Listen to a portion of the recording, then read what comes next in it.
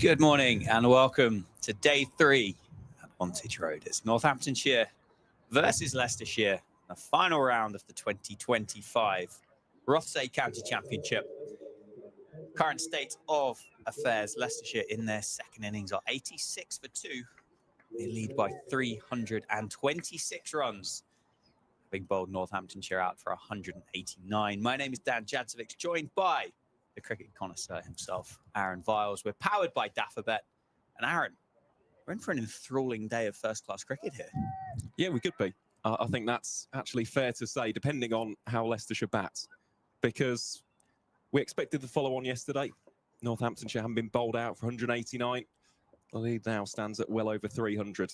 George Scrimshaw prepares to bowl the first ball of the day. This one to Lewis Hill.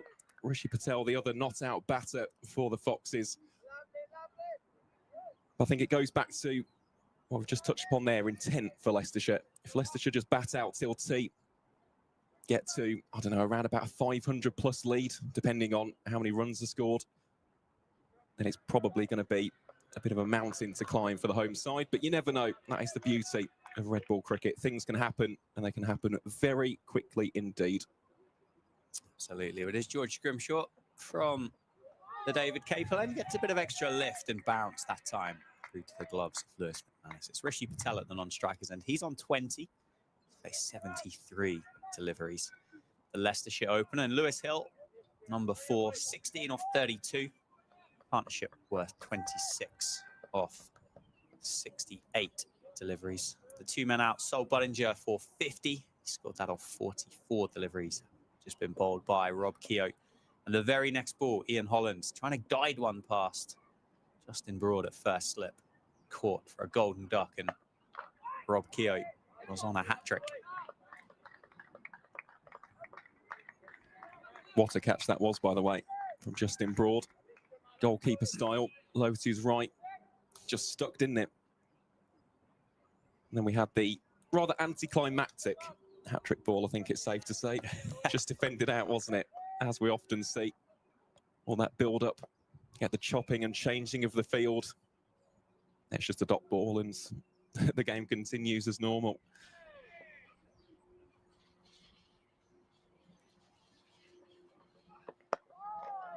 Good start here by George Scrimshaw, asking plenty of questions.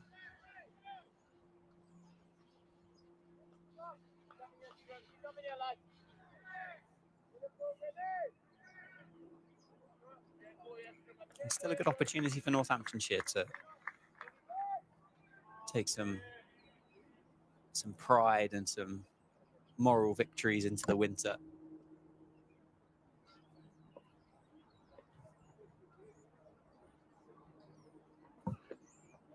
Short ball again, evaded by Hill. With no massive pace around in this surface, Logan van Beek seemed to have got a little bit more out of it than what the Northamptonshire seamers were able to do. But it was by and large quite a placid surface to bat on. We're going to get Justin Broad to open the bowling from the Lynn Wilson Centre end this morning. He's been going through a few warm-ups there at second slip.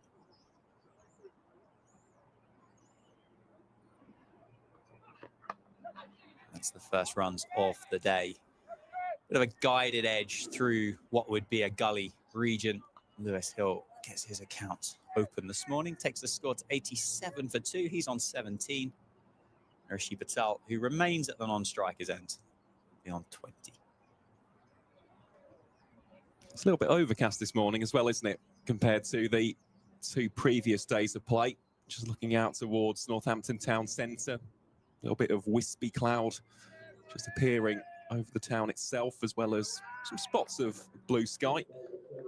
But compared to days 1 and 2, definitely not as sunny.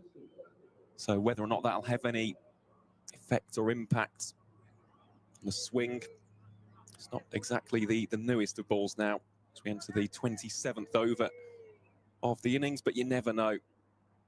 The other thing to watch out for a little bit later today is the spin and the grip off the surface as well. Saw a lot of Rob Keogh and Nirvan Ramesh yesterday.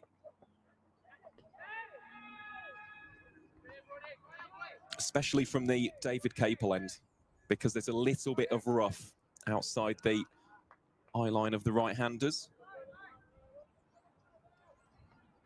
Same can also be said here from the Lynn Wilson Centre ends to left-handers. Lovely little bit of rough, just on what's around about a 5th or a 6th stump line. Yeah, and it is Justin Broad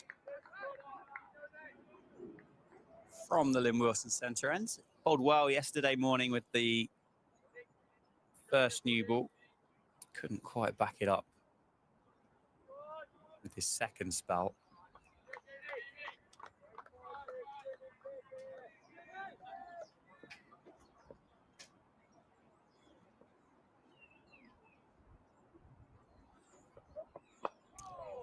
Runs again, turned down to the man at fine leg. He certainly had a glow-up year as Justin Broad. Early on in his career as a professional cricketer, 2 new high scores, a first-class 100, responsibility with the new ball in hand, first change, impact in those 6 incredible consecutive blast wins to start the season for the Steelbacks as well. He has been absolutely superb through the summer.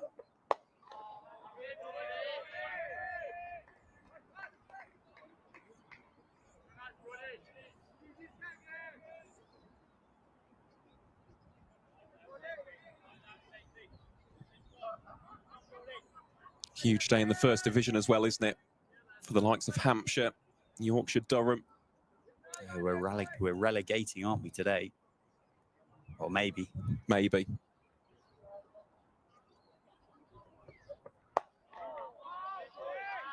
Yeah, just to explain the ramifications of those respective fixtures, Yorkshire and Durham currently locking horns at Headingley, where Yorkshire are 315 for 5 in response to Durham's 346 all out.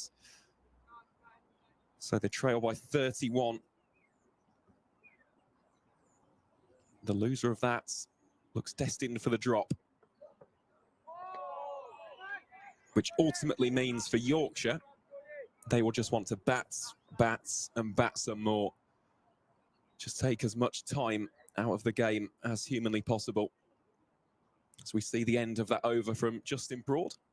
Leicestershire 88 for 2 after 27. And as for that game at the Utility Bowl, well, Surrey can no longer get their hands on a 4th consecutive county championship title.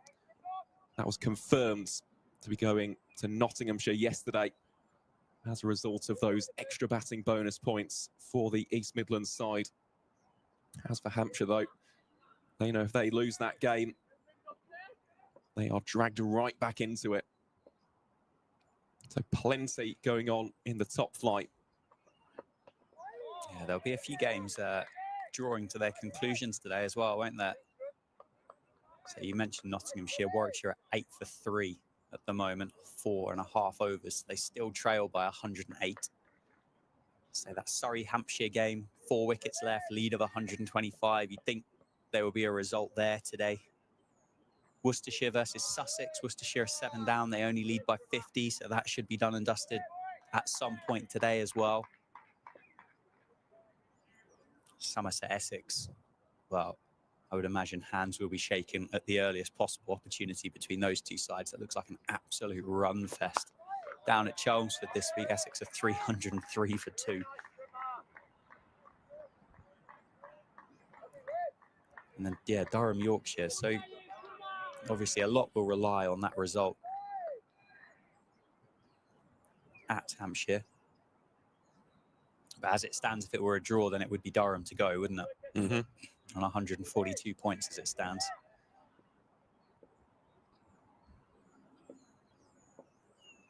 Although I suppose, could you get a high enough scoring? That could be something for you to bring your calculator out for. Could you get a high enough scoring draw between Yorkshire and Durham for Hampshire to lose against Surrey and Hampshire to go down? I mean, there's what is there, a 3-point difference? I don't think you can. No. Just because that's factoring in the first bowling bonus point. Yeah. So there's only 2 more available for Durham.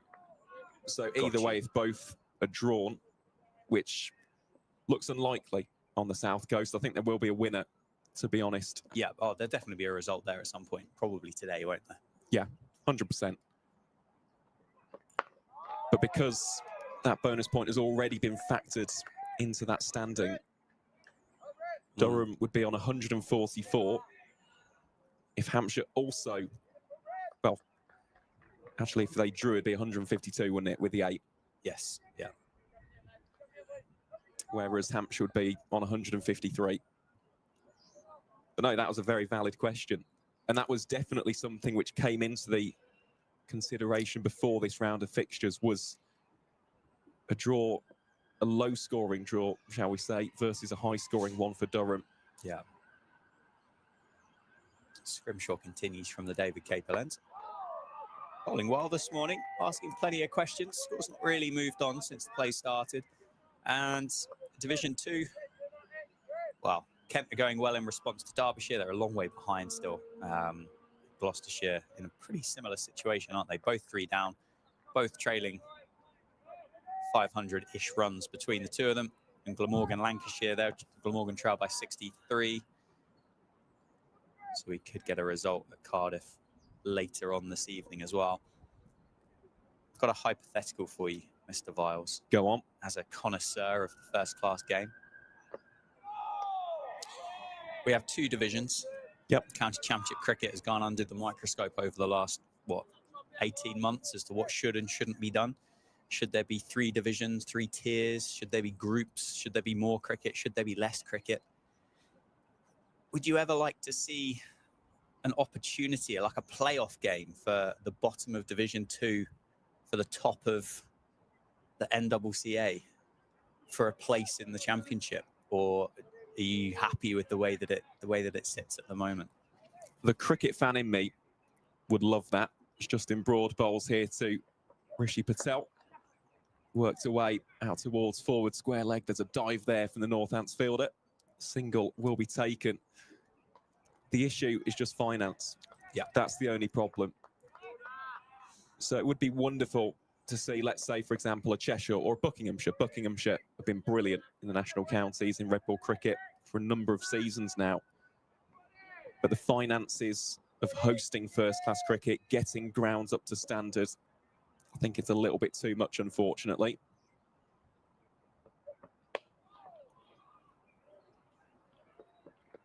Chase on here for Arish Bacharke, and it's one which will be won by the ball. So there's 4 more runs to add to the tally for Leicestershire. Moves the Foxes onto 93 for 2. As the ball whistles down towards deep third.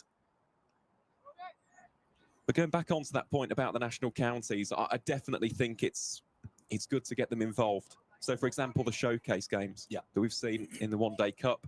So Northamptonshire, for example, play Bedfordshire. Worcestershire play Shropshire. Yeah, it's just a hypothetical, really. That's nicely played into the leg side. Will just be one. A real hypothetical, which, as you say, I don't think the finances or the structure is there to be able to support such a decision. It's not like the football pyramid, is it, where you get various bits of assistance going up and down, and maybe there isn't as big of a jump as what there would be between the NCCA and then also what would be first-class cricket. 2 slips in place. No, it just makes you wonder. Just gives you something to think about, doesn't it? Because there's no real jeopardy to finishing bottom, apart from a bit of pride or shame, I suppose, is probably the better way to describe it. But there's no real kind of, other than, well, that wasn't ideal. There's not much on it, is there?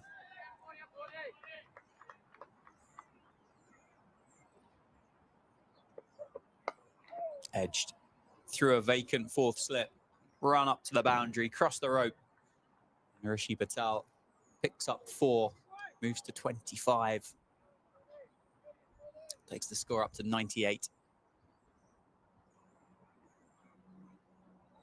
You see some American sports with a draft system as well. It can be quite tactical, can't it, to finish last, so to speak, because then you finish further up a draft system. But that draft system is a very American thing that doesn't actually translate into the system of the game that we've got here.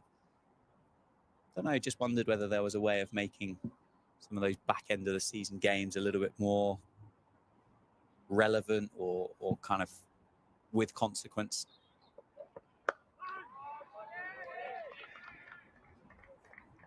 To the over, Justin Broad finishes with a dot ball, 98 for 2. Leicestershire after 29 overs, the lead now 338. Batting lineup for Leicestershire: Johnny Tattersall next, Stephen Eskenazi, Ben Cox, Liam Travaskis, Logan Van Beek, Chris Wright, Josh Hull.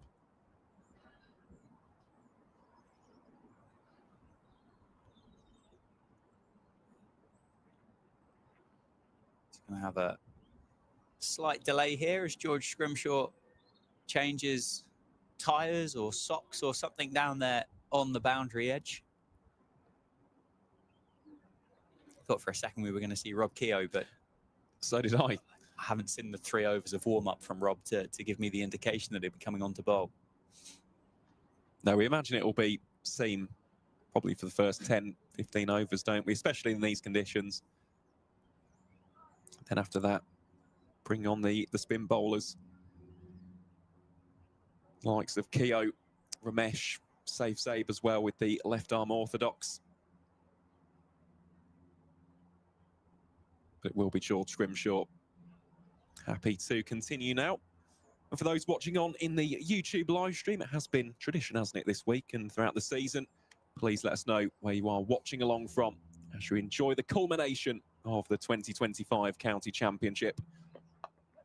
Well, that one aerial splits the gap. It's racing away down towards deep third. That will be 2 runs added off the bat of Hill. Will also bring up the 100 for Leicestershire in the innings. The Foxes 100 for 2 in over number 30.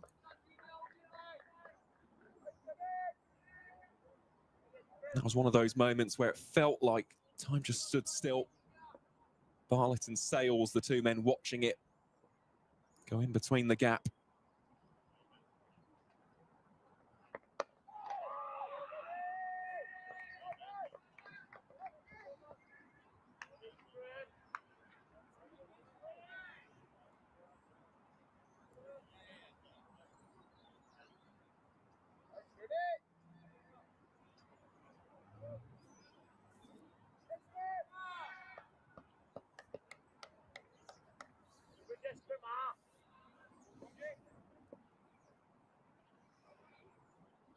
Two slips in the gully in place. Backward point. Man down beneath us here. Fine, or deep third as well. A few hardy supporters made their way into the ground this morning, haven't they? I think there's a congregation of Leicestershire fans down near the dugouts or near the balcony for the Foxes. Wendell's in with the flag and in front of the scoreboard and the supporters club here.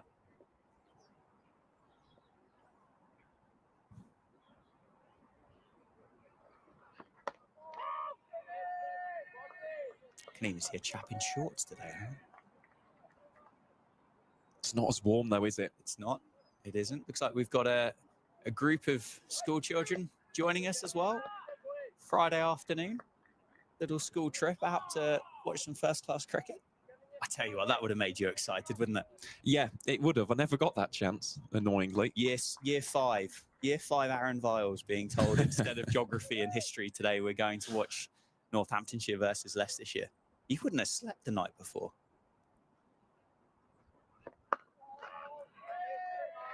It is funny you say that because this was a little bit later on in my schooling life, but when I was going into sixth form, we used to have one day a week where we'd finish like a half day almost. Not so much an inset day, but a half day. So we'd finish by 1:10 without fail during the latter stages of the term. I'd either go to one of three places. So I'd either go to Edgbaston here or Grace Road. They were the three. I'd have them on rotation. But yeah, it's a wonderful, wonderful place to spend a day. Just a little bit of a shame it's not so sunny. Might be a little bit chilly later on. Bit of a stiff breeze, although as soon as I say that, neither of the flags currently fluttering at the groundsman shed. That was the end of the over. So Leicestershire 100 for 2 after 30. What about yourself, Dan? Did you ever have that opportunity? I can't think so. I just have memories of being taken to boring places like castles and things like that. They're not boring. I'm sorry, they are not boring at all. It's not first-class cricket, Aaron. That's the issue. Hang on. What if we combine the two? Well, funnily enough, I don't live that far away from Arundel Castle. But I don't think I got the pleasure of going to either of the cricket venue nor the castle as a school trip. Only about 10 minutes down the road, but instead we decided to drive 2 hours to go somewhere else. I'm sure there was some logic as to why that happened, but I forgot you were not only a cricket connoisseur, but a castle connoisseur as well. I am. I didn't actually say that to personally offend and insult you. It genuinely wasn't a setup. But the reaction told me everything I needed to know. Nicely played. Cut through backward of point. Will just be a single, I think. No, Rishi Patel is going to come back for 2. And that all seemed quite sedate and quite pedestrian, at which those 2 runs were completed by all parties concerned. Capital City Castle and Cricket connoisseur. Correct. Yeah, they're the 3. A lot of C's going on there.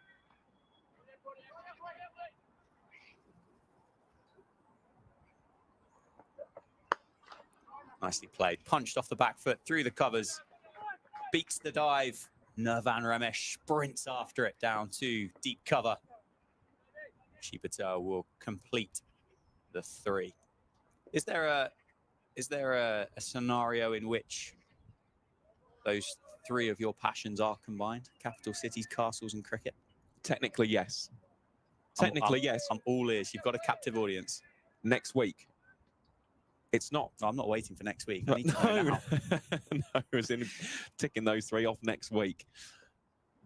We'll touch upon that after this ball from Justin Broad. Outside half of the bat. Tumbling stop by George Bartlett, the backward point. So Cardiff has all of those. It does. Cardiff, capital of Wales. Of course, lovely castle, which hopefully will tick off next week. And it's the home of Glamorgan, Sophia Gardens, which is a wonderful place to watch some cricket. So, yeah, that'd be the first one. Edinburgh as well. Yes. Got the castle, and you've got the Grange, which is one of Scotland's international homes. There must be a castle in London somewhere as well, isn't there? You'd think. Big drive, play and miss. Through to the gloves of McManus. Okay, so we've got those three. There's another one, Dublin. Yes. Which again combines the two beautifully with Malahide. Got the castle itself and the international cricket ground. I can't believe you're not a Castles man. The actual kind of outside of it I always find quite fascinating because the concept of having them built is quite amazing. And I can get on board with that. I appreciate some good masonry. The issue that I've got is when you go on a tour inside, and most of these places, or not all of them, but some of them are still kind of occupied, aren't they? Inhabited by people.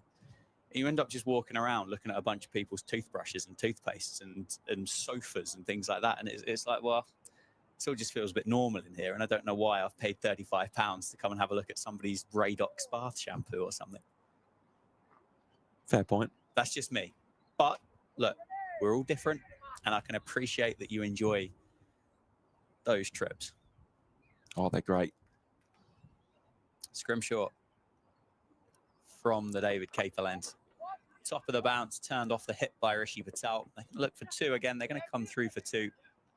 As it's Arish Charke that time off the boundary rope.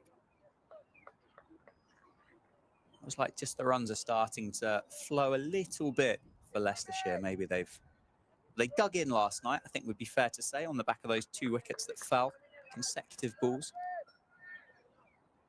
Watchful opening couple of overs, but maybe now just starting to up the ante a touch. 107 for 2 now, the score. And I guess it'll be interesting, and this will be something to muse over and try and figure out a game plan as to what's going to happen. But Leicestershire, they don't need to win today. They don't need to win tomorrow. They're done and dusted, aren't they? They're playing Division 1 cricket next year, regardless of what happens. I'm sure they'd like to end on a high here, particularly in front of the supporters that have made their way down from Leicester. But when do they want to do it? What do they need? When are they going to pull out? I mean, they're 347 in front at the moment. I think you and I yesterday, we spoke about tea. If that's the case, they're going to have to go quite slowly to score 150 runs in what is essentially, 2 sessions still, isn't it? To get up to that 500 mark. Do you see them pulling out before that? It's a tough one because if they bat through till tea, the lead is conceivably nearly 600 rather than 500, which you'd say is way more than enough.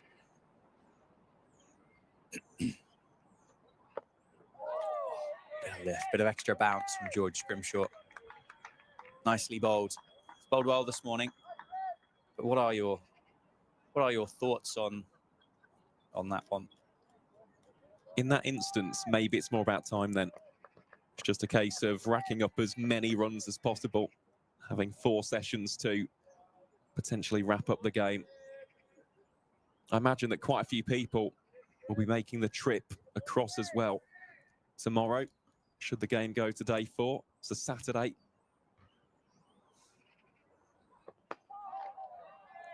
Nice bowling here from Scrimshaw. So maybe that is the think tank at the moment from the Foxes, but again, all we can do is speculate. We're just trying to theorise and hypothesise what the school of thinking is and the rationale. We have had quite a few comments as well in the live stream, which is lovely to see. Very good morning to Joseph, watching on from Northamptonshire. GC's watching on from France. That latest one from Scrimshaw is a dot ball, and that will wrap up the over. So Leicestershire 107 for 2, with a very healthy lead of 347. Still got 8 wickets remaining as well. We got Sid, who's listening to the commentary at the ground, which I always like. Sid, if you are listening, give us a wave. Yeah, exactly. Say, give us a wave, Sid. Where are you? Are you the man in shorts? Fair play if you are. It's a little bit chilly today.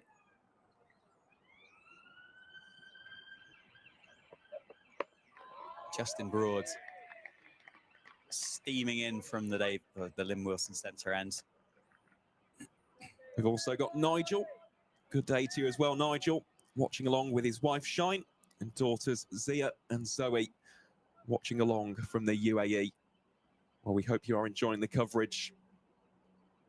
Thank you to everyone who's tuning in today.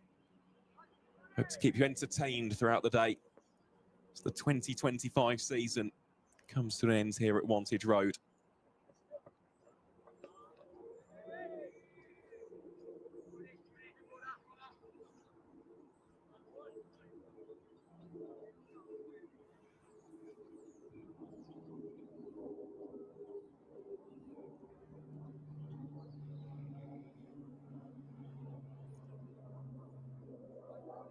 Without spoiling a potential surprise, Dan, we may have a special guest with us at some point as well. No, I'm looking forward to that.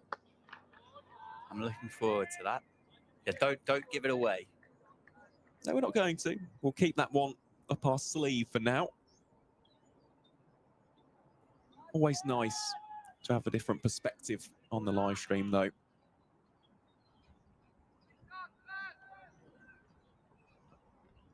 Just seeing a few more people as well entering the ground from the Wantage Road end. Justin Broad bowls here to Lewis Hill. That one is well watched.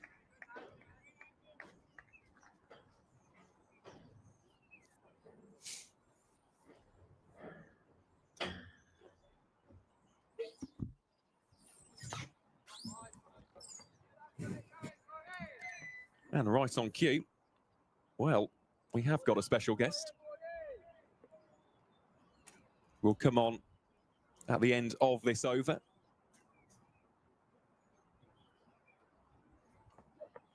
So that one is driven on the up, flashed away down towards deep third. And that will be a single to Lewis Hill. So we are just getting him set up with the third headset, which is nice and convenient here on the Northamptonshire live stream. We'll introduce him at the end of this over from Justin Broad.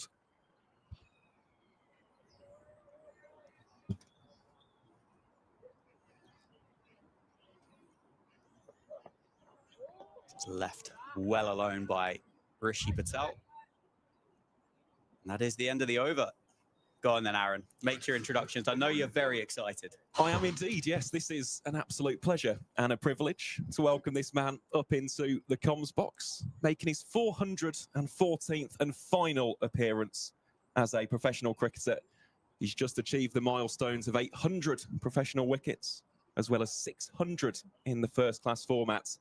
It is the man, the myth, the legend himself. It is Chris Wright. Wrighty, how are you, mate? I'm all right, Aaron. Thanks for the introduction. We might need to sort this microphone out. That doesn't sound like me, does it? Oh dear. What on earth has happened there? So, I'll tell you what. For that one. Let's try and figure. Hi, Aaron. Thanks for that introduction. Very kind. No problem at all, Righty. I've just walked behind the bowler's arm, by the way. Rishi was laughing at me then. You'd think with all those games, I'd know when not to be in that place, but... Well, that one is short and pulled away. Should be fielded out there by Arish Bachake, and that will be a single. So yeah, thankfully the microphone is now working, Righty. And I suppose the first question is, how are you feeling? Last game after 22 seasons as a professional. What's going through your head? So we haven't bowled lots in the last few weeks because of the weather and stuff. So my legs are a bit sore actually, and I only bowled 11 overs. So I'm not going to miss feeling like that. Do you know what I mean? Anymore, which is nice. It was a really nice day. The lads were really pleased for me to get to that milestone, and obviously we're having a good game. So yes, it was really good, really nice.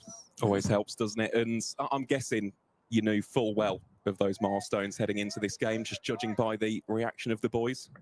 Yes, so I wasn't originally going to play the game because I wanted my last game to be at home, but obviously that was a bit of a washout. I think literally we didn't play at all really,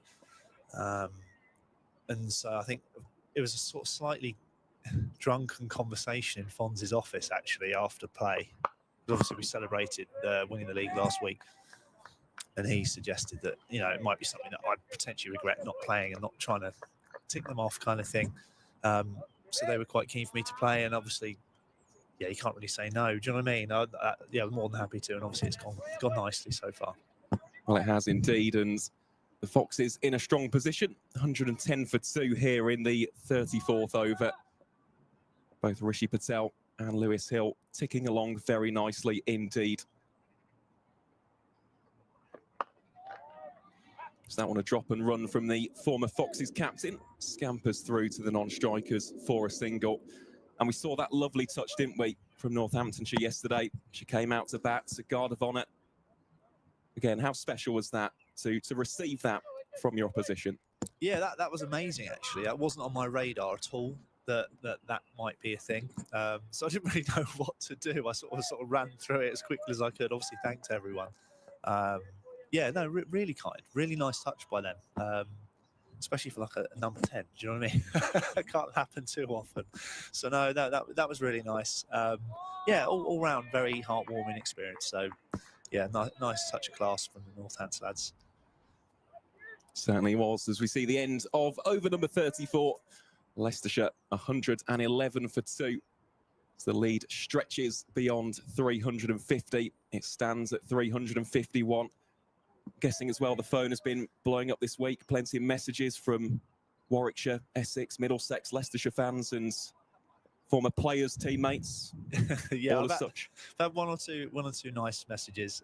One of my old coaches, he wrote, I haven't spoken to for a little while, a guy called Toby Radford, who you're probably familiar with. Brilliant coach, but I haven't spoken to him for a long time personally because, he's been away everywhere, here, there, West Indies roles and all that sort of stuff. And he sent me a message. He described me as a half-eaten chicken wing, like no meat on me when he first met me. So there's been those kind of things. It's been really nice to hear from some people who helped me, from a long time ago and stuff. Had a message from Mark Patini this morning, my Essex captain, which was nice. He's a really funny guy. I'm really fond of, but he helped me a lot when I was younger. Do you know what I mean? For whatever reason, he was a fan of me or whatever. So it was integral in me signing for Essex from Middlesex and stuff. So I heard from him this morning. So no, yeah, nice. There's lots of little things like that. So yeah, really cool. But my family have been listening and said you guys have both been very complimentary on the stream. So that nice touch from you two as well. So we appreciate that. Well, it's an absolute pleasure writing. For those watching along on the YouTube, feel free to ask Chris any questions. We'll get those sent in. Justin Broad challenges the outside edge of Lewis Hill's bat. I'm aware I've nicked your headset, Dan. Do you want this one so you can? No, I don't fancy having one. Fair enough.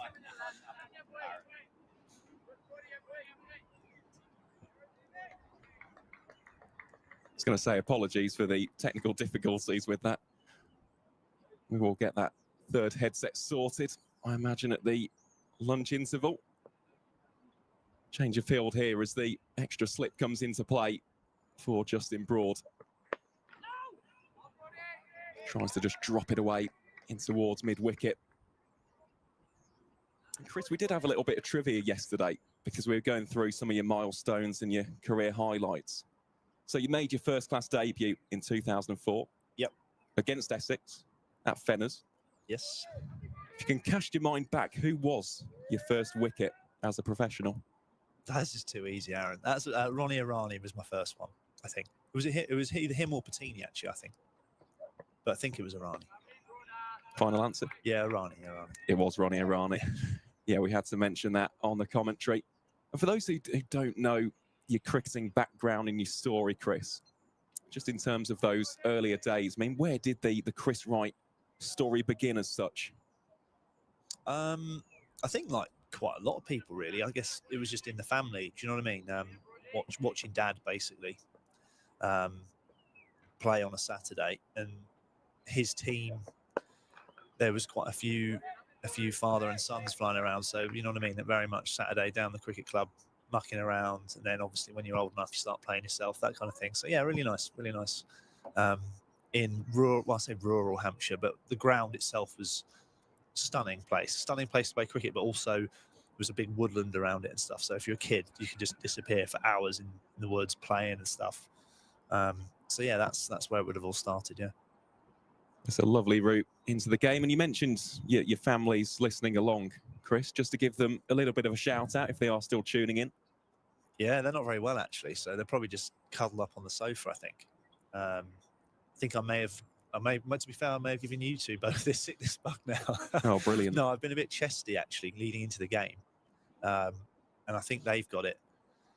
But they're not quite as tough as me. So I think they're bedridden, whereas I had to run in and bowl. Speaking of running in, here is George Scrimshaw to Hill, almost cut him in half there. Good take by McManus behind the stumps here for Northamptonshire. Score remains 112 for 2. And if you can, Wright, you talk us through your spell yesterday, because that was inspired, wasn't it? Both yourself and Ian Holland. Well, that was a fantastic start, wasn't it? Especially from your captain. Yeah, I mean, he's had a fantastic year, Dutchie. He's been a wonderful addition to the side. He's a lovely fella, really down to earth Aussie guy. Do you know what I mean? He just gets the ball doing things, and I think he's awkward to bat against. That fundamentally, which I think sometimes people underestimate, that just being a bit awkward is basically what it's all about. Puts the ball in good areas consistently, and I mean, I'm not sure exactly how many wickets he's got this year, but yeah, he basically just did yesterday what he's done all year. Do you know what I mean? Holds a brilliant length, gets the ball moving around. Yeah, really simple recipe for success, to be honest. Well, he's certainly done it in spades this season, hasn't he? 35 wickets prior to this game. So that one very full and dug out by Rishi Patel, out through mid-wicket. And that will be...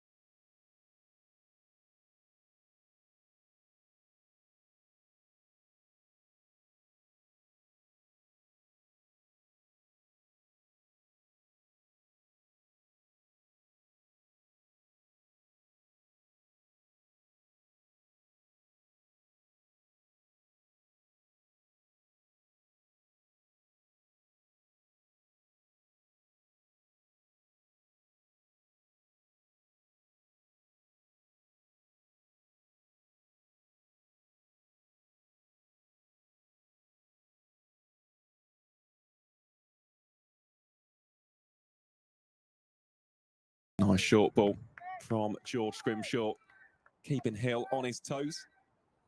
And aside from professional cricket, Chris, it's also been a good season for you in the club circuit. Kenilworth Wardens back in the Birmingham Prem. So not just one promotion, but two. It's been quite the summer for yourself, hasn't it, in that regard? Yeah, no, it has actually. I played. I moved to Kenilworth this year. That's near now where I live, so they're my local team. I played a few games. I didn't play loads of games, and they've got a good side anyway, I think. So I wouldn't necessarily say I was a huge factor in that promotion, but yeah, no, good lads, and then another good team effort. Lots of contributors through that side. So yeah, nice to be part of that too. Certainly is, and that was a great way to end the over for Lewis Hill and Leicestershire. The Foxes now 122 for 2. The lead stands at 362 runs. We'll try that third microphone now. Let's see, will it work? I'm a bit nervous. It's worked. Okay, fantastic news. Fantastic news. Well, the thing is, Chris, obviously coming behind enemy lines here, the Northamptonshire live stream, we had to set you up with some form of no, we didn't genuinely. I have no idea what happened. Never ever heard or experienced that before on this whatsoever. But hey, it was quite funny, wasn't it? Yeah, no, it was, to be fair. I felt like I sound, in Home Alone, when Kevin records that voice when he's lost in the New York one, it sounded like that. Particularly after the rock star build-up that Aaron had given you up to that point, and then that came through the microphone. So hey, anticlimactic, wasn't it? That absolutely perfect. It's the beauty of live broadcasting, though, isn't it? Anything can happen. It's Justin Broad bowls here to Rishi Patel.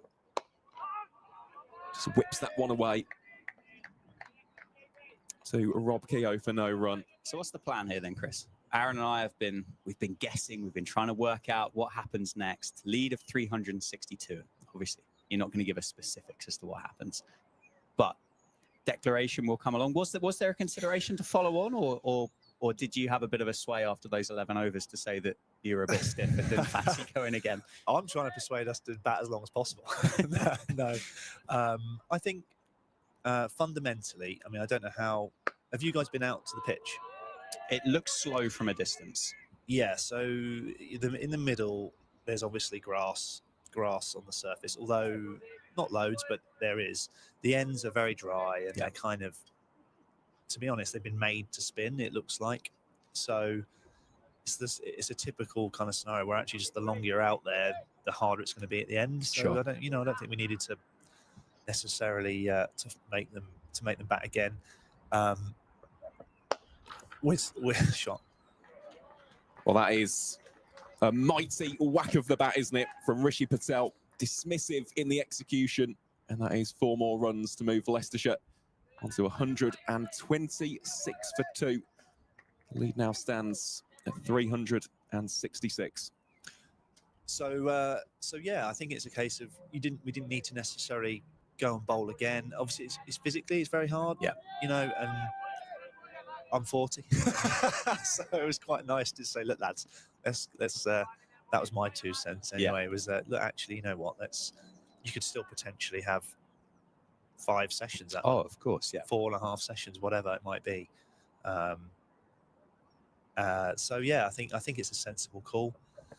Like, being honest, I would imagine we're trying to sort of run up and down the pitch a bit. All these little professional things you're going to do to make the pitch worse to bat on at the end, and then then I'm sure when we bowl again, we'll be re-energized and we can go as hard as we can to push for a win. What was your opinions then up here? Have you been moaning about us on the stream? Not at all. We haven't. We've just been theorising. We'll touch upon that after this ball from Justin Broad. This one again is full and straight, worked away just wide of Rob Keogh at mid-on. Yeah, we were just thinking that it was a case of batting for time, didn't we? Setting up a game for, 4 sessions after tea, but no, that's fair enough with the pitch. Wonder when we'll see some spin as well. We did theorise we'd have around about 15 or so overs of seam early doors before the likes of Nirvan Ramesh and Rob Keogh got brought into the action. So Leicestershire find themselves 127 for 2 after 37 overs in this second innings. Rishi Patel on 39 and Lewis Hill on 38. Scrimshaw it is then to continue.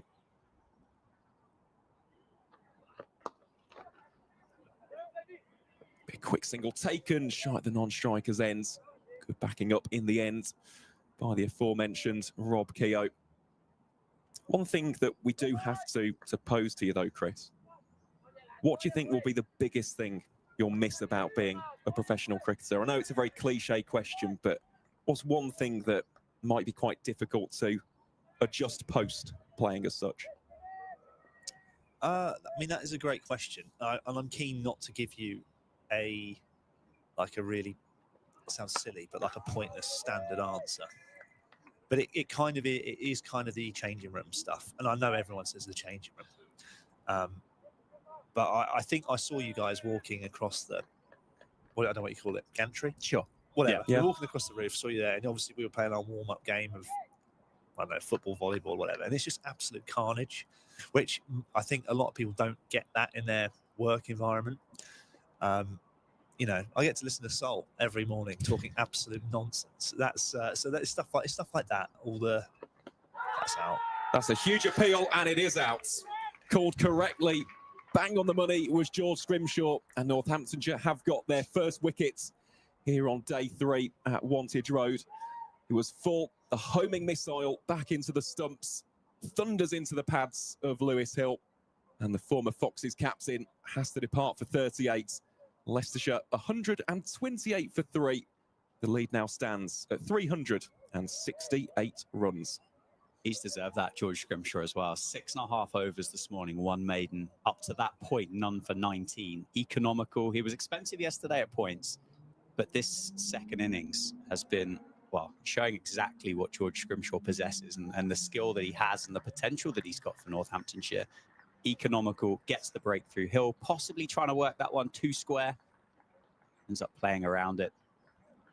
Yeah, quite a quick decision from umpire Wright in the box to give that one out. But yeah, carry on. Sorry, you're talking when about you the know, dressing room. that was out, wasn't it? That's everything like a big tall fast bowler's looking for is when they do go fuller, whether it's deliberate or not. Do you know what I mean? It's he's hanging back a little bit, not in the best position. He wasn't in as good a position as when he played that on drive a minute ago, was he? To be fair, Hilly, but no, you know what I'd sum up?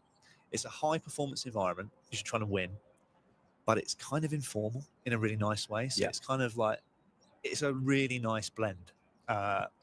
It's, it can be, at times it can be quite direct and quite harsh, and then at times it's just complete nonsense. So that's really nice. The kind of, which I imagine you don't necessarily get in other work environments. Do you know what I mean? Yeah, similar in a sense that when you move on from a job, those friendships don't necessarily end, but you naturally drift apart, don't you? You don't see them every day. The informal relationship just makes those friendships stronger at that time, right? So completely recognize what you're saying there. New man Stephen Askenazi at the crease. Nice performance from him to impress the Leicestershire fans as to what they've got to look forward to with that permanent signing for 2026. Oh, bowled. Very well bowled indeed. Stopped by a diving George Bartlett. Yeah, that was a terrific knot, wasn't it? 155. Not on debut. Eskenazi's been around for a number of seasons at Middlesex now, but new county, fresh beginnings, always important to make that good first impression. So too has Johnny Tattersall, and Chris, as someone in that dressing room, what have those two been like with regards to that Leicestershire dynamic? We'll get your thoughts on that after this ball from Scrimshaw.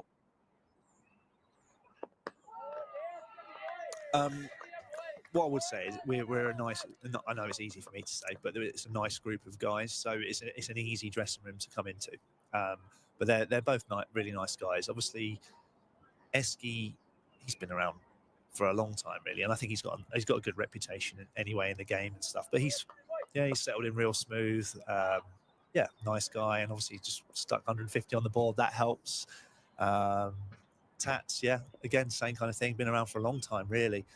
Probably had less dealings with Tats over my career and stuff, but he's yeah, typical Northerner. So he's the butt of a lot of my Northern jokes, which is nice. Although I probably won't get that many more opportunities to have a go at him for being Northern. I've only had like 2 weeks or whatever. But no, both lovely guys and good performers. So good additions all round.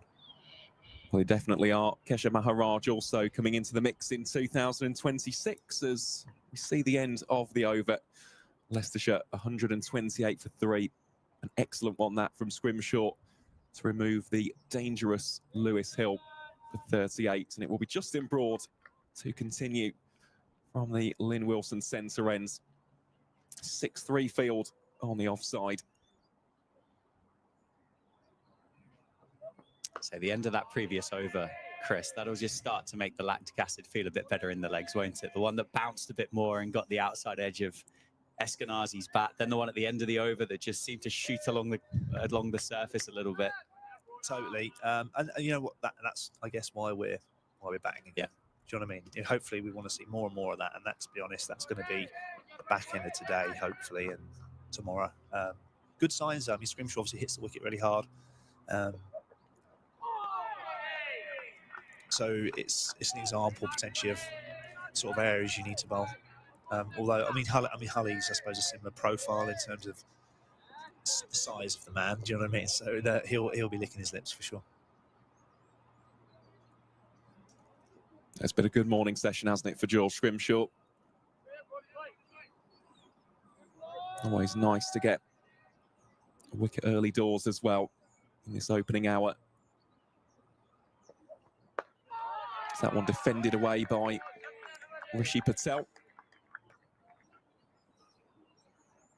And have you given much thought what happens next for you, Chris? Obviously, you've got your podcast with your good mate to keep running afterwards, but are you looking to stay in and around that dressing room environment? Are you looking to make those LBW decisions more professionally?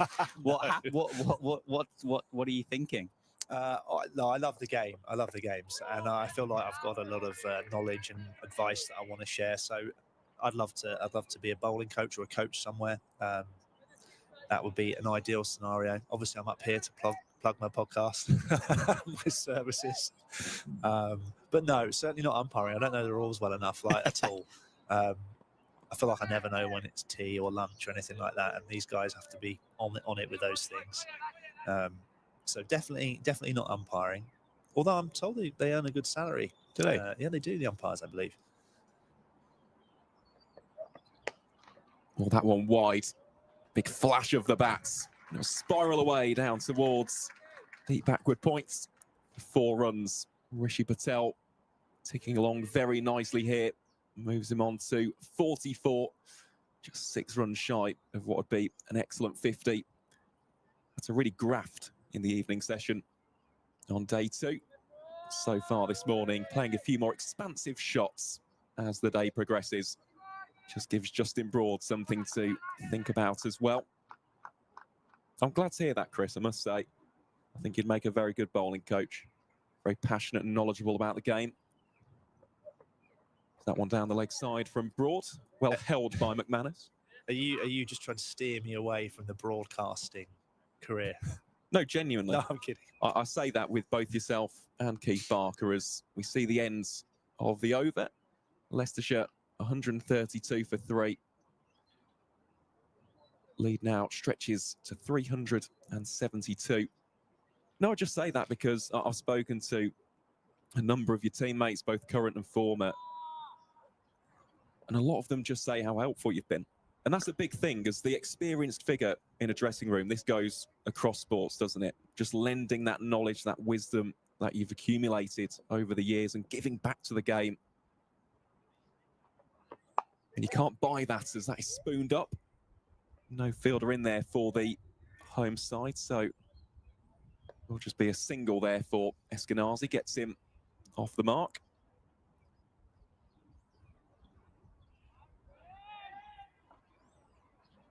I think it's safe to say some very talented young seamers at Grace Road, aren't there, in Josh Hull and Alex Green? Yeah, we've got some big lad. They're big lads as well, so they've got a lot going for them. We've also got Sam Wood, who I imagine you would have seen. He's played a little bit now. Yeah, they're all, to be honest, they're all pacey. They're all big, strong guys. They've just got to get some overs in, learn about how to operate and ways they can get wickets, be more consistent. So they're all massively at the start of their journey still, but it's exciting actually, to be honest. 3 tremendous cricketers. Sam Wood played here last year, didn't he? Yes. Final game of the season. I do remember that.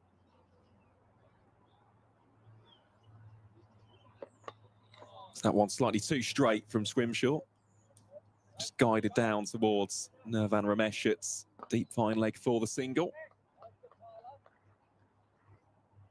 And for those younger bowlers, I know this is quite a broad question, Chris, but this goes for any young bowler, really. Knowing the fact that you've had 22 years as a professional, what would you say are the most useful pieces of tidbits of information or tips that you can give to young bowlers who are just starting out on that journey? When you say starting out, do you mean like a young professional kind of type? Yeah, for example, a rookie. So let's say an Alex Green. Or for Northamptonshire, someone like Ben Whitehouse, as Eskenazi just caresses that down towards wide long off. Should be at least 2, and in fact will be 3. Good running there between the Leicestershire batters. So I don't want to butcher the order of things here, but I think it's really important to understand yourself. So, for example, I've played with people over my career who try to bowl in a way that really doesn't suit their action and their physicality and maybe even their temperament to a degree. So I think the earlier you can understand yourself and the things you do well and perhaps the things that you maybe are a little bit weaker with, and you build your game around that, I think that's really important. You've got to stack the deck in your favour a bit, if that makes sense. I think that's first and foremost, because obviously you've got to perform. You've got to perform, so you play, and then you learn because you play more. Do you know what I mean? So you kind of can't solely just try and improve your weaknesses. You've got to be performing at the same time. And if you don't understand how that works, I think, oh, shot. That is a sublime shot from Rishi Patel. Moves him within 1 of his half century. And that is an emphatic strike. Just down the ground, eases into it. Beautiful stuff. And that will also be the ends of the over from George Scrimshaw. Leicestershire 141 for 3. So things like field settings, they have to support what you're trying to do. You know what I mean? So, for example, Whitehouse, who we saw, what we've seen in the game, I'm not sure I've loved his fields. I don't think they've actually helped him execute just his best ball, really. He clearly swings the ball in. And so in this example, I think it's really easy just to think, oh, we'll put more fielders on the leg side. However, when he gets it wrong, it's probably because he's going to creep wide and try and swing. Because he has to bowl wide to swing it into off stump. But that's not where he's had protection, if that makes sense. So actually, I think you can make it quite hard for bowlers if you just put fielders on the side that you're swinging it to rather than from. Again, you learn that, or you need someone perhaps to say it. But I think batters tend to think he swings it in, put everyone on the leg side. But actually, the game's about off stump, I think, at the end of the day. So, you know what I mean? You've got to sort of support yourself in the right way, I think. That's literally first and foremost. But yeah, I think understanding yourself is a big one. It's a nice piece of advice, that, as we see. Change of bowling here from the Lynn Wilson centre end. Stuart van der Merwe for the first time in this second innings. Bowling here to Rishi Patel. Full toss, tries to wristily work that beyond the bowler. Saw Stuart bowl 2 overs in the first innings, including 1 maiden. Yeah, well, a theme of Northamptonshire's 11 over the course of the summer, particularly in red ball cricket and the white ball formats as well. It's a big appeal for LBW that time, but Rishi Patel's got himself outside the line at least if he's not nicked it at the same time. blessed with options. They've gone into this game with 4 spin bowling options. So, yes, Van der Merwe bowled 2 overs, but you can only have 2 bowling at the same time, can't you? And with Safe Zabe, Rob Keogh, the experience of Rob Keogh, certainly the one that I thought got the, well, evidence would suggest got the most out of this surface. He's got massive hands, as I said, gives the ball a real good tweak. And then the youngster of Nirvan Ramesh, who everybody here is very excited about. There's a good opportunity for Nirvan just to get some overs in and kind of do what you've just said there, Chris, kind of learn who you are as a bowler in a kind of a scenario like this. Absolutely. I think. Well, that is rifled down the ground. It'll be a 7th boundary of the innings for Rishi Patel. And it does bring up his 50, raises the bat aloft in signal to the Leicestershire players who to a man are out there on that balcony. And that has been a fine effort from the former Essex man. Moves him on to 53, the score 146 for 3. As we see the ends of the over. Lead now stretches to 386 runs. So he's in a tough spot there, Van der Merwe, because essentially he's bowling off spin. He's got a short leg side boundary, so he's kind of instinctively thinking, and he's only got 4 fielders on the leg side currently. He's got 45, deep square, mid wicket, mid on. So he's thinking, oh, I've got a short leg side boundary. I'm going to hold a line outside off stump, but that gives batters kind of room to sweep essentially. This can't be out LB as we saw. So actually, he's almost got a free hit now to leg side.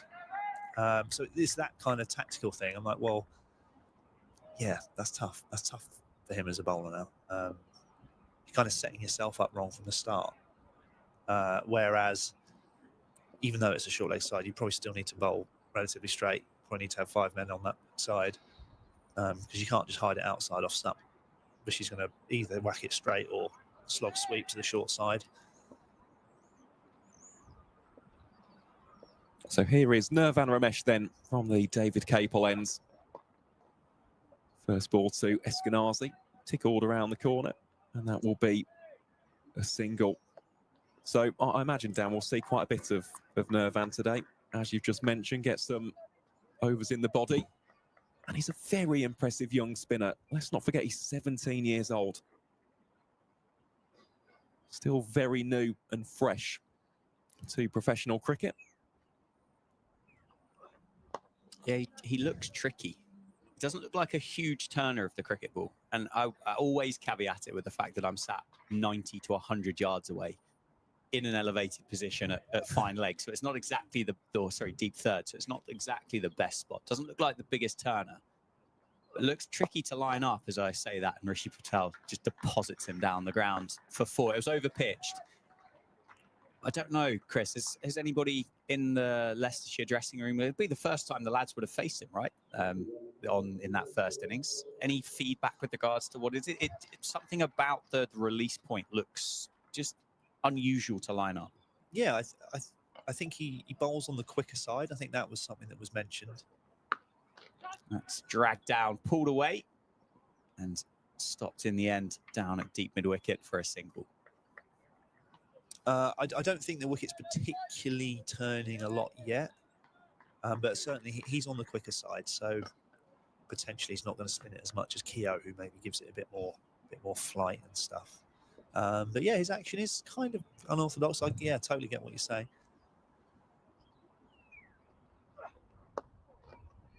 Kind of out the front bit, isn't it? Yeah, it looks like he just kind of pushes it,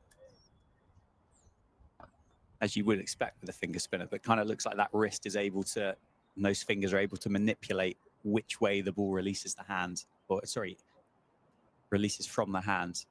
I'm wondering what Rishi's doing there. He's kind of, it looks like maybe the bowler's followed through kind of down the middle a bit, and Rishi's drawing the umpire's attention to it, which he certainly shouldn't be doing if we're bowling last.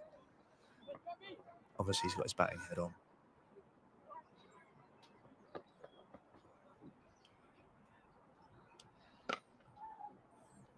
So that will be the ends of the over.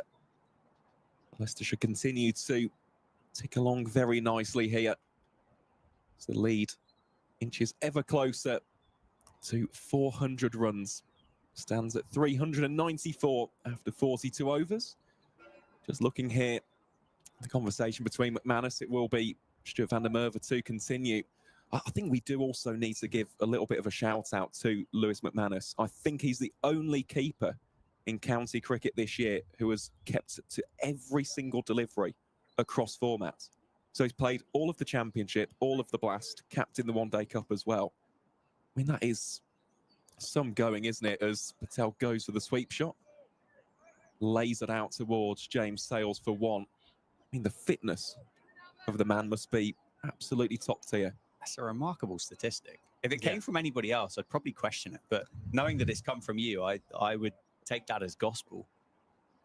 That's incredibly impressive.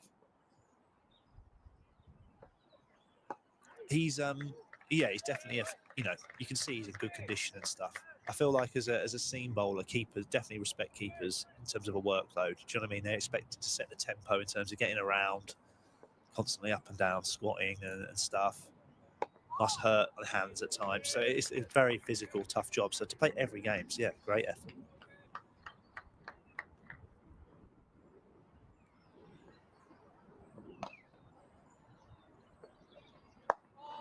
I'm now just sat here thinking about the other counties, but I'm struggling. I'm struggling to come up with anybody that would be close to that.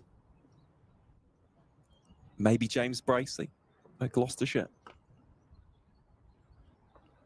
I think Coxey at ours must be very close. I think he missed a couple of Championship games, and I think they were selection decisions based on we had to try and I didn't play these games actually, but I think they had to try and squeeze an extra seamer or batter or spinner in or something like that. And I think Pete Hanscom on that occasion took the gloves, maybe twice, but I think Coxey may have played every game other than those couple. But he's a physical specimen, to be fair. Looks after himself really well. I guess you have to, don't you, to be honest? It's tough, isn't it? It's tough. You'll know this far better than absolutely. I do. My 40 overs every other week are challenging, Aaron. I'm not even in the same conversation here.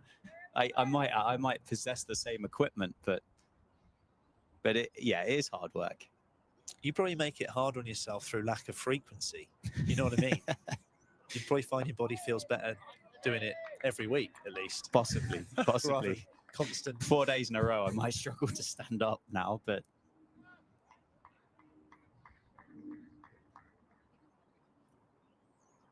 Oh, there we go. We actually have got the backup to that. He's the first Northamptonshire wicketkeeper to play every game for the county since 2002. And that is some going. And that was via, well, Mr. Northamptonshire himself, Andrew Radd. Thanks for letting us know, Michael. I mean, that is ever so impressive, isn't it? 16 T20 games, 8 One Day Cup and 14 Championship. Kept at every single delivery. That one is worked down towards long gone by Rishi Patel. Moves him into the 60s.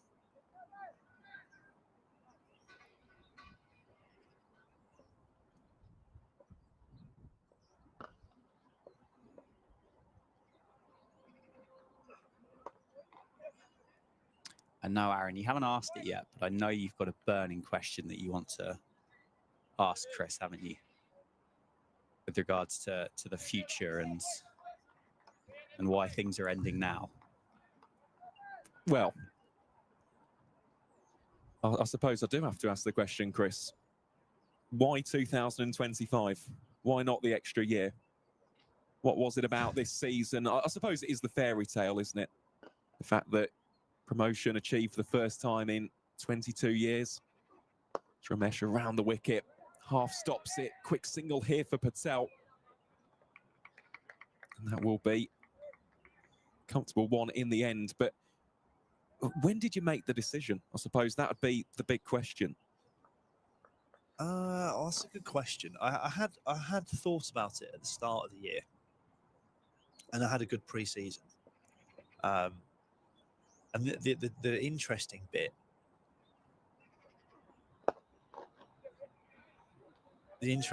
was essentially there was a period where I'd bowl well and I'd be like, oh, why am I thinking this? I shouldn't think this, kind of thing. And I think a lot of people don't get to kind of retire in a nice way. Do you know what I mean?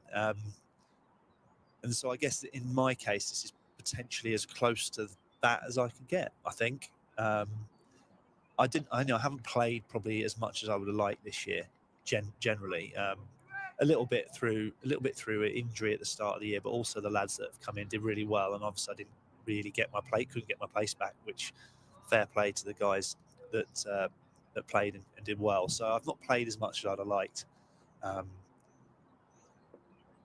and I want to play. I think if I'm going to play, I want to play like every game. That's my kind of character and stuff. So with that in mind, and the way, the milestones and the fact that we've won the league, which when I originally signed was a big draw, was like trying to get the club back up. It's taken a long time, mind you, but that was originally the idea. So I guess that it kind of makes sense. Do you know what I mean? And it I think with everything that happened last year, for me, like physically, that was tough to come back from. Do you know what I mean? Any period like that out the game was like that took a probably. Sure, that's taken its toll physically, I'd say. So this year's been physically a bit tougher. That is a wonderful shot, isn't it, from Stevie Eskenazi? Beats the dive of the fielder. Nice 4 more runs, moves him onto 11. Score onto 160 for 3 as the lead now ticks over to 400. So this will be a very difficult chase for the home side. So I can't help but feel he's got to have one more field on the leg side here in some way. I feel this is extremely tough to bowl to. Nice riposte that from Van der Merwe.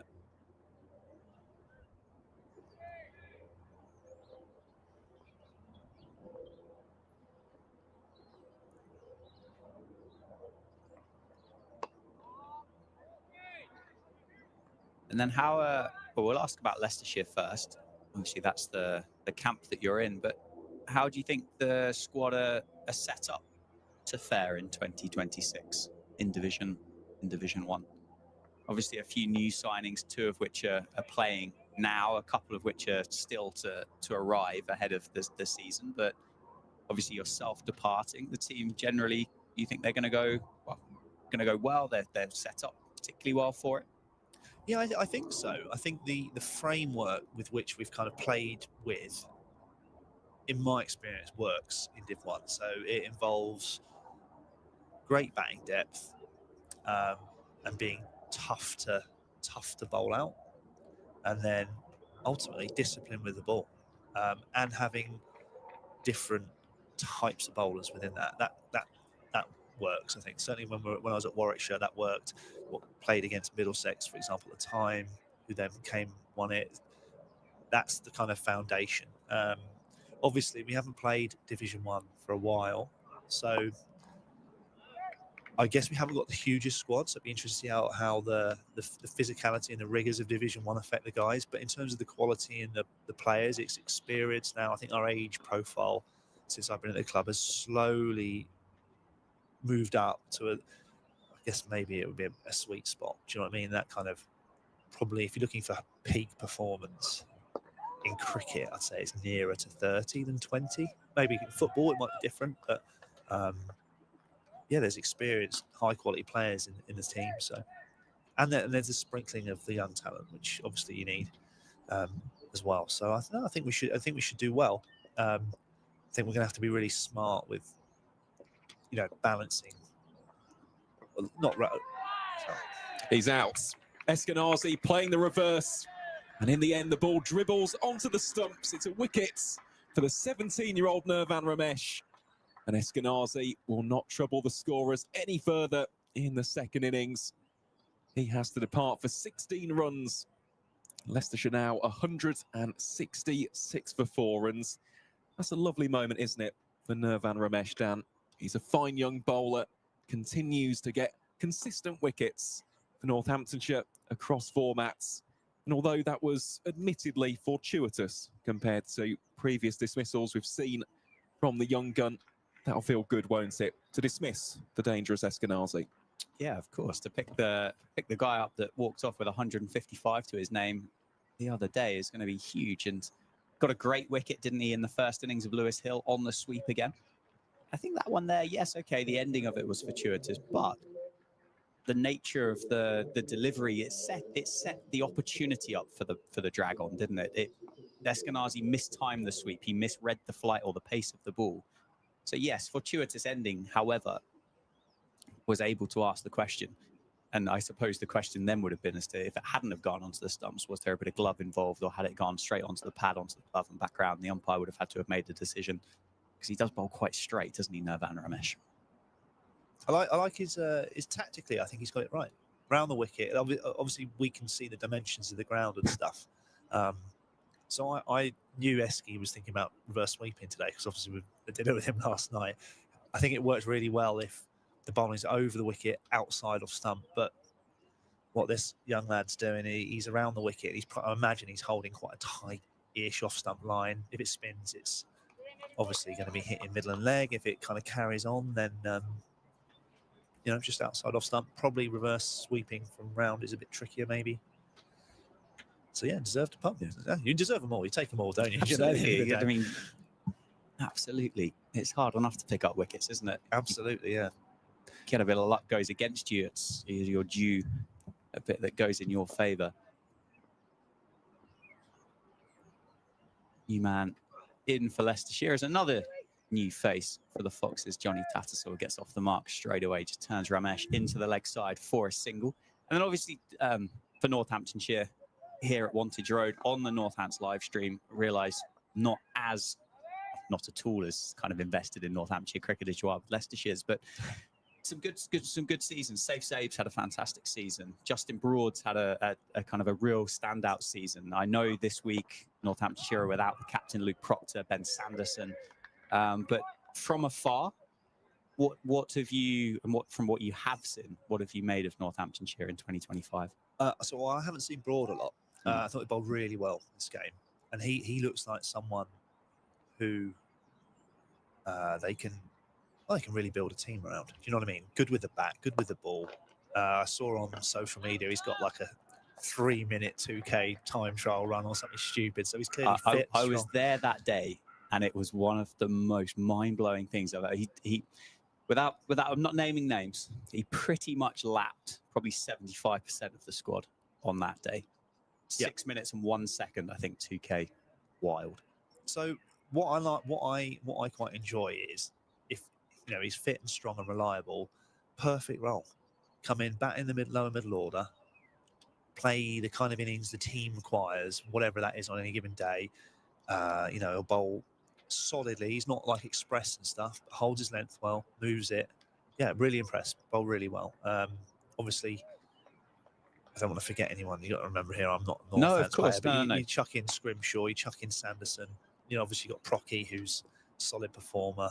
I'm probably missing someone. Am I missing another really classy seamer here? Or I mean, Liam Guthrie, the Australian who's just come across this year, but again, you could be forgiven. It's his first season here at Wantage Road. Bowling attack. That's a proper bowling attack, and obviously if you've got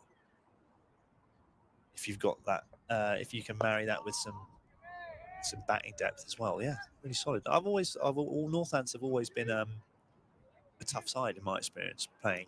But historically anyway, I feel like we've always had to. Anytime we've beaten Northants, we've always had to be in a really good place as a team. They've always known how to play it, their home ground especially. Yeah, I used to play in the Northants games where you play against like Panesar and stuff on 8-day-old pitches in the second team, and he'd be turning it square. So I am going back a bit too. But.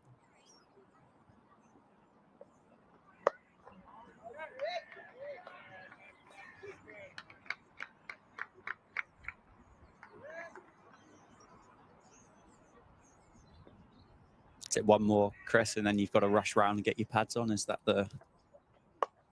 I hadn't really thought that far ahead. Yeah, no, I hadn't thought that far ahead. And none of the clocks say the same time. The scoreboard isn't working, which is it's all rather difficult, to be honest.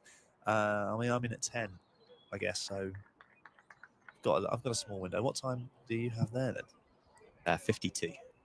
And I think I might be 2 minutes slow. I think from the time that's been called on for the intervals and start times. Yes, we've said that quite a few times, haven't we, over the first few days? Maybe midday is the time for me to slide back over. What do you guys make of the England squad? Oh, that is a good question, isn't it? You've given us 7 minutes to discuss the Ashes squad. Yeah, I discussed this on podcast last night with Keith, actually, about the potential team. Because I think it's, for example, you playing Bethel or not? You are? So Yeah. who are you leaving out for Bethel, Aaron? That's what I want Anybody. to... I mean, do you think he will get that? Do you think he will play? Or will they? I think surely it'll be Pope at 3 still. Well, that's the consensus, isn't it? I think even though Pope's been removed as vice-captain, that's now gone to Harry Brook. Ramesh comes into bowl here to Tattersall. Defended away. Yeah, I do imagine it will be Pope at 3. I think the top 7 picks itself, doesn't it? Yep. That's so set in stone and has been for a long time. It would be not reckless, but I think would be strange to suddenly kind of change that up. And Ollie Pope's got a fantastic record at number 3 for England, particularly with Stokes as captain. Let's not forget that he averages over 40 with the bat there in this kind of setup. And we have genuine and serious conversations about dropping him from the side. And you think, well, you'd bite your hand off if somebody offered you that at number 3. I mean, the only reason I've said that is because I guess that's what you're hearing in the media and stuff. Yeah. Yeah, it's kind of outrageous. The bloke's, like you say, he's got a really good record. He's a really good player. Which is it a bit like Ian Bell back in the day? It was almost like he had to do a little bit more to get people off his back, which is kind of unfair. Like, do you know what I mean? I imagine he's a great. I don't know him personally, but played against him. I imagine he's a great team guy, full of energy, giving fields well, all of these things. But yet, for some reason, people are sort of talking about him like he shouldn't. Some people. Yeah, people like Aaron. Yeah. Honestly, I think it looks good. I think we're in for a really, really exciting winter. I'm not going to sit here and say we're definitely going to win them, but I think there is a fantastic opportunity that we're at least going to compete for 25 days, which is something that we haven't been able to do over the last 10 or so years down there, is it? So that's exciting. If the fast bowlers stay fit, then they're going to be a handful to play against. And Australia, they don't look as strong as they ever have been. So a really, really big opportunity. I agree. I think I feel like we're maybe we're a better team than them. Their bowling lineup is obviously the thing, isn't it? Which is unbelievable. But if Cummins, so he's got a hot spot in his back, hasn't he, or whatever. So that's a precursor to a stressy. In Australia, they're tough conditions to come in for 5 tests. So if he's not fit or if he's feeling his back, I feel like that's hard. That's a hard going. Do you know what I mean? It's not like he can kind of run in within himself. He's going to swing around all loads and all that sort of stuff. He's going to have like hard wickets, good batters looking to put them under pressure. He's going to have to be putting it in. So I do that interests me. Would you play Archer and Wood in the same team, or are you rotating them, keeping them fresh?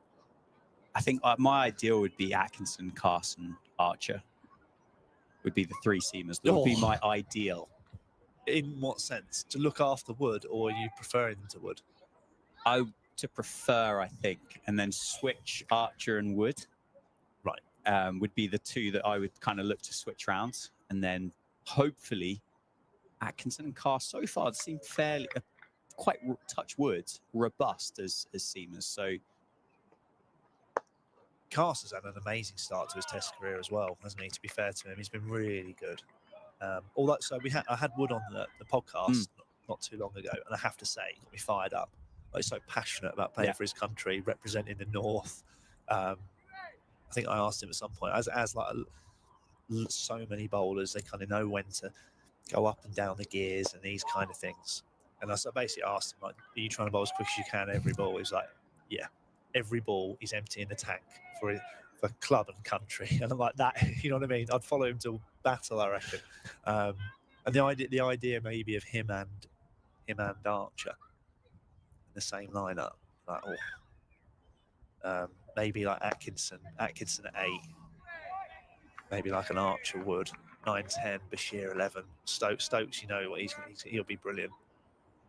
Yeah, I'm like, that's pretty tasty. Look, I wouldn't be upset if I was sat around till 1 o'clock in the morning and saw that as the starting 11. I would not be upset.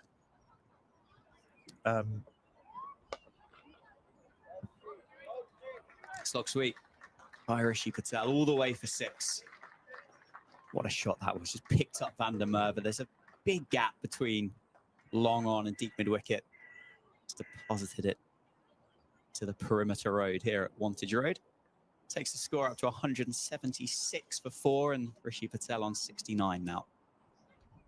So for anyone obviously watching who can't perhaps see the boundary sizes, I think this is an example where Rishi's not really concerned where the fielders are. It's all in his mind here. It's all about being in a good position, getting that good contact, and then it's not even in doubt. Do you know what I mean? It's extremely tough for this lad bowling off spin this end. To be honest, he might be better going with the round the wicket tactic, to be fair. But I mean, at this point, he's got a deep backward square. He's got a deep square in front as well. He's got a long on, so he's kind of got scouts out now. But this is still really tough. Yeah, and this will be one of those grounds, particularly for Rishi Patel. It's almost like you've bowled a bit, Chris. Yeah, I mean, I could have saved in the pain of that 6. That one's shorter and flatter from Van der Merwe in response. It'll just be a single. Takes Rishi Patel to 70. It is true as well in the sport of cricket that batters and bowlers, all cricketers, will have happy memories and they'll feel that they are more confident at grounds than others. And Rishi Patel played one of the most fantastic innings in the Blast that I've ever seen in my life. So he will be, he certainly won't be upset at the prospect of batting at Wantage Road again. Knows the dimensions well. And as you say, at that point there. Talks about the lap sweep at dinner last night with Tats. Says he loves it. And he got cross with himself earlier in the year because he was challenged around playing it, apparently. And he didn't play it, but later got out. And he was like, it's the first time this year he's been really cross with himself. So it's nice to see him playing it. But like for Rishi, for example, again, like get your decisions right. You could lose point and have an extra man over here. If Rishi's looking to reverse sweep, you're probably happy. Rishi's quite traditional. He's like tall, big, strong, imposing batter. He looks probably to hit straighter than he does square, more of a traditional sweeper, like slog sweeping, leg side, more than reverse sweeper. You probably don't need a point. You know, if he's looking to guide it through backward point for a 2 or something, that's probably better than him looking to hoik it to the short boundary for a 6 kind of thing. So they're the decisions we talked about earlier. Get those decisions right. Support yourself in the best way possible. Lessen the pain when it's flat.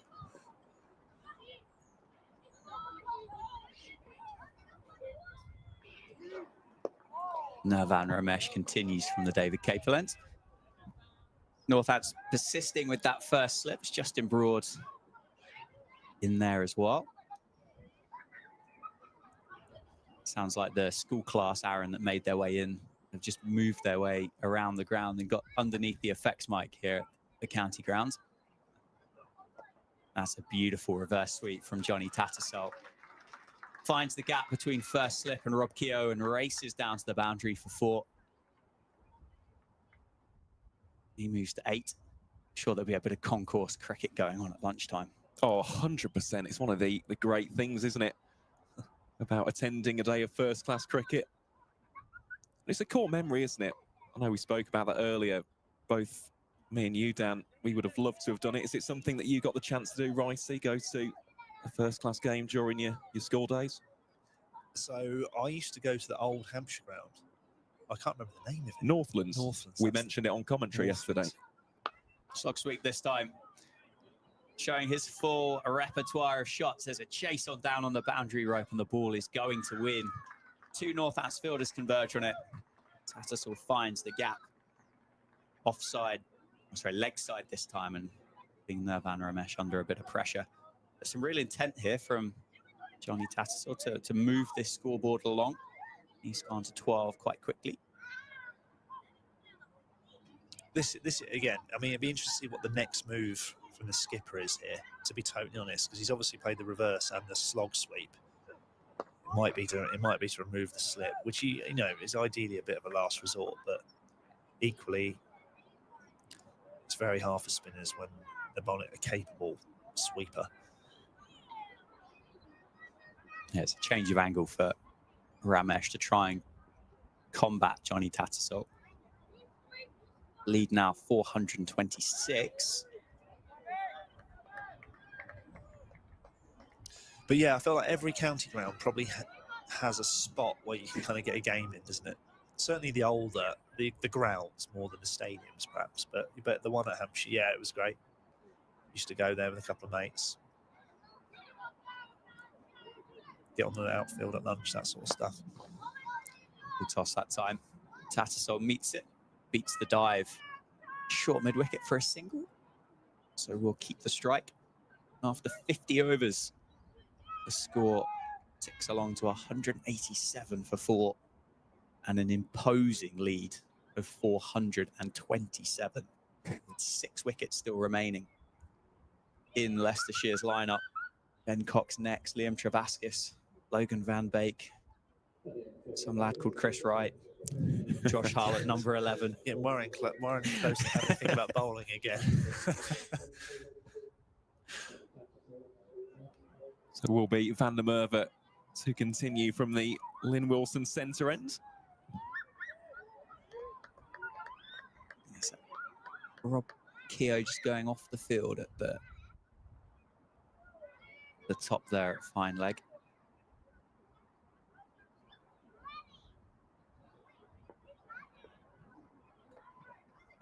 I know it's certainly he struggled with a few injuries over the last couple of years. Well, I think actually he might be at backward point, isn't he, Rob Keogh? He certainly moved quite gingerly, didn't he, to go and retrieve the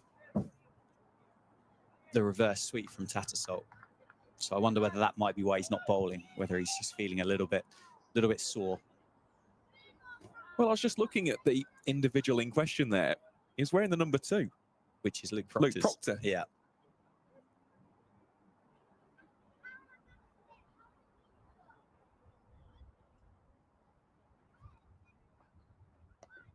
Swept again by Patel. Just guided around the corner this time for a single.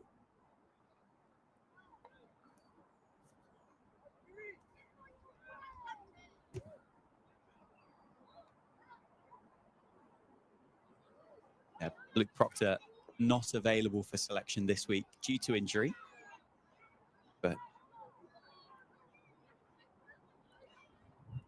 wouldn't surprise me if he was around and about, or at least somebody had nabbed his jumper from the locker, which is possibly more likely.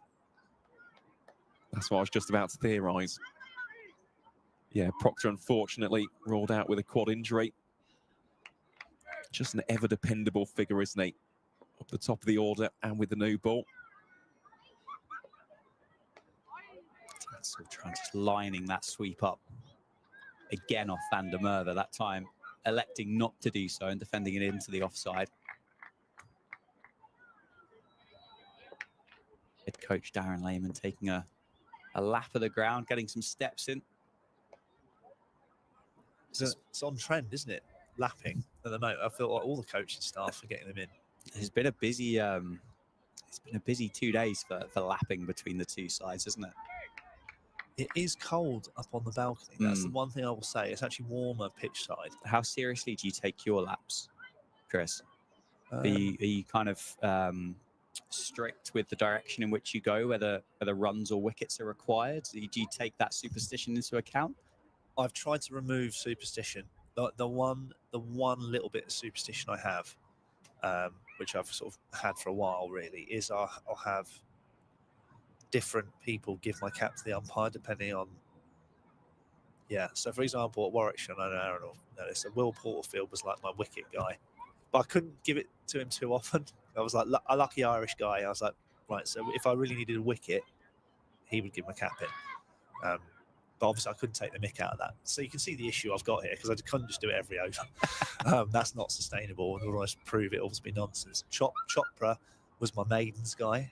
my economical guy. So he would be my standard one. Then every now and again, I'd just leave it on the boundary. And if that went well, I'd stick with it. If it didn't go well, I'd mix it up with a chopper or Porterfield. So that's my only one. But the lapping, I'm like, that's nonsense, isn't it? It's all nonsense. I mean, some could say that would be the case for giving your hat to a particular person to hand to the umpire as well. But yes, absolutely right. Yeah, this is it. For one superstition that you've invested in it. That is for sure. No, very true. I should, But no, not at all. Cricket's a superstitious game, isn't it? And a lot of cricketers have their own little, I guess, kind of ticks and tricks, things that help them kind of fire them up or focus on something in particular. I think sometimes it's more about avoiding certain things on a lap, which I think players, they hide behind superstition. But down the leg side, given, is it? It's not. No, I thought that was actually for a second. I thought the umpire got halfway through raising a finger. Rishi Patel stays on 71 not out. Maybe it was an indication that it brushed the thigh pad or I thought for a second, I thought that finger raised halfway up, but 191 for 4, Nirvan Ramesh from the David Capel end. Smart bit of keeping by Lewis McManus regardless. And that one, mistimed slog sweep to Arish Buchake at deep square leg for a single. So an example, come out the changing room, for example, and you're thinking, oh, we're batting, so right for runs, I'm assuming is what you're thinking yes. Here, right? But let's say you've got a couple of dodgy streaming commentators who just happen to be lurking there, who you don't want to chat to. In that case, you maybe abandon superstition for that moment. You of go course. left, you walk the other way, and hopefully they've dispersed by the time you get round. It could be opposition coaches that you want to avoid. Do you know what I mean? Yeah. Probably sounding really unsociable here, but... So, for example, I've already thought about when I leave here, I will coincide it with the two gentlemen down here's lap to make sure I can just safely avoid any chit-chat and get up to where I'm going. Make your way around. Dot ball to finish. Good stop. Almost looked like a bit of a painful stop there at mid-wicket. That kind of hollow thud as it hits a knee.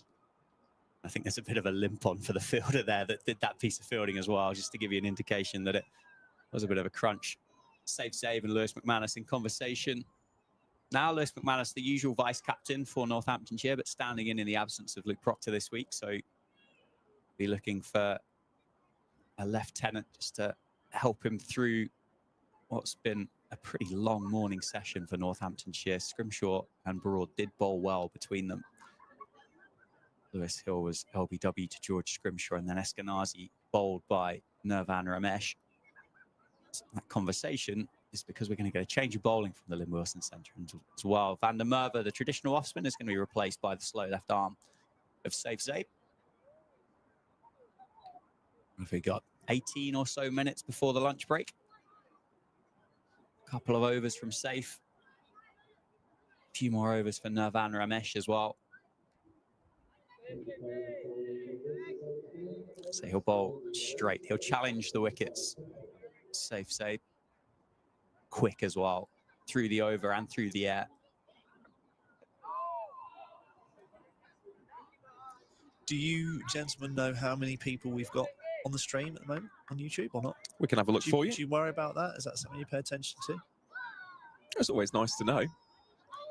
We've had plenty of global attention this week as Zabe zips that one in. Yeah, we've had listeners and viewers from all sorts. Had Canada, had Nige in the UAE today, had a few in South Africa, I think a couple in Australia and France as well. Always blows my mind, the fact that people can now watch county cricket from quite literally all around the world. It's popular, isn't it? It's more popular than people, I think, realise, that players realise, actually. Is it just because you two are amazing content creators? Is that why there's a big pull on this particular channel? I wouldn't put myself in that bracket. Dan is streets ahead in that capacity. Zabe bowls here to Tattersall, thinks about going on the lap. Instead, just guides it out towards deep point for 1. I think it's more likely the Chris Wright International fan club tuning in for the final knockings. I think is probably what's bumped the numbers up this week, Chris. All 4 of them. Well, because we are a little bit tight for time with yourself, Chris, I do have another couple of questions. Please. But here is Zabe, this time to Rishi Patel. The first one I've got to ask in retrospect, I mean, 22 seasons is an awful long time. What do you say have been the real standout moments, the highlights, the great times of Chris Wright's playing career? Okay, so again, this is funny because actually I've had quite a few conversations like this, and it makes me kind of think back. On average, the funnest and funniest stuff happens in the second team because it's carnage. Because you'll be playing with like veterans and 16-year-olds, so you see some just crazy stuff all the time. You know what I mean? Where people haven't got a clue, as they shouldn't, because they're young, what to do, how to be going about it, and daft stuff happens. And then you'll have some like Trotty there, just like laughing in the, you know what I mean, that kind of stuff. So that dynamic is very funny. And what's also funny about that is you've got people in that team dying to impress, and you've also got people who will be dying to be anywhere else because they're, you know, whether they've been left out or whatever, or this sort of stuff. So that dynamic on the daily is a very funny one, I think. But the Metro Bank win with Leicester, I know you're a Warwickshire fan, but it was probably the best day because the game itself was crazy. Obviously, Swinney, I think, you wouldn't mind me admitting, Harry Swindles at the time, I think, was potentially not getting signed again and got kind of pulled in. I'd say last minute, but good shot. Should be at least 2 runs, might be 3. In the end, it'll be scooped back in. That's some good work from Ben Whitehouse. Limits it to just 2 runs. So Harry Swindles in that game, yeah, his career was basically on a knife edge, and he went out and, from what, we 16 for 4 or something? Yeah. Got an amazing 100. And I remember, like, to be fair, personally, I think I was probably in tears a little bit in between. It was a really emotional thing for him, and a brilliant innings. And then obviously we got, 260 odd, which in today's game is very gettable. And we scrapped and we got over the line. So that probably number one. The 2016 Lord's final with Warwickshire was epic because we basically walloped a highly fancied, and ultimately it was a very star-studded Surrey team. We just dealt with them. We were in the Lord's Tavern by 4, enjoying that win. But that was kind of, it's done. Do you know what I mean? By 4, it was a bit rogue. Personally, the 2012 game at Worcester when we won the championship, like, probably, obviously that's a 4-day game, but when Keith and I sort of led the team off, we'd obviously each got a fifer and bowling out for 40 odd. At that point, we were kind of like, we probably won the league there. That was a special moment. But I think those two one-day cup wins were the ones that stood out.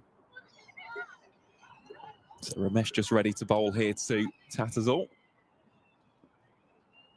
Very spread field now, isn't it, for the young Ramesh? Hides that one wide outside the off stump. And yeah, going back to that one-day cup victory for the Foxes, very much Leicester made, wasn't it? Sam Evans as well, the hometown hero. Yep. A product of Leicester Ivanhoe Cricket Club. Harry Swindles, as you said, battling away for his professional career at that point. So that one walloped away. Good stop there. In at short mid-wicket by Justin Broad will be a dot ball. And the other question, Chris, and it is a massive one, and we'll wait until the end of the over because it's a very retrospective one. Give you a few minutes, or well, a few seconds, depending on what you think the required answer is. Tattersall just covers up on that one, and that will be a dot ball to finish. Leicestershire 198 for 4, Rishi Patel on 73, and Johnny Tattersall on 20. Of course, this is the 414th and final appearance for yourself.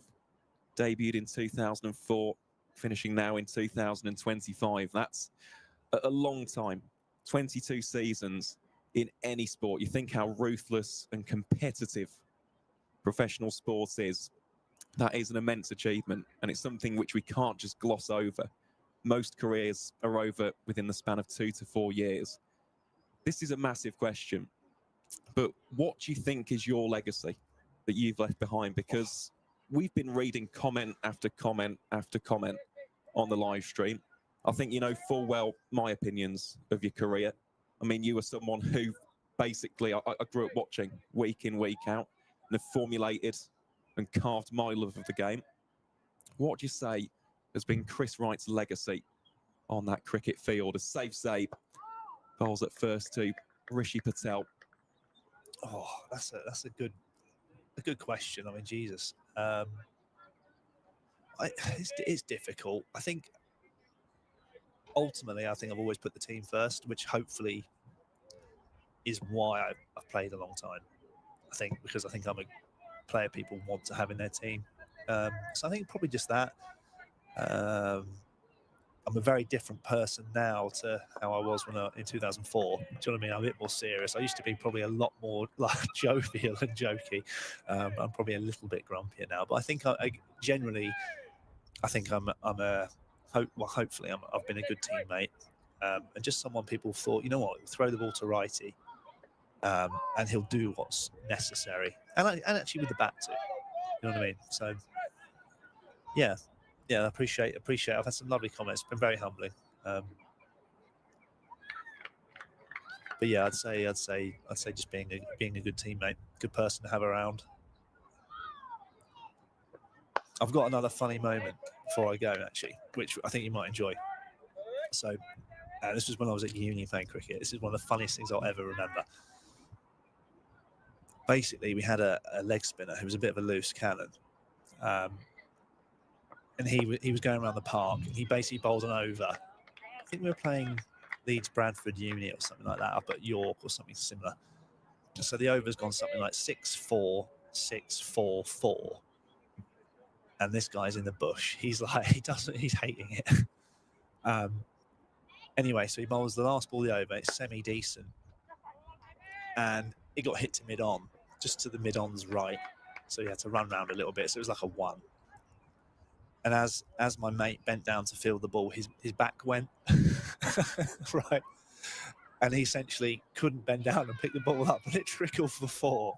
And I'll never forget that, because the carnage. It's those silly things when you get playing that little level below, I suppose, which are kind of genius. It's probably routine on a Saturday in club wise, but I'll never forget that. Yeah, brilliant fun. Bloke was like scrapping for his uni career, hating life, landed the first ball he did in the over, thinking, oh, I've got away with one there. My mate's back went, couldn't pick it up. Watching it roll to 4 was fun. Maybe that's some cricket you can continue to enjoy. Are you still going to play club cricket, or are the boots very much hung up at the end of this game? Yeah, that's a really good question. You come down and play for my team if you want. I reckon you'll do all right. You're Sussex based. Yeah. I mean, it's really hard. I don't 100% know yet is the answer. Do you know what I mean? Ultimately, I love the team environment. I think it's maybe as a seamer, it's a bit different. I don't know what I can and can't say necessarily on the stream, and this probably sounds bad. I'm not sure I can be asked anymore. To run in. Hey, honesty is the best. Do you know policy, what I mean? Isn't it? Do you know what I mean? No. At the end of the day, you've competed at the highest level, haven't you, as a professional cricketer here? We've spoken about the trophies that you've won, the highs that you've experienced, the dressing rooms that you've shared, the length and the longevity of your career. I think you're perfectly entitled to have that mindset with regards to it.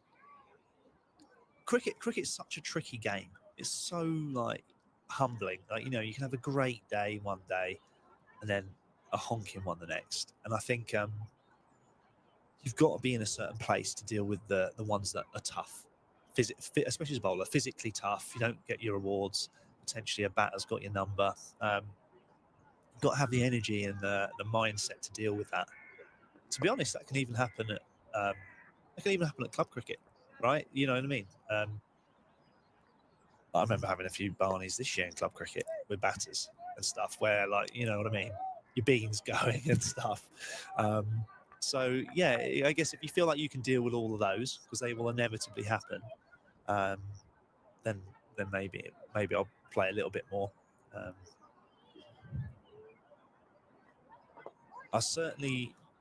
I won't miss having to back it up on like a day 2 or in a second innings when you're bowling at high quality players and you're physically sore, potentially borderline injured. I won't miss that. Do you know what I mean? But maybe I should do what you do every fortnight, roll out. Yeah, pretty much. Pretty much. Well, I think probably the first thing you're entitled to do is get your flip-flops and your swim shorts on and take yourself off for a nice holiday at the end of this game. I haven't booked anywhere yet. So typically, for anyone watching on the stream or listening or whatever, October's the month where the English county lads, anyway, if you're not the franchise circuit, that's the month where everyone goes away.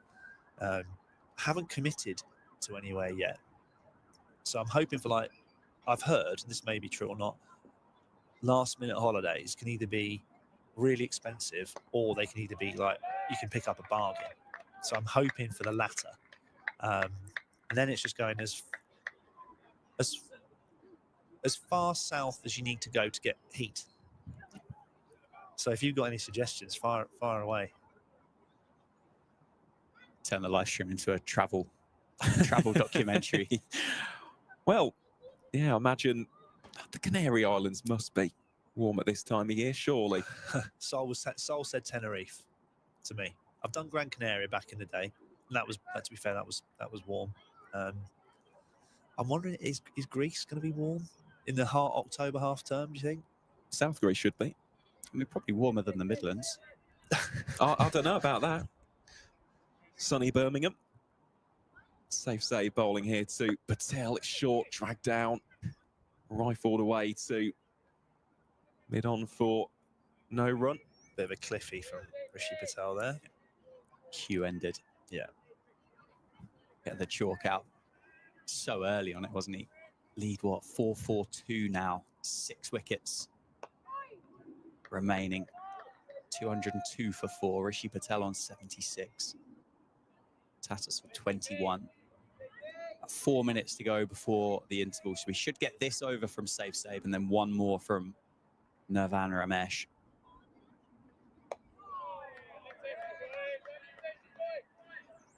They will be desperate for us to declare.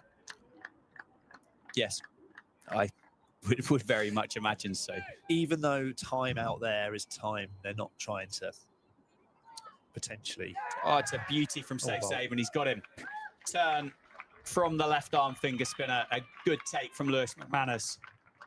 Finds the outside edge of Rishi Patel, who departs just before lunch on day 3 for a very well-made 76. The Northampton all-rounder picks up his first wicket of the match. And it's now 202 for 5.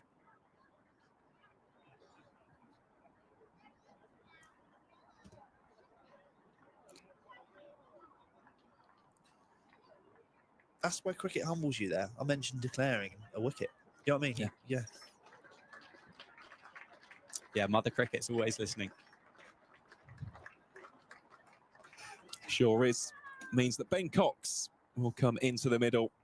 The ever-dependable Leicestershire wicketkeeper bat. So not too long before the lunch interval here on day 3.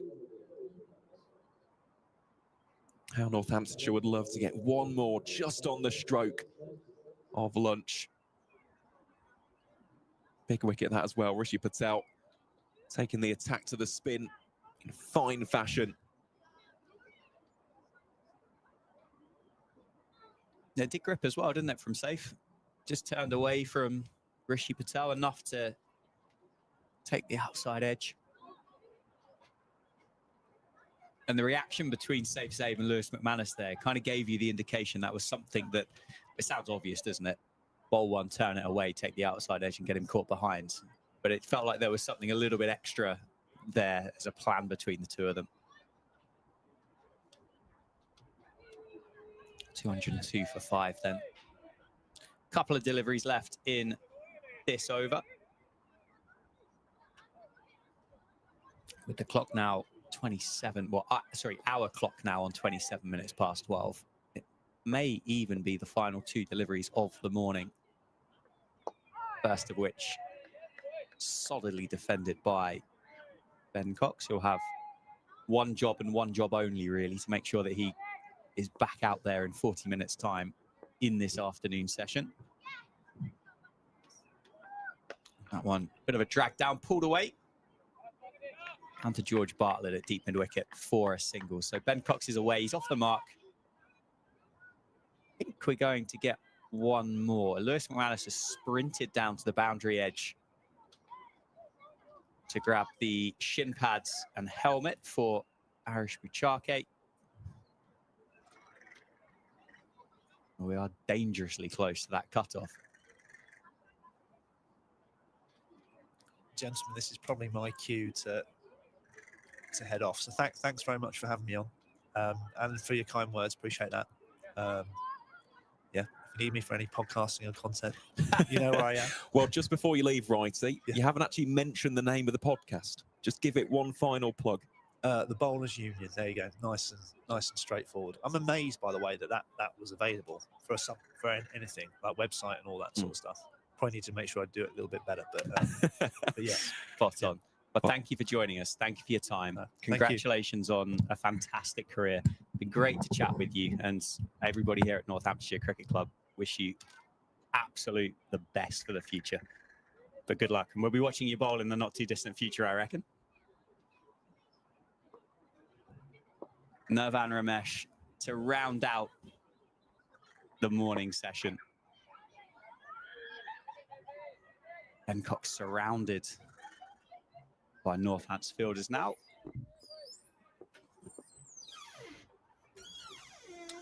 .203 for 5. As Chris Wright departs the commentary box and heads back across the gantry. Enjoyed that. That was good fun. Amazing. What a man. One of the truly great characters of county cricket.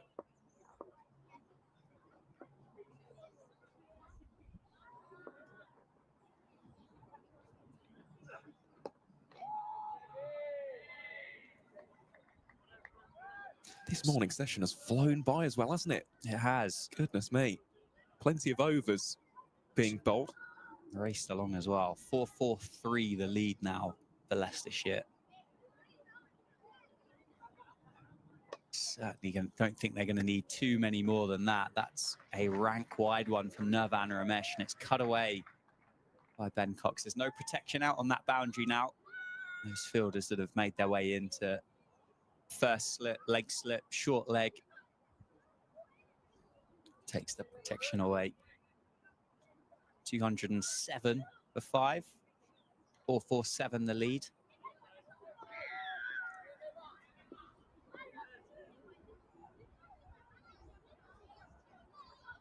Oh, and a big appeal for LBW. Ramesh can't believe it. Box maybe just outside the line. Nearly Aaron, nearly Northants got that second one that they wanted before the lunch break. He's bowled well, hasn't he, Nirvan Ramesh? Really is a fine young spin bowler. And that is the end of the over and the end of the session as well. 207 for 5 at lunch here on day 3 at Wantage Road. Leicestershire lead Northamptonshire by 447 with 5 wickets remaining. We will take our break for lunch and we'll be back at about 1:10 for the afternoon session.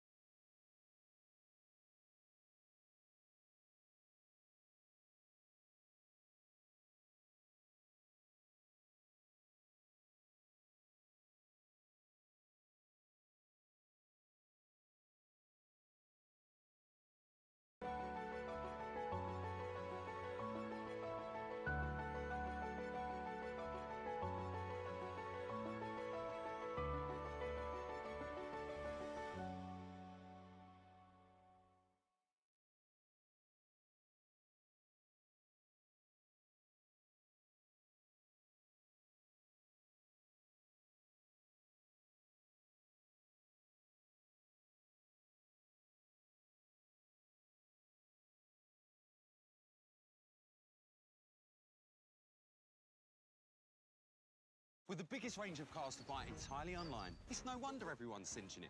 Alf cinched it. Becky cinched it with a 14-day money-back guarantee. I stitched it. You're supposed to play dead. Even my mum cinched a quality motor. You know you're everywhere. Chris and Sue cinched it with no surprise fees.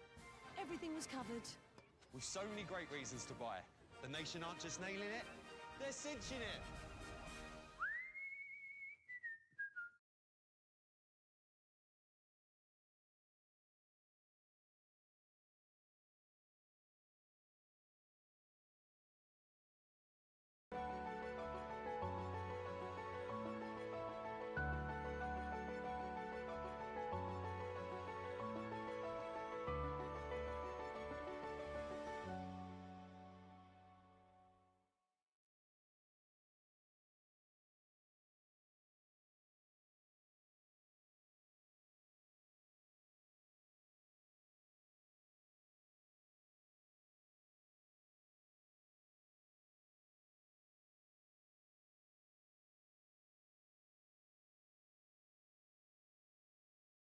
With the biggest range of cars to buy entirely online, it's no wonder everyone's cinching it. Alf cinched it. Becky cinched it with a 14-day money-back guarantee. I stitched it. You're supposed to play dead. Even my mum cinched a quality motor. You know you're everywhere. Chris and Sue cinched it with no surprise fees. Everything was covered. With so many great reasons to buy. The nation aren't just nailing it, they're cinching it.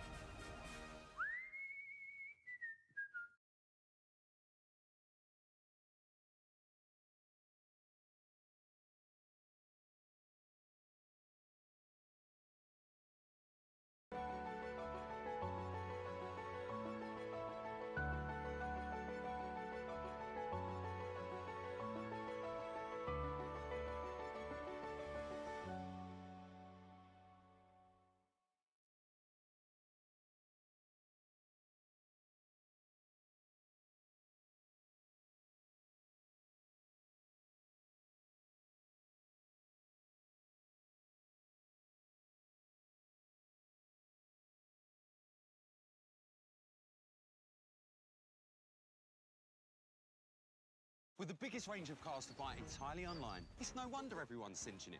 Alf cinched it. Becky cinched it with a 14-day money-back guarantee. I stitched it. You're supposed to play dead. Even my mum cinched a quality motor. You know you're everywhere. Chris and Sue cinched it with no surprise fees. Everything was covered. With so many great reasons to buy. The nation aren't just nailing it, they're cinching it.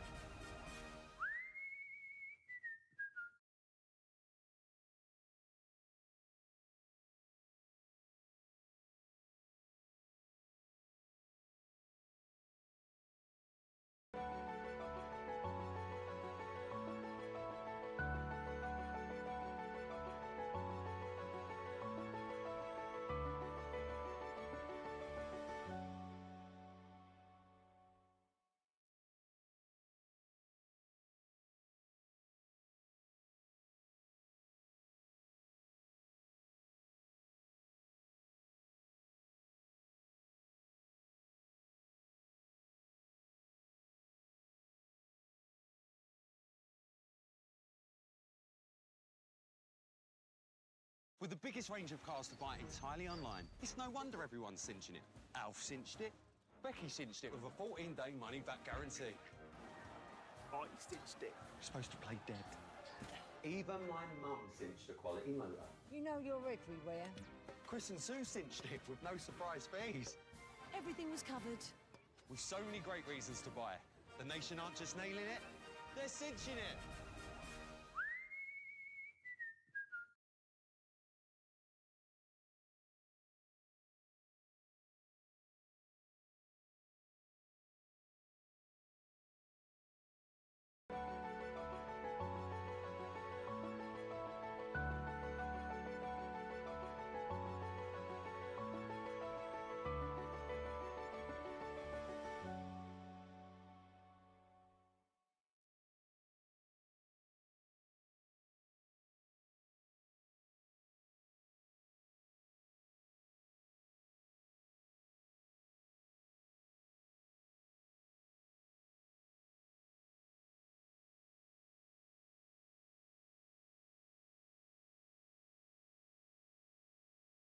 With the biggest range of cars to buy entirely online, it's no wonder everyone's cinching it.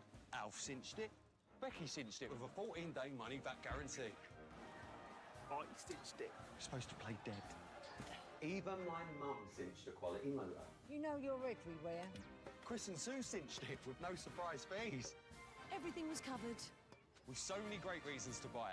The nation aren't just nailing it, they're cinching it.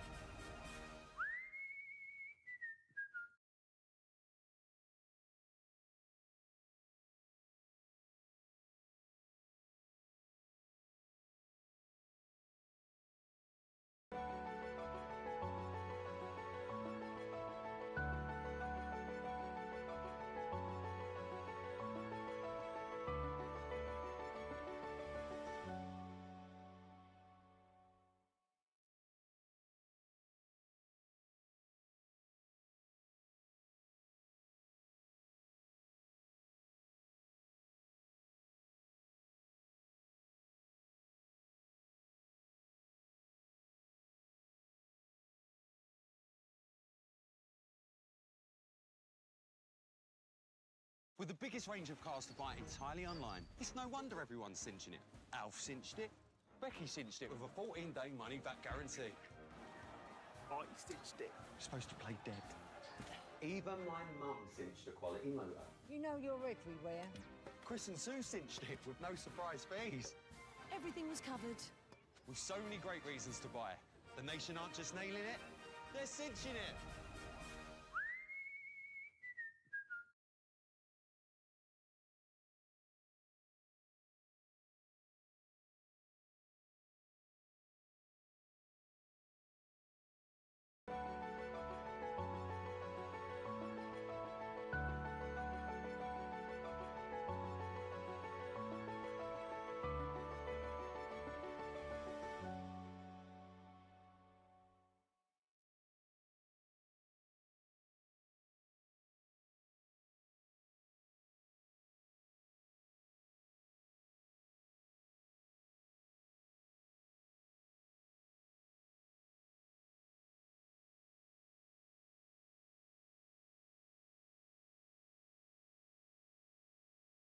With the biggest range of cars to buy entirely online, it's no wonder everyone's cinching it.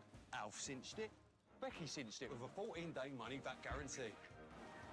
I cinched it. You're supposed to play dead. Even my mum cinched a quality motor. You know you're everywhere. Chris and Sue cinched it with no surprise fees. Everything was covered. With so many great reasons to buy. The nation aren't just nailing it, they're cinching it.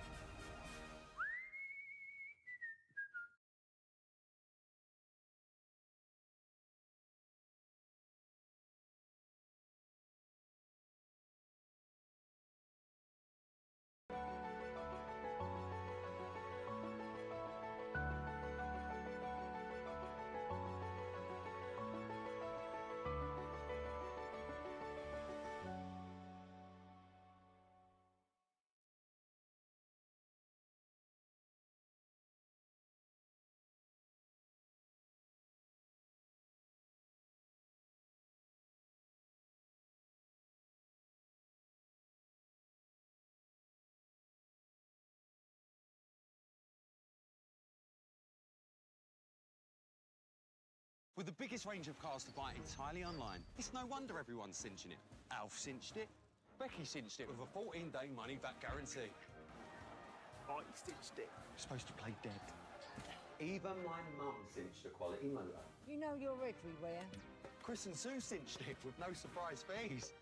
Everything was covered. With so many great reasons to buy. The nation aren't just nailing it, they're cinching it.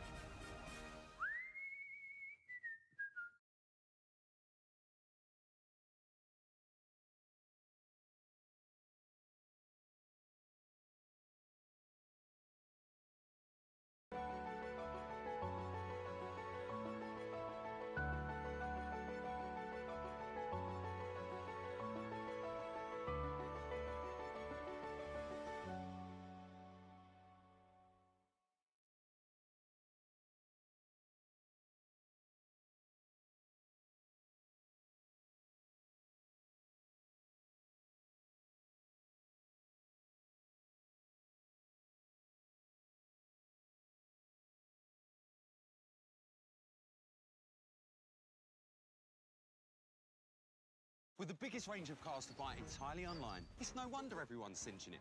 Alf cinched it. Becky cinched it with a 14-day money-back guarantee. I cinched it. You're supposed to play dead. Even my mum cinched a quality motor. You know you're everywhere. Chris and Sue cinched it with no surprise fees. Everything was covered. With so many great reasons to buy. The nation aren't just nailing it, they're cinching it.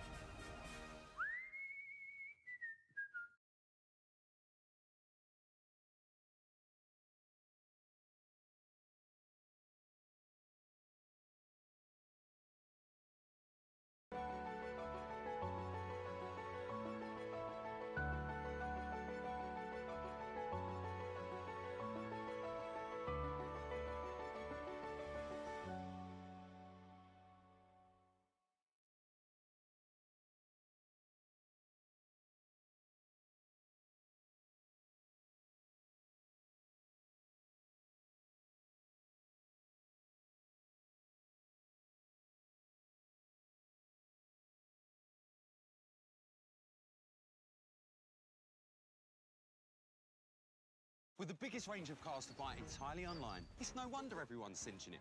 Alf cinched it. Becky cinched it with a 14-day money-back guarantee. I cinched it. You're supposed to play dead. Even my mum cinched a quality motor. You know you're everywhere. Chris and Sue cinched it with no surprise fees. Everything was covered. With so many great reasons to buy. The nation aren't just nailing it, they're cinching it.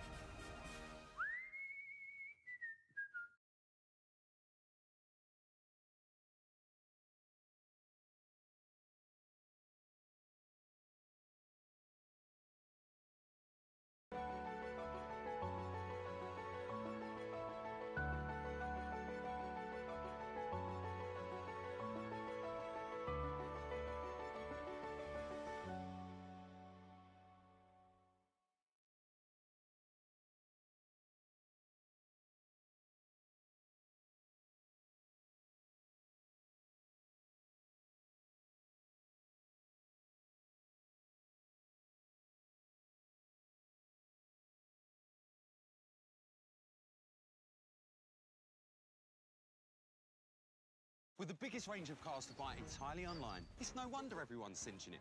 Alf cinched it. Becky cinched it with a 14-day money-back guarantee. I cinched it. You're supposed to play dead. Even my mum cinched a quality motor. You know you're everywhere. Chris and Sue cinched it with no surprise fees. Everything was covered. With so many great reasons to buy. The nation aren't just nailing it, they're cinching it.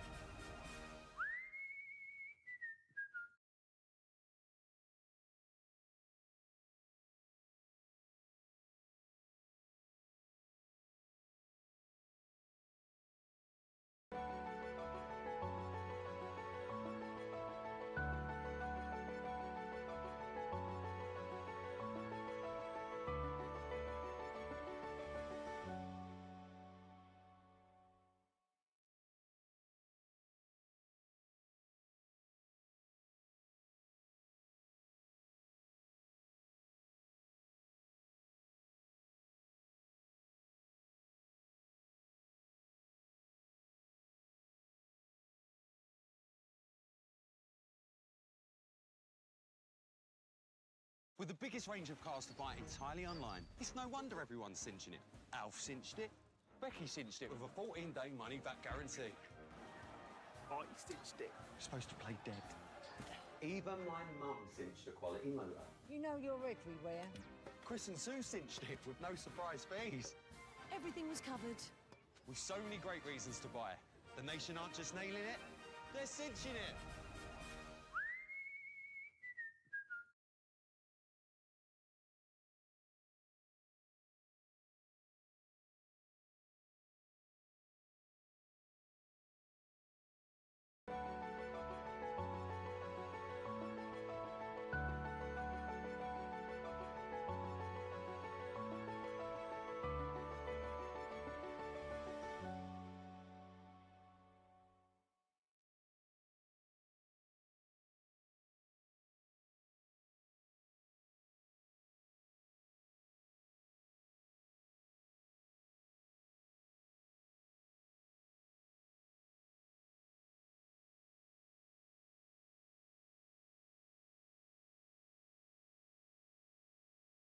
With the biggest range of cars to buy entirely online, it's no wonder everyone's cinching it. Alf cinched it. Becky cinched it with a 14-day money-back guarantee. I cinched it. You're supposed to play dead. Even my mum cinched a quality motor. You know you're everywhere. Chris and Sue cinched it with no surprise fees. Everything was covered. With so many great reasons to buy. The nation aren't just nailing it, they're cinching it.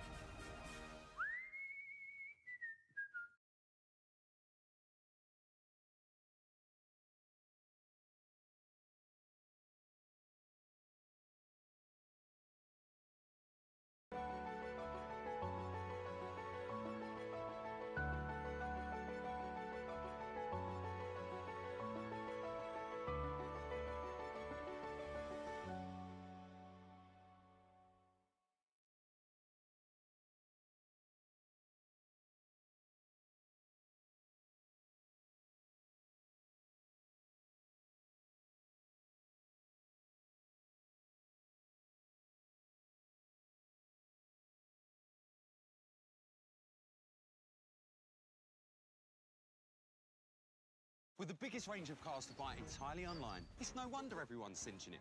Alf cinched it. Becky cinched it with a 14-day money-back guarantee. I cinched it. You're supposed to play dead. Even my mum cinched a quality motor. You know you're everywhere. Chris and Sue cinched it with no surprise fees. Everything was covered. With so many great reasons to buy. The nation aren't just nailing it, they're cinching it.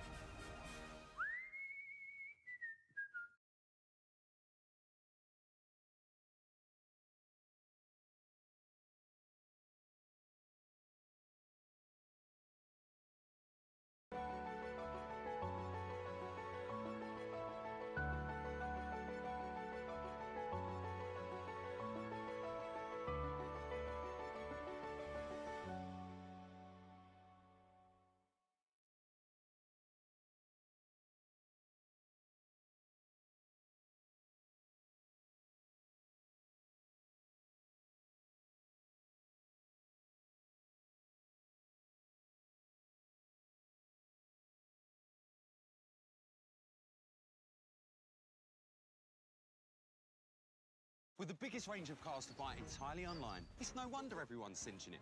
Alf cinched it. Becky cinched it with a 14-day money-back guarantee. I cinched it. You're supposed to play dead.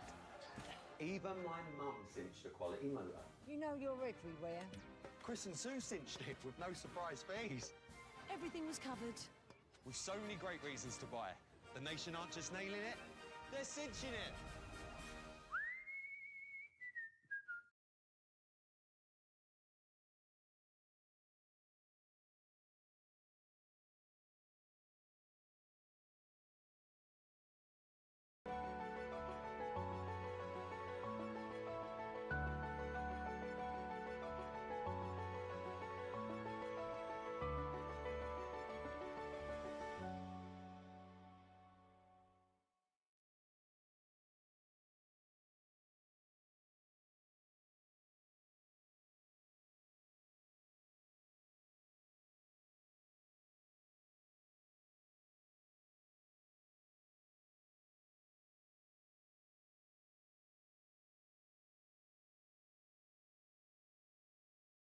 With the biggest range of cars to buy entirely online, it's no wonder everyone's cinching it. Alf cinched it. Becky cinched it with a 14-day money-back guarantee. I cinched it. You're supposed to play dead. Even my mum cinched a quality motor. You know you're everywhere. Chris and Sue cinched it with no surprise fees. Everything was covered. With so many great reasons to buy. The nation aren't just nailing it, they're cinching it.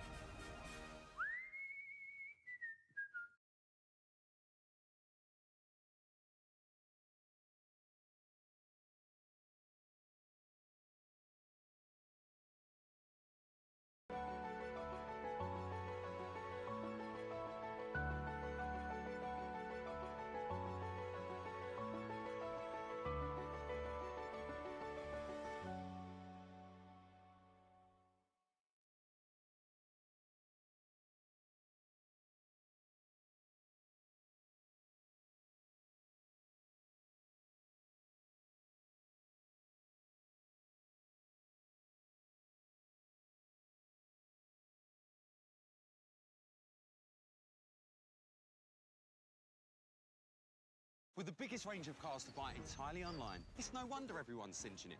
Alf cinched it. Becky cinched it with a 14-day money-back guarantee. I cinched it. You're supposed to play dead. Even my mum cinched a quality motor. You know you're everywhere. Chris and Sue cinched it with no surprise fees. Everything was covered. With so many great reasons to buy. The nation aren't just nailing it, they're cinching it.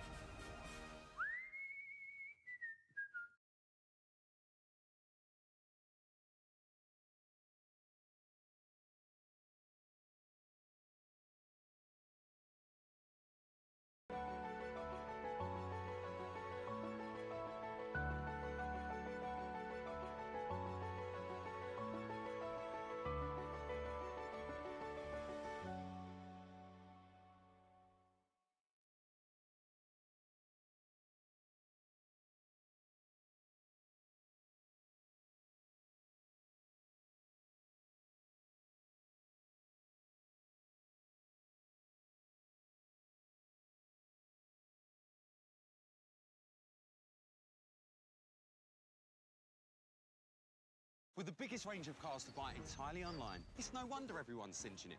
Alf cinched it. Becky cinched it with a 14-day money-back guarantee. I cinched it. You're supposed to play dead. Even my mum cinched a quality motor. You know you're everywhere. Chris and Sue cinched it with no surprise fees. Everything was covered. With so many great reasons to buy. The nation aren't just nailing it, they're cinching it.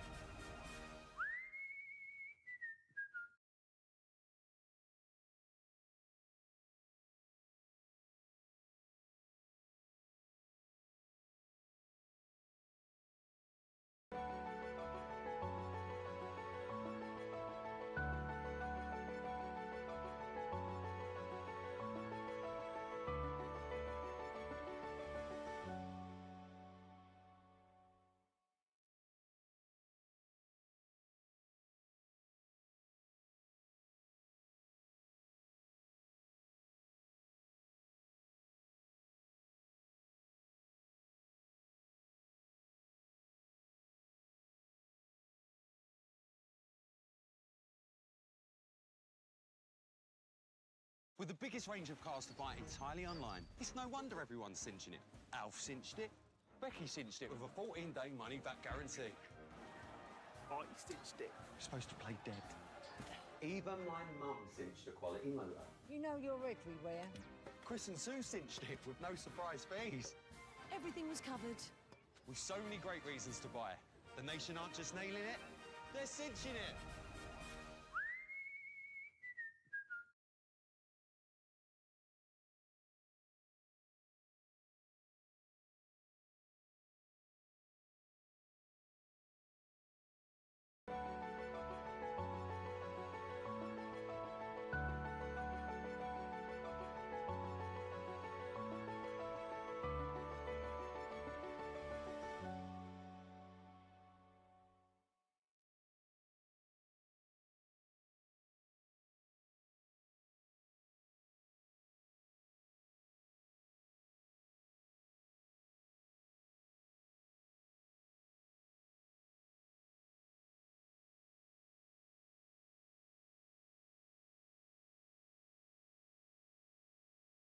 With the biggest range of cars to buy entirely online, it's no wonder everyone's cinching it. Alf cinched it. Becky cinched it with a 14-day money-back guarantee. I cinched it. You're supposed to play dead. Even my mum cinched a quality motor. You know you're everywhere.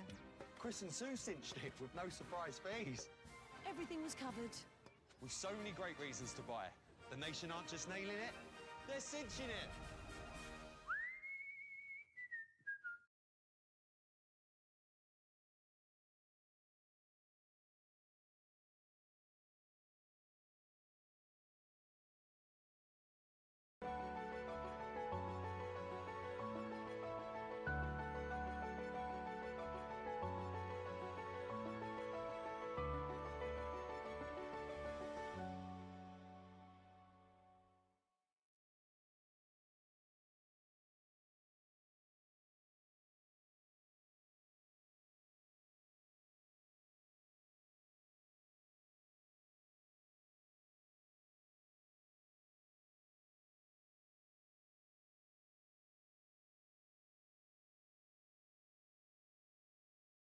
With the biggest range of cars to buy entirely online, it's no wonder everyone's cinching it.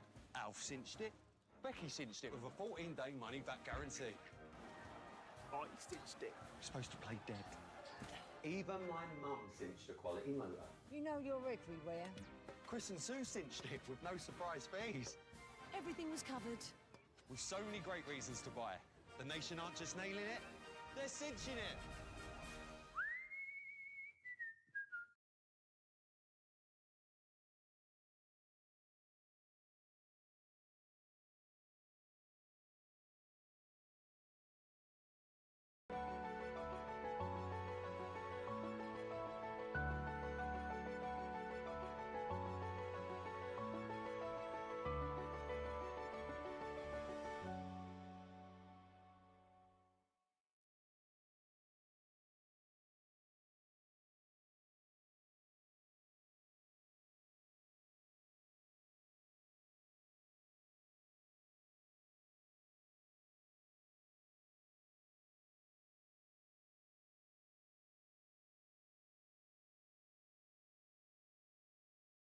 With the biggest range of cars to buy entirely online, it's no wonder everyone's cinching it. Alf cinched it. Becky cinched it with a 14-day money-back guarantee. I cinched it. You're supposed to play dead. Even my mum cinched a quality motor. You know you're everywhere. Chris and Sue cinched it with no surprise fees. Everything was covered. With so many great reasons to buy. The nation aren't just nailing it, they're cinching it.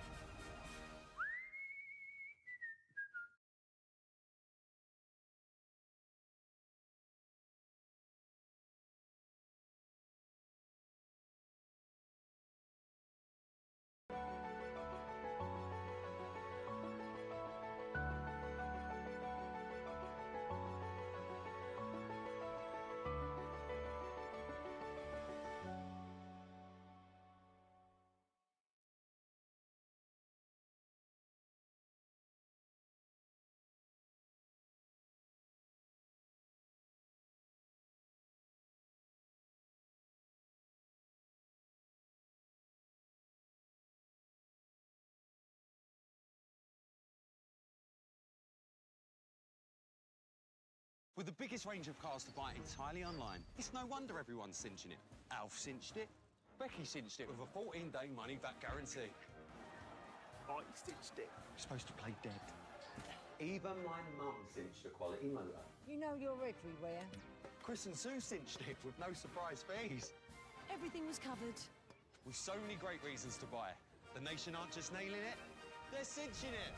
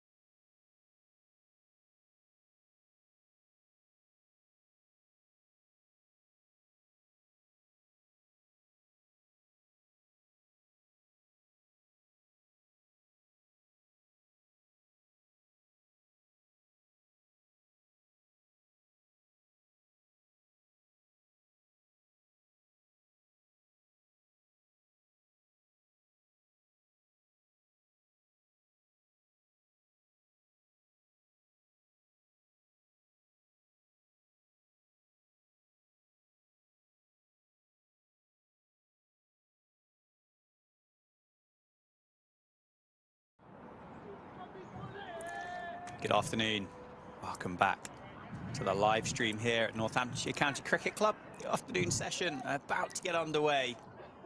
We've got Ben Whitehouse opening the bowling from the Lynn Wilson centre end.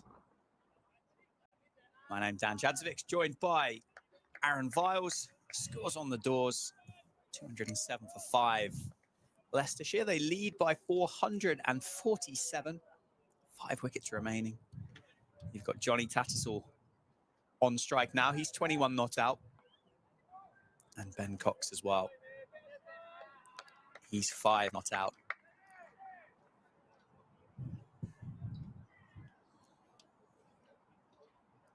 Northants will be, well, ideally bowling Leicestershire out for as little or as quickly as they possibly can.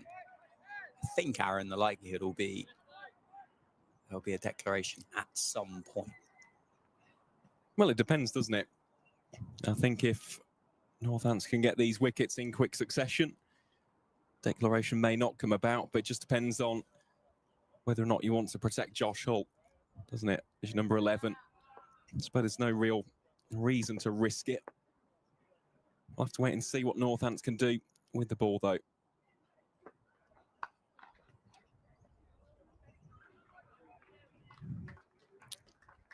Well, that isn't the that's not the optimum plan, is it? I think would be fair to say.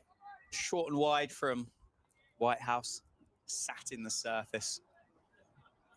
Ben Cox had all the time in the world to cut that through the offside for 4. First boundary of the afternoon session.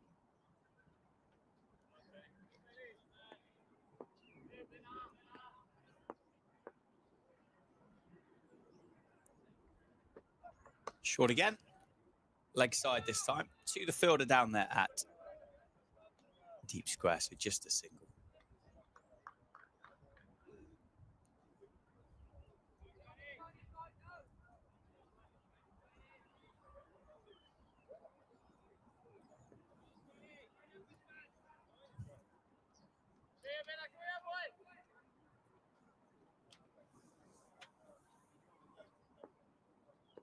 Justin Broad there at first slip. Say, but Gully. Protection. Third man, who's going to come into play there as a bit of a misfield, a backward point. Allows Leicestershire to add another couple of runs to the tally. Whitehouse there just checking the foot marks.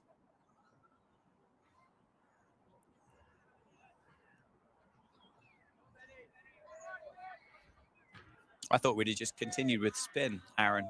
Personally, I thought that was starting to look quite dangerous, quite optimistic for Northamptonshire. Van Ramesh picked up the wicket of Stephen Eskenazi. Safe save, picked up Rishi Patel. 2 wickets have fallen to Rob Keogh. Although he's been moving quite gingerly in the field as Rob. I don't suspect we'll see him bowl. Even looks like we're going to get seen from both ends here. It's 59-over-old Dukes. Looks like it's George Scrimshaw striding with purpose to the end of his mark at the David Capel end. Bowled well this morning to George Scrimshaw, rewarded by the wicket of Lewis Hill. He's 13 overs, 1 maiden, 1 for 37.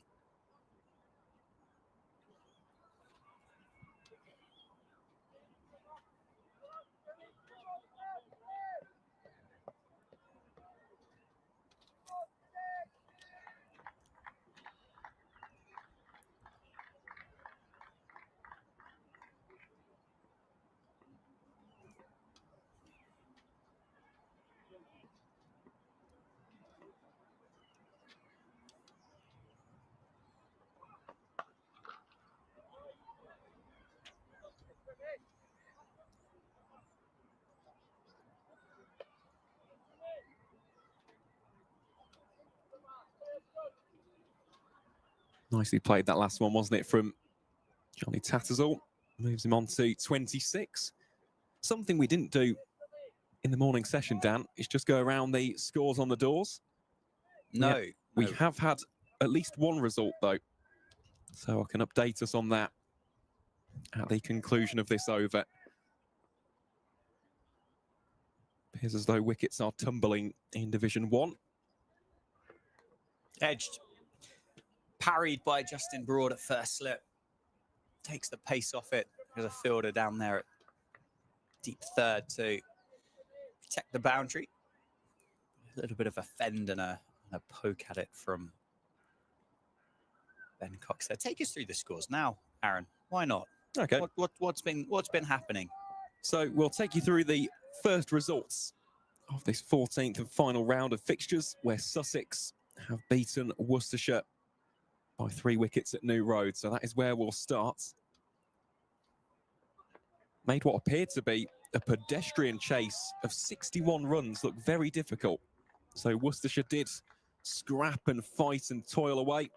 In the end, though, the Martlets winning that. So Worcestershire have finished bottom of Division 1. And they were the first side to be mathematically confirmed to be relegated for next season. Speaking of the relegation battle, well, it's definitely heating up in both Leeds and Southampton. We'll start at Headingley, where Yorkshire are 378 for 7. They lead Durham by 32 runs. Cut away off the back foot. Bit of work to do down there for James Sales. But the other game, of course, taking place on the south coast, where Hampshire need to beat Surrey to secure their place in the top flight for next season. But they've bowled Surrey out for 281 runs. So Hampshire 4 without loss in the 4th and final innings of that encounter. They require 177 runs for the victory.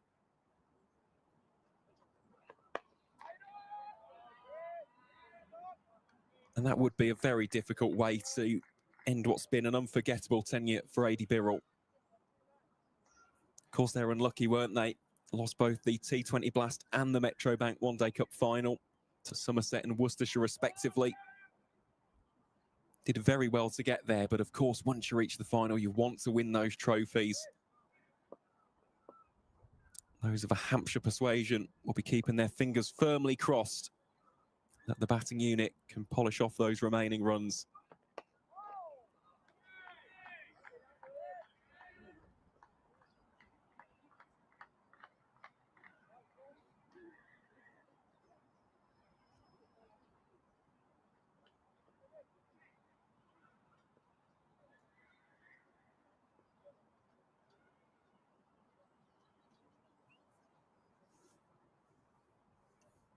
$220 for 5 after 60 overs. So 1 result in the books already. Anything close to happening in Division 2? I think Lancashire versus Glamorgan could have been something that materialised into a result later today, but obviously depending on how Glamorgan have batted. So I can tell you, Glamorgan are 121 for 4. So they lead the Red Rose by 12 runs on home soil. That one whipped through the leg side behind square. Another 4 for Leicestershire. The runs are flowing in this afternoon session. Just nice timing, that, isn't it? And placement from Ben Cox. It's one of those where Whitehouse has just overcorrected with the radar, trying to bring those stumps into play. I know Chris Wright mentioned it earlier, getting that late movement back into the right-hander.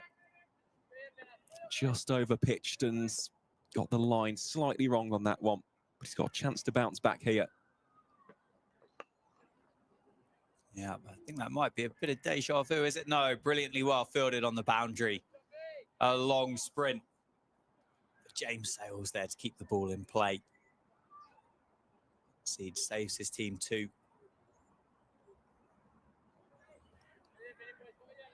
As for those remaining fixtures in the 2nd division, it looks as though Middlesex are pinning Gloucestershire back West Country outfit 220 for 6, still trail by 414 runs. So Marker Lane side in a little spot of bother at Lords. As for the final fixture taking place in Division 2, Kent are 223 for 5 in the 71st over. Still trail Derbyshire by a Herculean tally of 475 runs. Although Ekansh Singh is going nicely on 62 from 101 deliveries.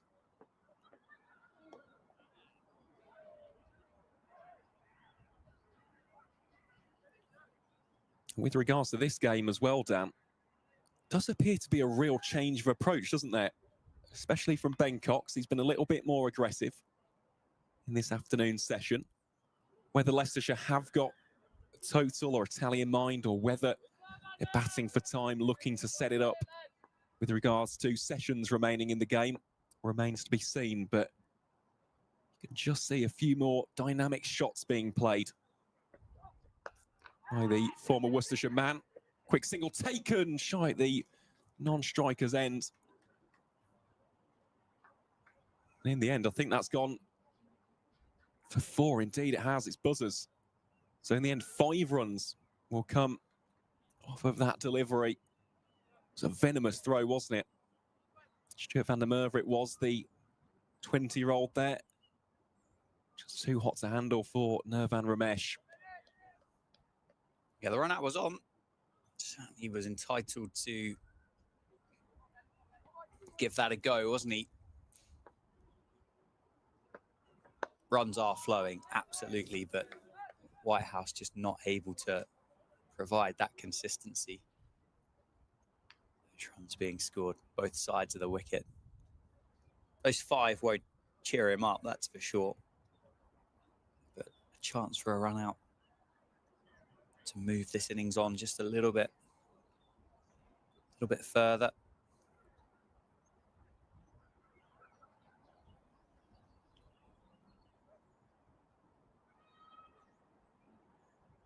Just 2 final championship fixtures to make you aware of as well. Essex are 393 for 7 in response to Somerset's 433. Craig Overton has got a 5-er and has also reached the milestone of 500 first-class wickets.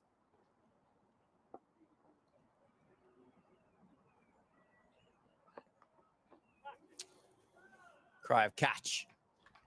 I think it's gone all the way it has. Just waiting for the signal from the umpire there. And well, that shot there, Aaron, certainly backs your point up of an increase of intent from Leicestershire in this afternoon session. Scrimshaw that time on the receiving end of it.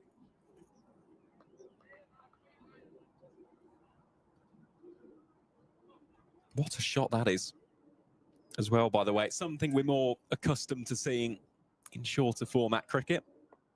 The old ramp shot, but expertly executed that from Ben Cox. Seems to be a favourite shot of the modern keeper. Not sure if that's just my view on that, Dan. I'd love to know your thoughts, but it feels like a lot of keepers now have got those flicks and tricks in the arsenal. I'd say that would be a fair comment. Don't know why it would be an appeal for LBW, but I think there's an inside edge on that. A bit high as well. Certainly seems to be more prevalent, doesn't it, amongst wicketkeeper batters than others. But then that said, Northamptonshire possess Save, who's one of the best exponents of those types of cricket shot. Obviously, I think he might have kept wicket as a youngster, but certainly not a wicketkeeper now.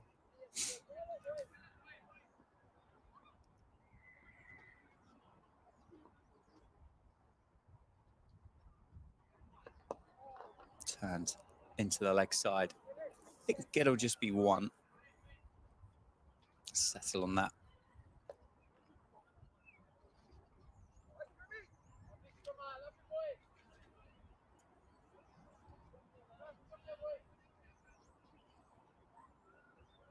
Glamorgan have just lost 2 wickets in quick succession. Kieran Carlson and Billy Root, the latest 2 to go.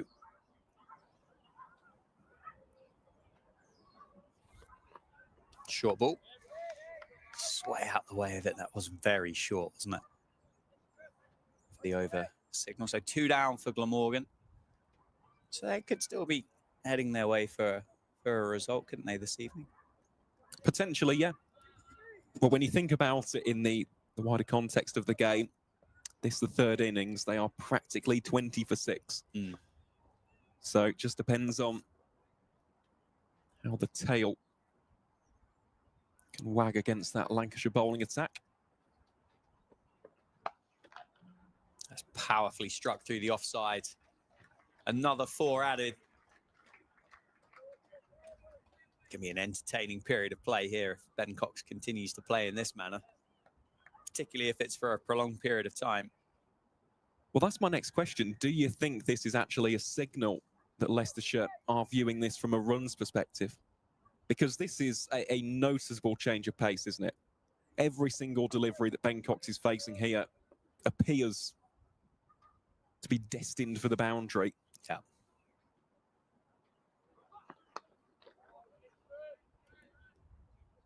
Good response from George Scrimshaw. Just tucks up Ben Cox. Yeah, I wouldn't disagree. I wouldn't disagree. I suppose the question will be as to how. The question really that only Leicestershire will know the answer to, and the coaches and the captain. They've batted on it now twice. Well, a lot of them have now batted on it twice. They will have the best judge of it, but how long do they need compared to when is the right time to back up that point that Chris Wright mentioned with regards to that wicket continuing to deteriorate and become harder to bat on? I mean, if they were to declare maybe an hour into it, you'd end up with a day and a half, wouldn't you? There you go. Beautiful again from Ben Cox, just using the pace of Ben Whitehouse, ramping it over Lewis McManus, inside of George Scrimshaw down there at long leg, picking up another 4. Ben Cox is now 38 off 24 deliveries, making Sol Budinger look like a proper test match opener, isn't he, with this strike rate? Brings about a slight change in field as well, doesn't it? Sales has gone to deep backward.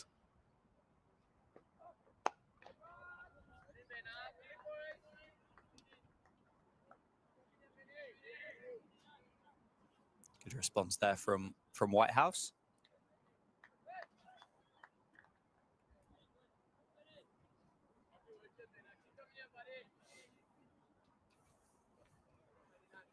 Yeah, 4 out on the boundary. On a deep backward square, long leg. Deep third and backward point, providing that cover. And there's a slog sweep from Ben Cox, and it's gone all the way out of the ground. The second 6 for Ben Cox. And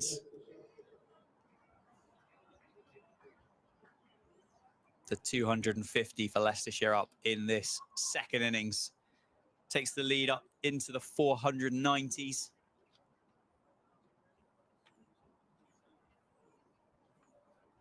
Big cheer as well, wasn't there, from the Leicestershire contingent in the ComSave stand.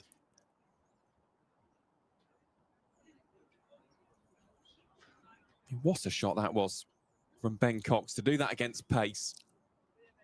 That is some execution. And all of a sudden, he's motored along to 45. 45 of 27, I think. Blistering strike rate that for first-class cricket. Wouldn't be the first time that he's brought up 50 this season. It's scored 51 against Glamorgan at the Fire Gardens. 53 in the away game against Gloucestershire. The most recent one, of course, being 93 against Kent at Grace Road. Change of ball as well. I think it disappeared down, didn't it, between the Comsave and the steps which lead up to the heavy suite on the Leicestershire side of the balcony. So whether it just skipped off and bounced over the wall there, or how or where that might have ended up, not 100% sure.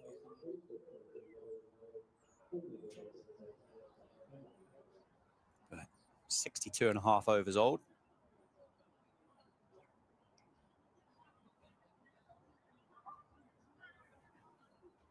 Still pretty gloomy here today, isn't it? It's fresh. I walked back from the petrol station at lunchtime, and it's definitely a nip in the air. It was chilly.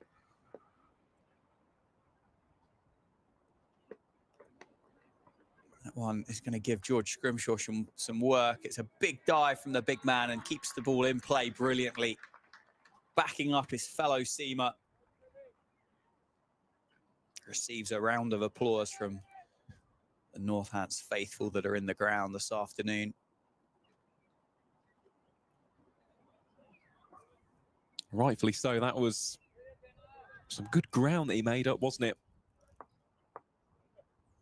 Really smart dive just to save those runs.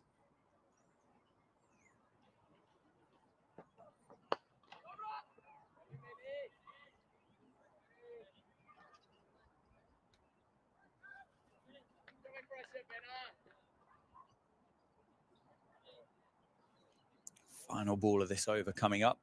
Nirvan Ramesh might be about to come on to bowl. He's certainly going through a pretty rigorous warm-up. This attempt of seam hasn't really worked at all, has it? George Scrimshaw, 2 overs, no maidens, none for 17 since lunch. Whitehouse, 2.5 overs, no maidens, none for 32, with 1 delivery left to go. Cox advances and clubs him down the ground. 1 bounce 4, back over the bowler's heads. Races to 50. 50 off 30. 6 fours, 2 sixes. And that brings out the declaration as well, I believe,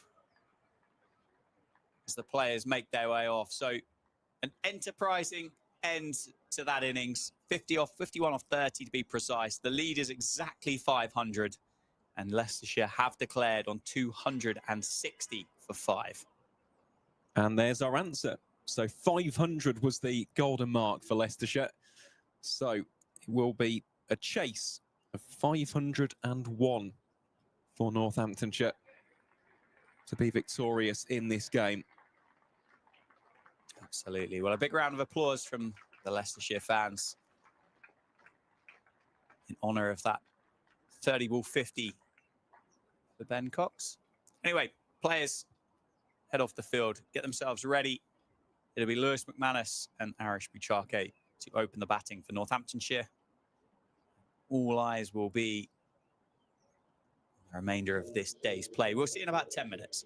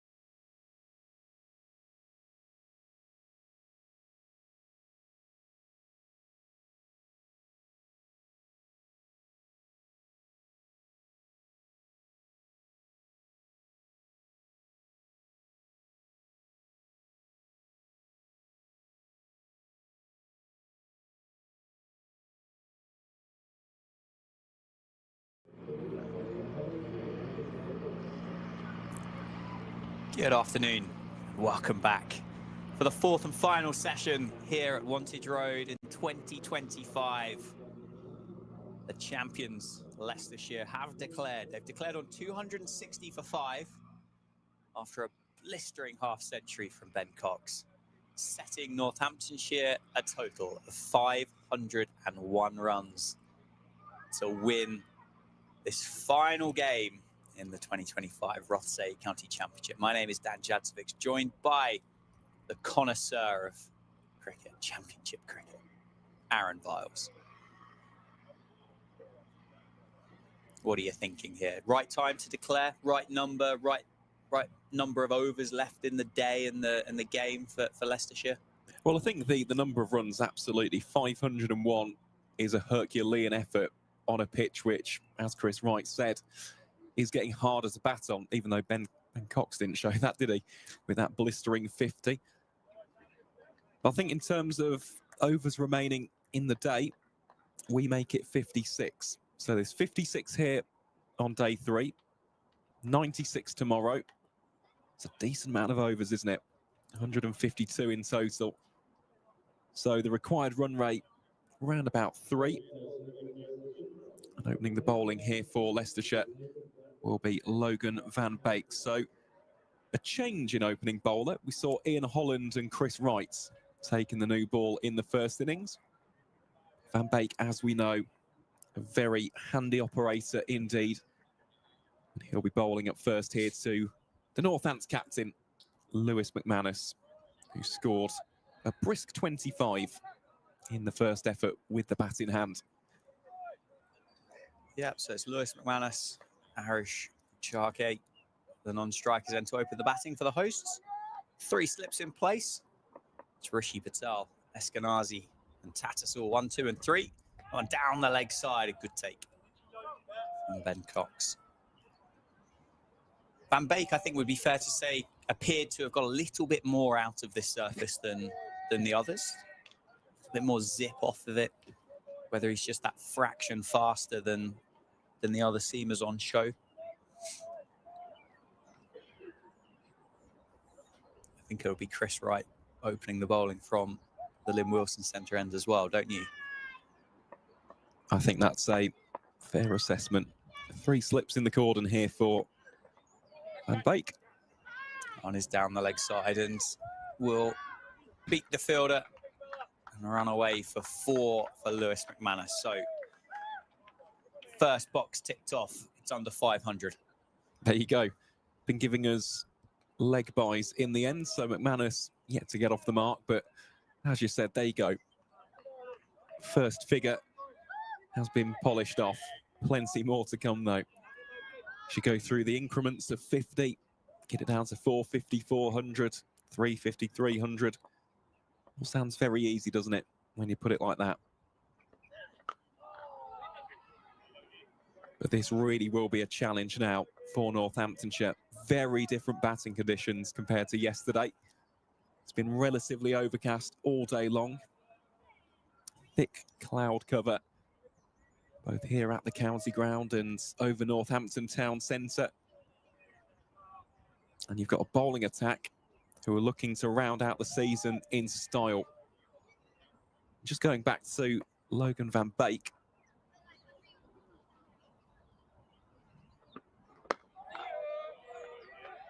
He got the 1 wicket, didn't he, in Northamptonshire's first, that of Justin Broad. He was the most expensive of the seam bowlers, went at 4.8 runs per over, so they'll just be hoping to find that radar nice and early, keep it tight.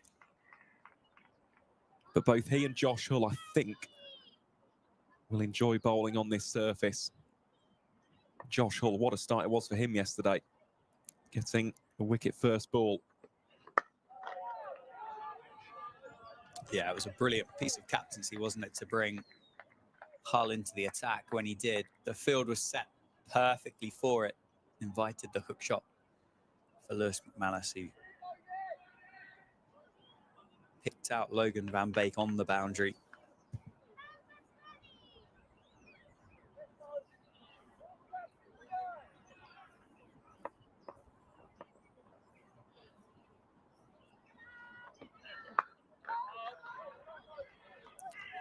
And the end of the over, 4 for no loss for Northamptonshire. And it is going to be Chris Wright for the final time taking the new ball in his professional career. He joined us in the commentary box earlier on this morning. It's great to chat to him about memories and his journey through the game and what his aspirations are to do next. But he's got a job to do. They've got a game to win, Leicestershire. He's been entrusted by Ian Holland to take the new ball along with Logan Van Beek. He'll be bowling from the Lynn Wilson centre end here with Arish Buchake on strike. He was superb, wasn't he, in that first innings? 11 overs, 6 maidens, 3 for 19. Had the ball on a string, similar to Van Beek. 3 slips in the cordon for Chris Wright.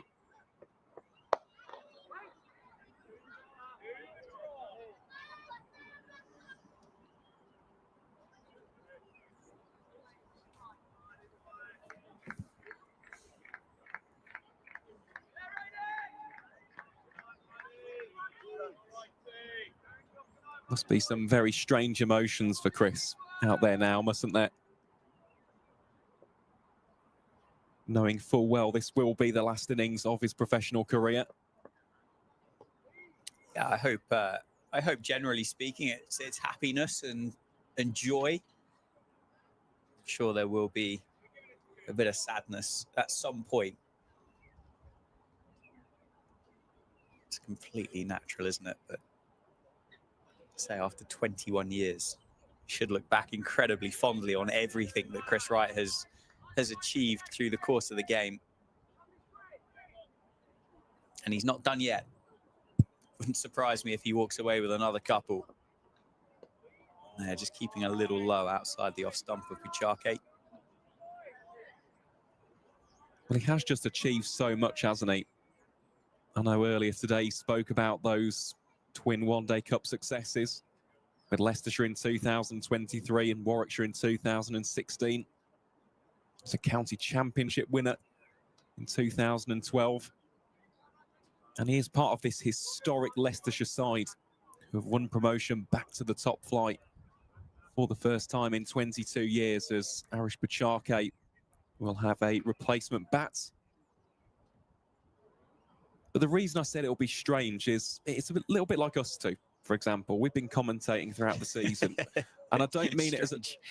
Yeah, not a direct comparison because we've not been playing for 20-odd seasons. Yeah. But in the sense that we know that we're coming here for the last time in 2025. It's very bittersweet because we both enjoy this job. We love commentating for the club, but we know that either today or tomorrow, that's it for another 6 months. Yep, very true. Oh, that's a beauty. Buchake just has offended it, but you're absolutely right. I've nailed it. You've drawn a comparison, which I agree with. Slightly less toll on the body, isn't there? But just a little bit. Just a little bit. But no, it's one of those which I completely agree. He has had such an illustrious career. And the reaction to his retirement announcement said it all.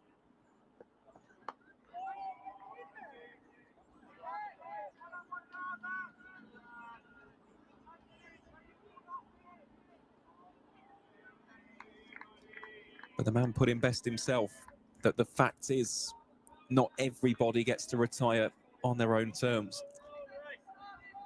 Some players get injured, and that's that. Some players slowly but surely get phased out. And this really is a fairy tale, isn't it, for Chris Wright? Finishes the over. A maiden just in that channel outside off stump, trying to tempt young Northants opener, defending at one with those 3 slips in place. So 4 for no loss after 2. Both batters yet to get off the mark. Just having a look at the YouTube numbers as well. A few more people joining the stream. If you are new to the Northants live stream. Let us know where you are tuning in from. Plenty of viewers and listeners from around the world. We do thank you for your company. Appreciate you being with us in these final stages of the season. As McManus clips that one smartly down towards Josh Hull. That long leg for one. But we said we'd have a conversation about this, Dan, and we haven't so far. But I know that we had our dialogue yesterday about our team of the season.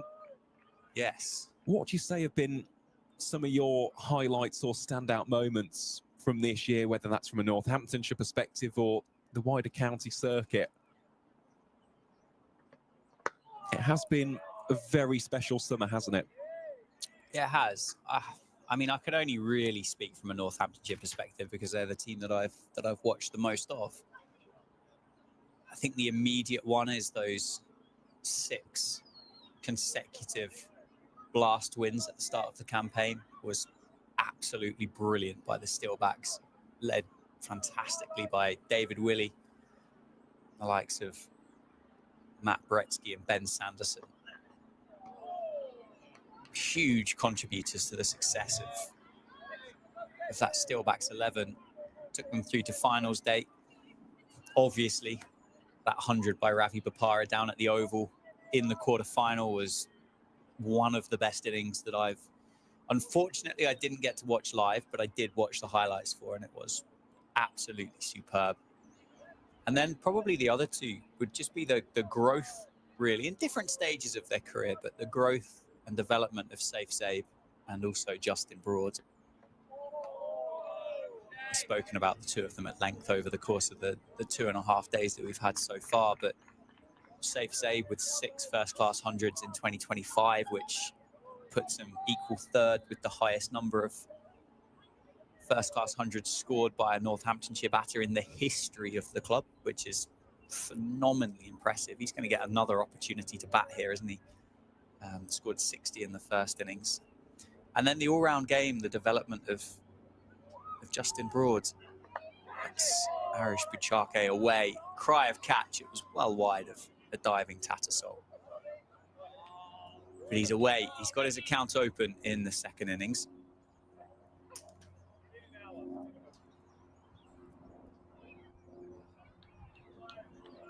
They would probably be the bits that really stand out for me. I'm sure I've probably missed something or someone, but from a Northants perspective. How about yourself? I suspect you'd probably look at it as a bit of a wider piece. Oh, I think there's loads we could talk about. Just speaking of that quarter-final, as we see the end of the over, Northamptonshire 6 without loss in this chase of 501. Bopara's century was breathtaking, wasn't it? That's something which will go down in the memory of many a county cricket fan, Northamptonshire and wider, for so many years to come. But also the death bowling from David Willey and Ben Sanderson, ice in the veins. And McManus's grab standing up to the stumps, that immediately springs to mind. Stuart van der Merwe's List A debut, scoring 59. I had the privilege of commentating on that one, so that was very special. As Chris Wright comes on to bowl his second over. Ooh, half stopped. Did it carry to the man at 4th slip, Logan van Beek? Maybe on the half volley, with Buchake just pushing at that one.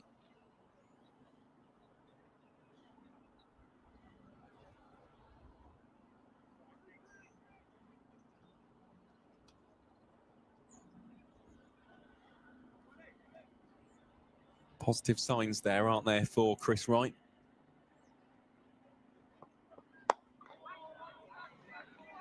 And the other aspect, of course, which we have to talk about is the advent of Project Darwin and the evolution of the different leagues in the women's game. I mean, Northamptonshire had a fantastic one-day cup campaign. They really did. The side can be so proud. I know there'll be a few awards going out tomorrow. at the end of season awards.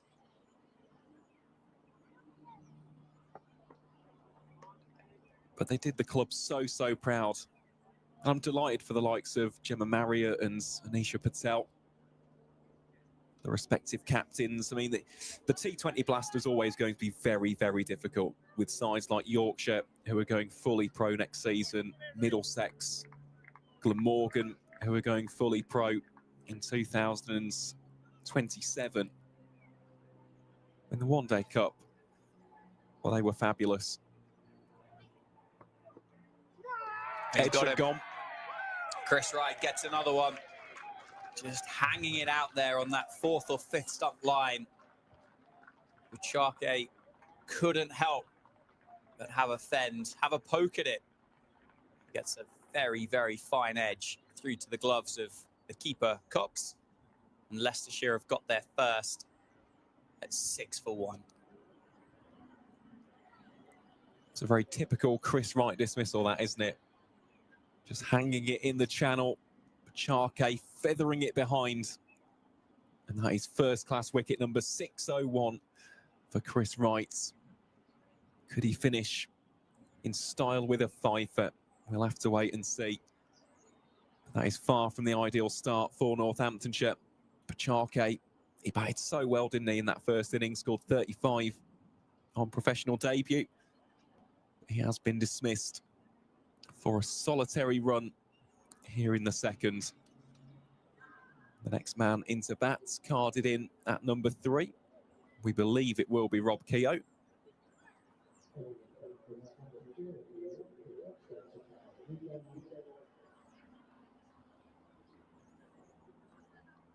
Exactly the start that Leicestershire were after, though.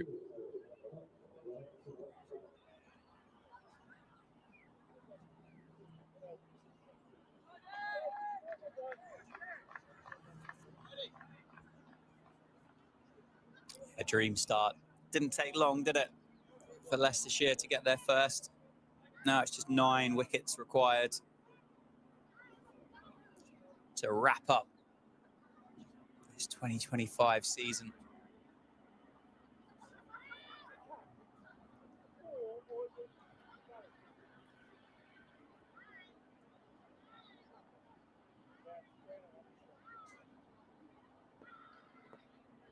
It feels like a big partnership, this, doesn't it, for Northamptonshire, even at this early stage.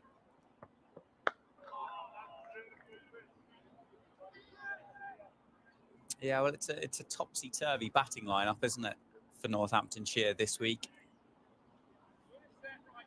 Laced with inexperience and players that are still developing their game and learning their way.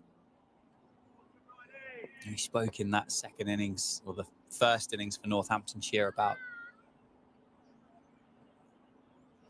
the fact that Rob Keogh this year has been batting at number 8.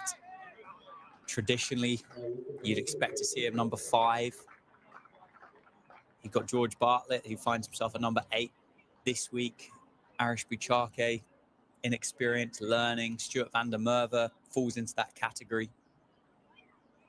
James Sales, a bit more experience, but having a little bit of a tougher time this summer. He's at number 4. And then it is a pretty long tail, isn't it, of Scrimshaw, Whitehouse and Ramesh.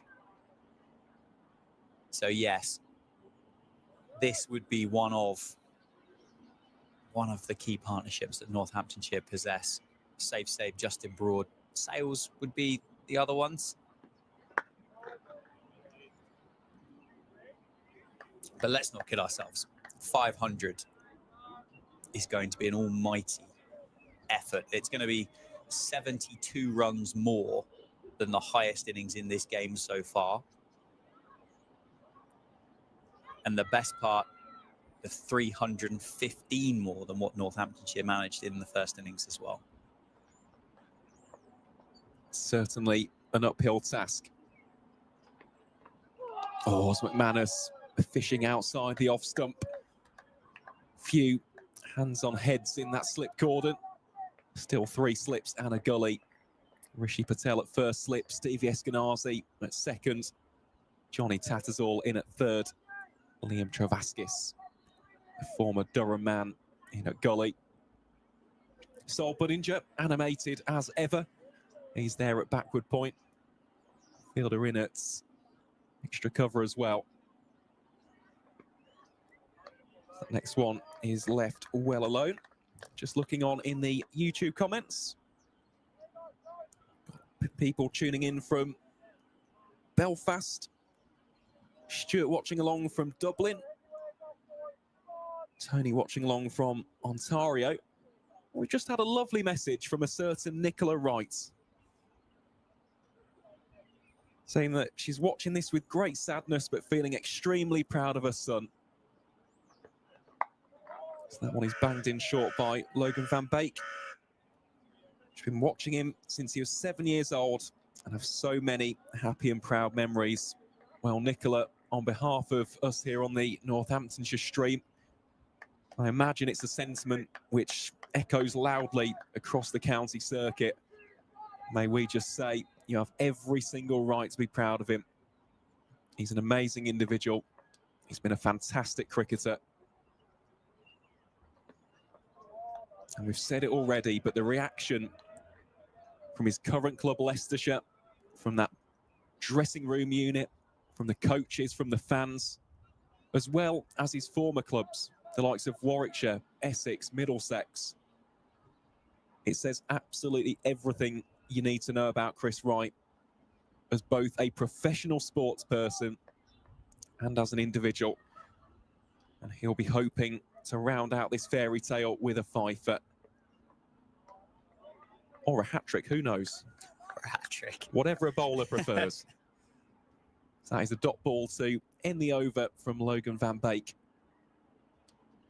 Northamptonshire now 6 for 1. Simon is watching along from Oslo. Very nice. Beautiful part of the world is Norway. Fan of the Foxes. I imagine there'll be quite a few Leicestershire fans tuning in from across the country and around the world.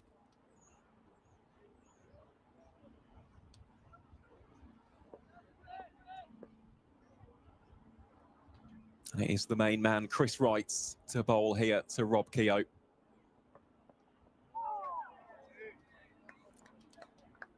A bit of movement on offer, isn't there? For Chris Wright and Logan van Beek. Just highlighting, I think, the difference in experience between the two lineups. What Leicestershire have extracted from the surface compared to what Northamptonshire have been able to do consistently.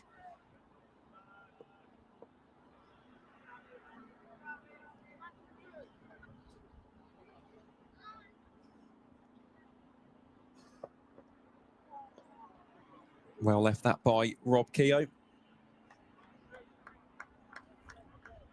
Something else which did stand out to me, and we had that chat with Chris earlier, is just how humble he is. And I do hope that he knows and appreciates just how much of an impact he's had, especially on Leicestershire. Was an integral part of that one-day cup success in 2023.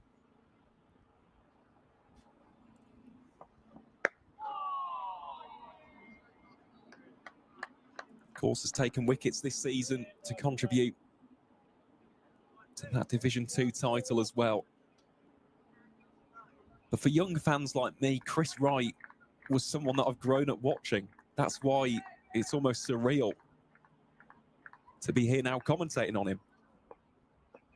It was him, it was Keith Barker, it was guys like Darren Stevens who captured my love of county cricket.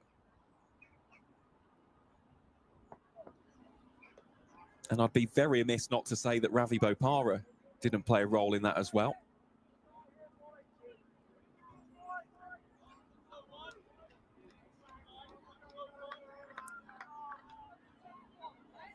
I think there'll be a lot of people up and down the country who next season they'll be very, very sad not to see Chris Wright's name on a team sheet. And I'll certainly be one of those.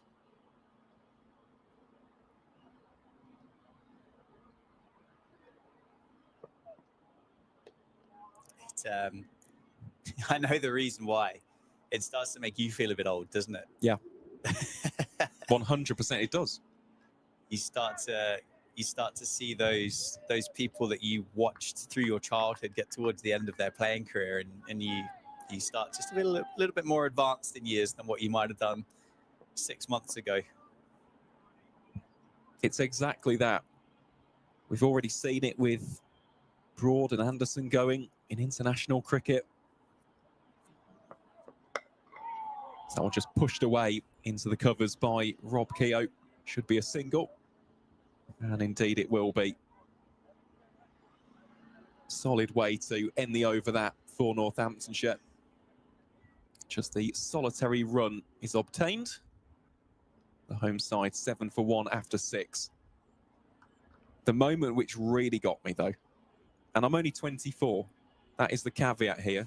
Say only, that might be old to some people tuning in, but I'm only 24, but it was in 2022, watching George Maddie debut. And for those who don't know, George Maddie is Darren Maddie's son, and he made his debut as a 16-year-old. And I was thinking, Darren Maddie was one of the first players I remember watching. And here's his son.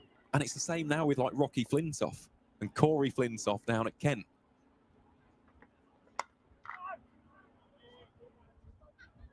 It's very, very surreal. This might be a tough ask, Dan, but have you had a moment like that? Oh yeah, but I'm way more advanced and senior in years than you are. So I think for me it would have been towards the end of the careers for the guys that played in 2005. Would have been those moments that would have kind of hit me a little bit harder than what maybe they should have done. Obviously, you've got the legendary Freddie Flintoff, well, back involved in the game, which is fantastic for English cricket. But both of his sons now professional cricketers for Lancashire and Kent.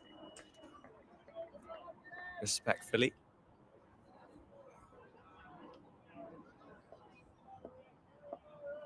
Archie Vaughan as well. Yes. Down at Somerset.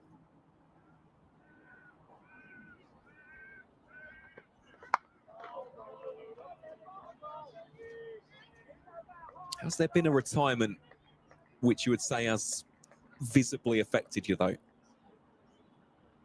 Maybe one more than any others? No, not really. I wouldn't have said so. Obviously, I'm just a bit colder than you. That's clearly it. How about yourself? Is it this one? Is it this of Chris Wright?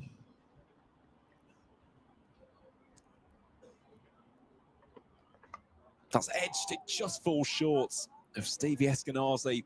Second slip. Keogh just fencing at that one. That's a phenomenal pickup by Eskenazi quietly. He's picked that up one-handed behind a diving Johnny Tattersall and just casually strolled away as if that's something I just do that every day. Great stop. Rob Keogh getting close to he's near a milestone. Rob Keogh. So he'll have been grateful to have seen that one go down.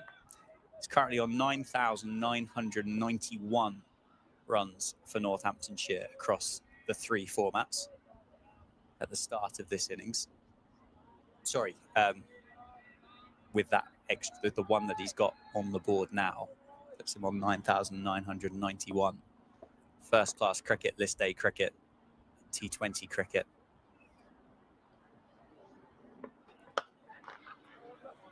That'll chip a few of them off, won't it? 4 for Rob Keogh, backward of point, over pitched and wide from Logan van Beek. And that's Rob Keogh to carve it through the offside, move to 5. Score up to 11. 9,996 runs in a Northamptonshire shirt for Rob Keogh. 6,912 in first-class cricket, 1,987 in List A, and 1,096 in T20 cricket for Northamptonshire.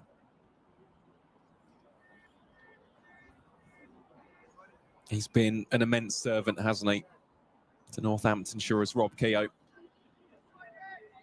Chris Wright it is then for his 4th over of the innings. A few slightly darker clouds just looming overhead.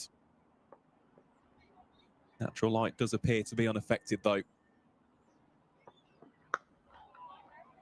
Yeah, I had a look around earlier and I wondered whether we were far away from having the floodlights on, you know? It's pretty gloomy out there, isn't it? Kind of blanketed now.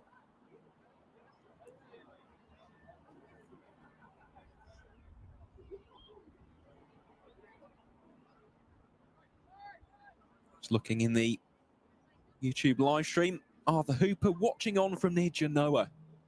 We had Italy this week. I'm not sure if we have. Trying to cast my mind back.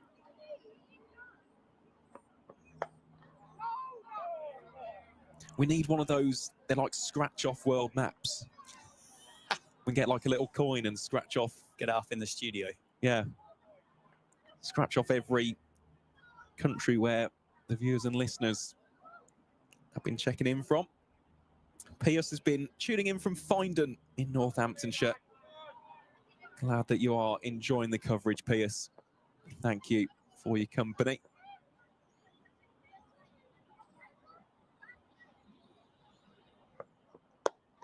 So that one is full and driven firmly. Back to mid-off for no run. Going back to that conversation about retirements, though, I think the one which really hit me hard was Ian Bell's, just because of the circumstances. So for those who don't know, that was in 2020. So you think of everything that Ian Bell gave to English cricket, one of the leading test run scorers in this country's history.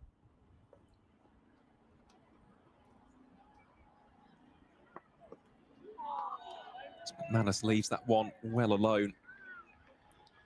And in that season, no fans were allowed. So in an ideal world, someone of that stature and the man he retired alongside, Jitan Patel, deserved a far, far better standoff, or send-off, I should say.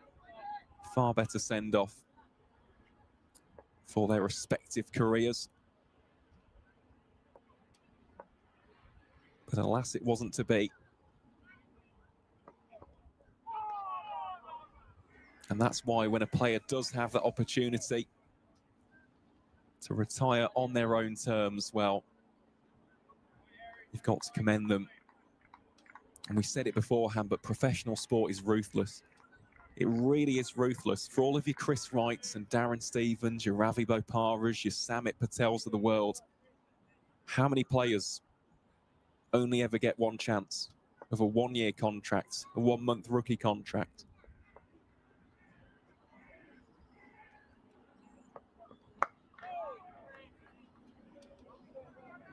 Right. Ends the over with a dot ball. Northamptonshire remain 11 for 1.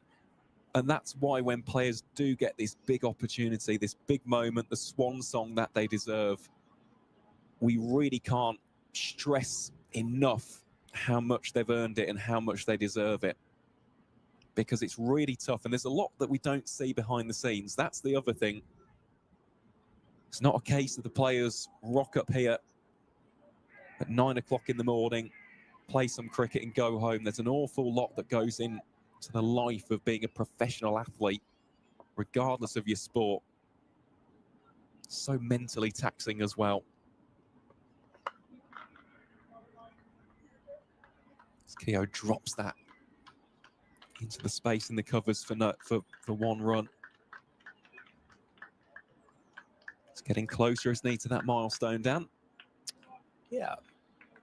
4 away now, although that extended solitary round of applause from somebody makes me think that that previous single, or somebody really enjoyed that drop into the offside for one, didn't they?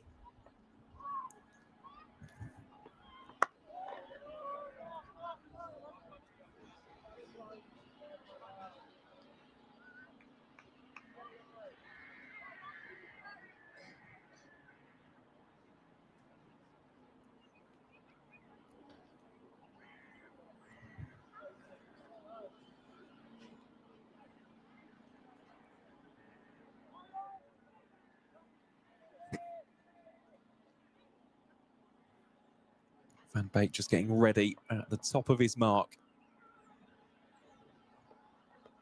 Oh, there's a huge appeal for LBW. Entire slip cordon was up in appeal. Potentially just doing a little bit too much. Was that delivery from the Dutch international? Nice bit of tail back, though, into McManus.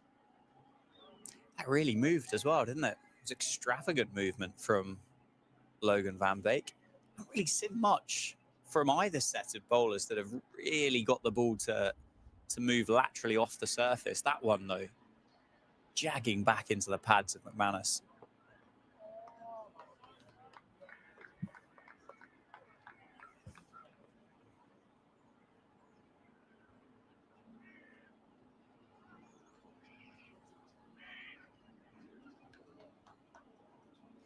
Challenging stuff, this, isn't it?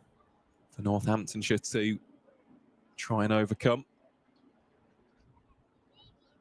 Still very much the same field being implemented here by Van Beek.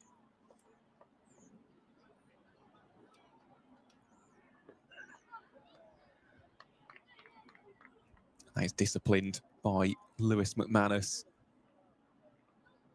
We spoke about his individual feat earlier in the morning session. The first Northamptonshire wicketkeeper to play every single game and keep to every single delivery of a season since 2002. It really has been a credit to the club in 2025. He drives this latest one through the covers. Should be 2 runs. Easy work there between Keogh and McManus. That will be the end of the over. So Northamptonshire now 14 for 1. Still require a mammoth 487 further runs for the victory. Not much of a breeze, though, is there now, Dan? Just looking at those flags. No, we're... it's chilly. It is chilly. There is a bit of a breeze there, but... So this blanket of cloud is... I don't think it's threatening precipitation, is it? But could certainly have an impact on the available light as this day goes on and that sun gets lower and further away.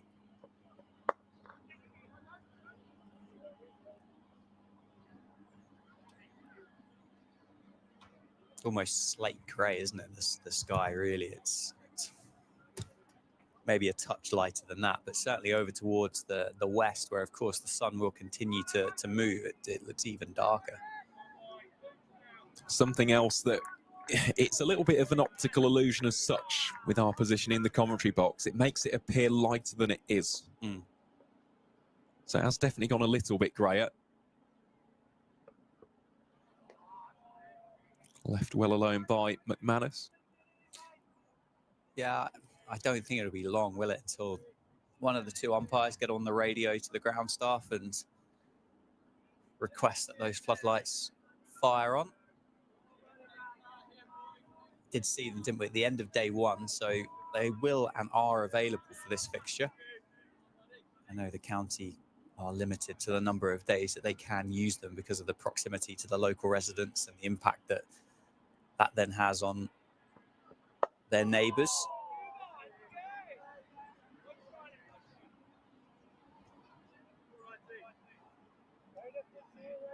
Would you like a really interesting piece of trivia? Always. I've been waiting until day 3 for. Just speaking of the flags, very, very niche bit of knowledge, this. I'd expect nothing less from you, Mr. Viles. But not that flag, because that's the club flag. But the county flag of Leicestershire was the last one of the English counties to be officially registered.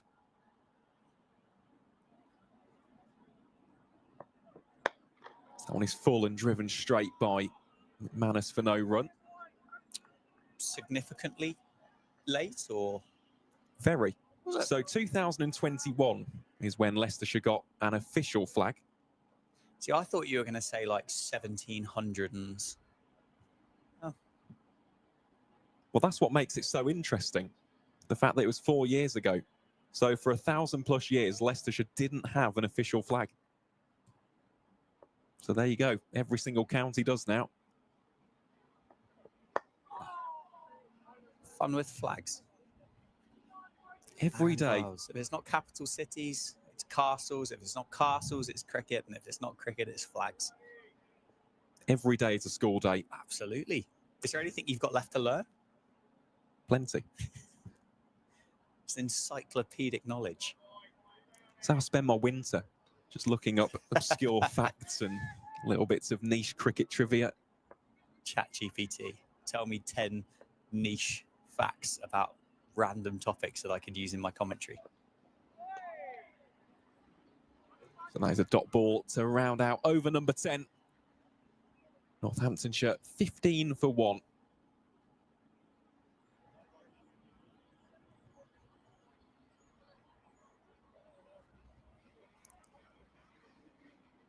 So what was the gap between Leicestershire and the county that preceded Leicestershire? See, that I don't know. Oh, well, you've come with me with half information. Then That's my winter homework. Find it out. If someone in the YouTube chat knows, please feel free to give us a shout. No, I just thought that was really, really interesting, though. Of course, Northamptonshire have had one for a while.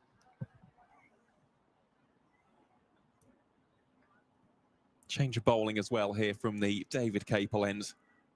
For the first time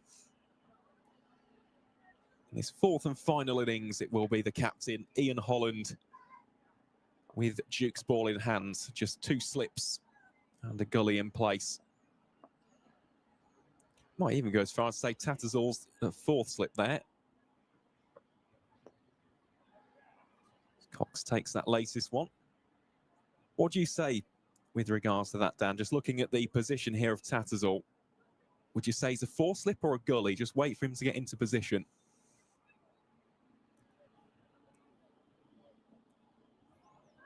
Certainly a 4th slip there. It always looks like it's tough with gully, isn't it? Do you become a gully when you become detached from the slip cordon?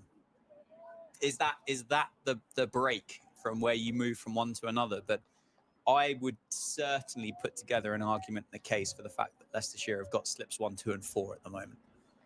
But I could also see a school of thought where if you're not shoulder to shoulder to your next slipper, you suddenly turn into a gully. I'd say 4th slip.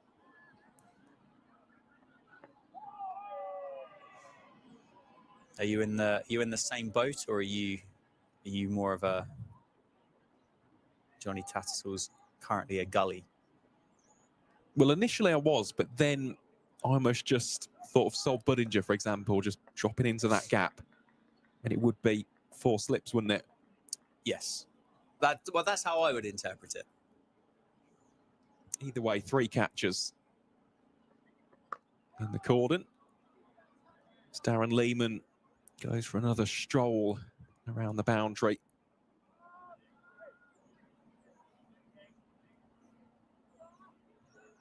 He's been treated to some glorious weather for his first year in charge here at Northamptonshire. It barely feels like we've missed a day of cricket this summer, particularly here in Northampton.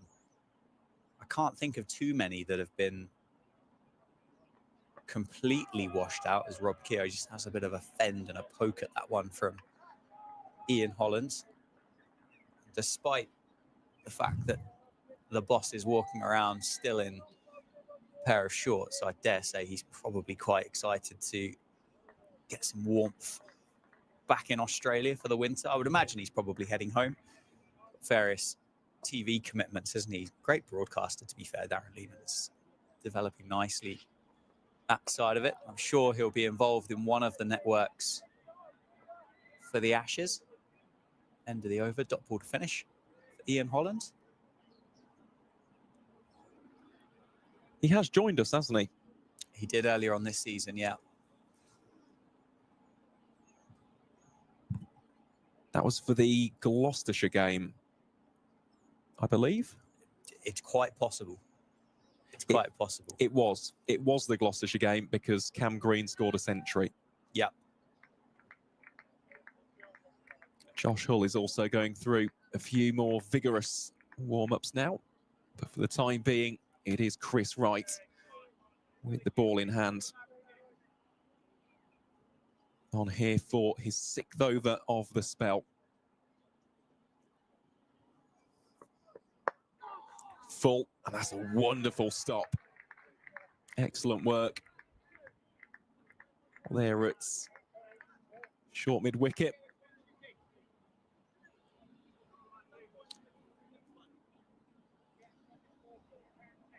Slow to get up there, wasn't he? Liam Travaskis got a bit of a hobble on. It's a great stop though. Full length dive. Leicestershire just turning the screw, aren't they? 15 runs off 11 overs. Make that 90. It's a long chase out there, isn't it, for Sol Budinger? But as you said, Dan, that will be 4 runs. Just relieves a little bit of pressure for the Tudor Rose. Prior to that, though, Chris Wright's economy was 0.4 per over. Had bowled 5 overs, 3 maidens, 1 wicket for the cost of just 2 runs. Quite remarkable stuff. That has just taken a little bit of a dent, though, after that latest shot from the Northamptonshire captain.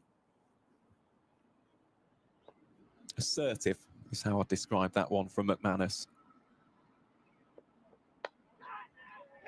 Well, shouts of catch, and it's gone straight to Sol Budinger at backward points. Chris Wright's fairy tale continues, and he's not finished just yet. Lewis McManus, the Northamptonshire captain, chipping it straight into the hands of Sol Budinger, and Northamptonshire have lost their second. The home side 19 for 2 in the 12th over. Well, that is a huge loss. The captain, the leader, the opening bats gone for 7. 501 now looks like a Herculean task of truly epic proportions. We do believe it will be James Sales coming in at number 4 as well. Just making his way down the steps of the dressing room there. What a spell this has been from Chris Wright. Dismissing both opening batters. Arish Bachake dismissed for 1. And now he's got the big fish. The leader of this Northamptonshire batting unit.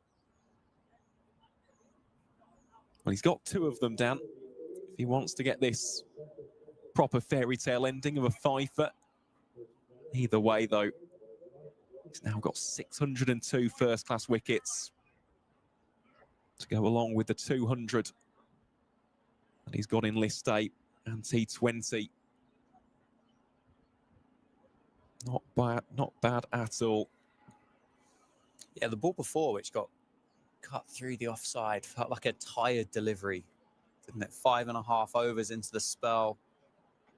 Forgive a little bit of a drag down, which was cut away and punished by Lewis McManus. Then Chris Wright straight back on the money, the ball afterwards. McManus kind of leaning backwards, not really committing to that front foot. Ends up getting a thick outside edge. Just spoons up for the simplest of catches by Sol Budinger at point. Almost hung for an age in the air, didn't it? As it drifted towards the Leicestershire man on the offside.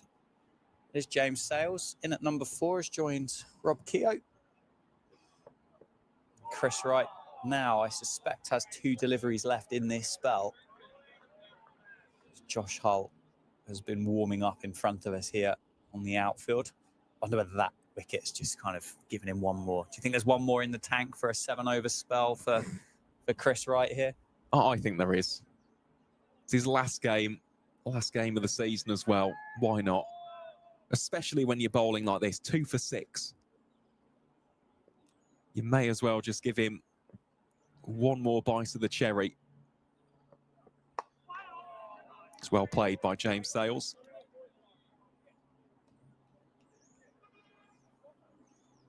This now is a very difficult task for Northamptonshire. After this over, still 12 remain in the afternoon session. Something tells me that Leicestershire are going to continue to apply the pressure.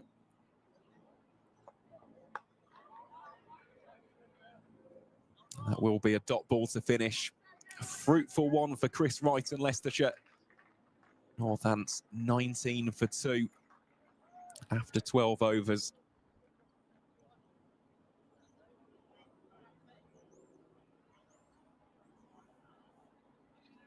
Appears as though we'll also have a result at Trent Bridge today.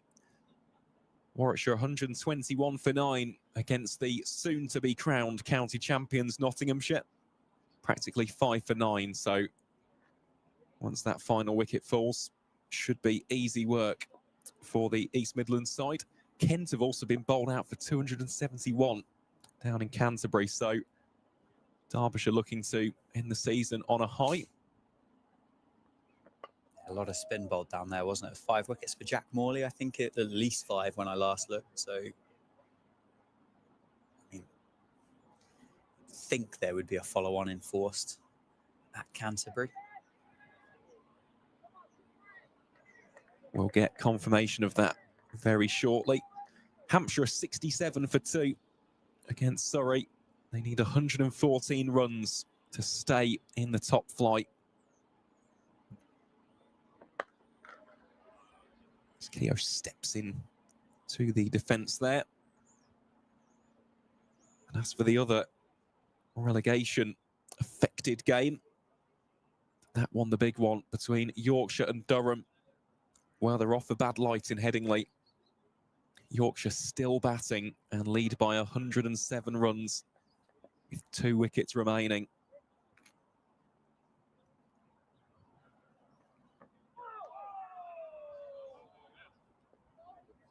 So, barring a Hampshire collapse, it does appear as though Durham will be joining Worcestershire in Division 2 come the start of the 2026 campaign.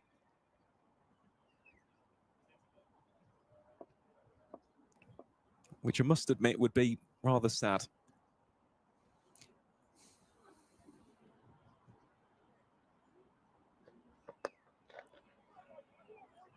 The one taken for Rob Keogh. Popping that to the right of Chris Wright. Moving to 8. 2 away now from that milestone for Rob Keogh. Yeah, it's interesting that, isn't it? And I don't disagree with the point that you made that it's sad. But that's the nature of it, right? And that goes for any team as well, doesn't it? Of course You mentioned obviously about Hampshire and you went, well, it would be sad if that was the end of A.D. Birrell's stint. Yorkshire. I mean, to be fair, you haven't said as much about Yorkshire. Maybe you'd be less sad if Yorkshire got relegated. But you know what I mean. It's unfortunate, but that is the nature of that promotion and relegation spot. Worcestershire, yeah, it's a shame to see them go down, but they've been so far off the pace this year.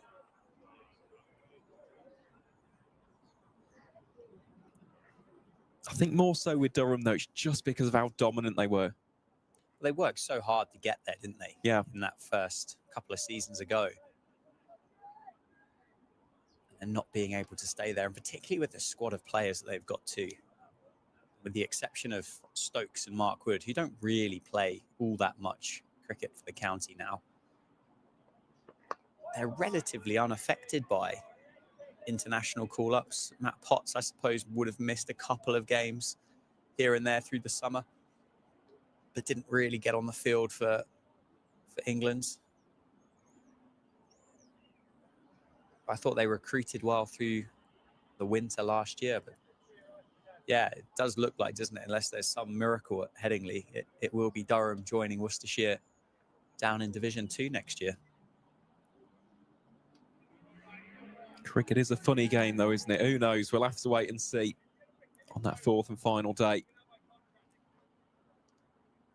And as we theorised, it will be Chris Wright's to have a 7th over. Bowling up first here to Rob Keogh. Just goes beyond the veteran seamer. I suppose in hindsight, was a little bit of a mute point by myself, because it's sad for anyone, isn't it? Yeah, and I wasn't trying to call you out on it either. It's No, of course not. It's at the end of the day, it's the beauty of competitive sport, right? Of course it is. And it kind of links back to what we spoke about this morning with regards to thoughts on a playoff or a promotion and relegation to... Oh, that is an absolute beauty, Chris Wright. There's 2 types of leaves, and Rob Keogh has just played a great one. That is very, very close to the top of off stump. And I know there's been various conversations and reports and reviews into the structure of first-class cricket in England. Personally, I would hate it to end up to be a closed club.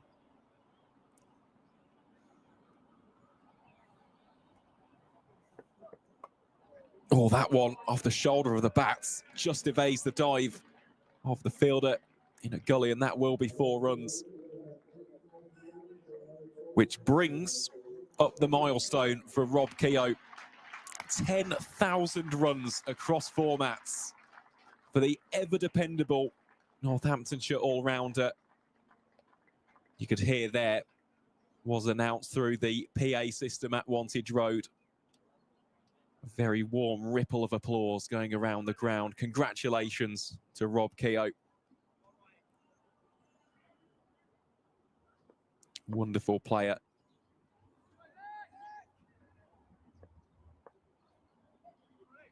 Straight back to business, though.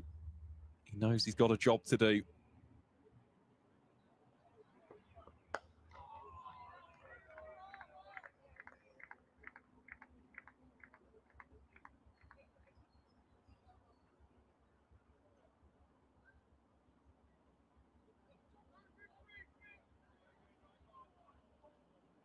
Feels like a pivotal end to the session, though, doesn't it, Dan? In the grander scheme. If another 2 wickets fall.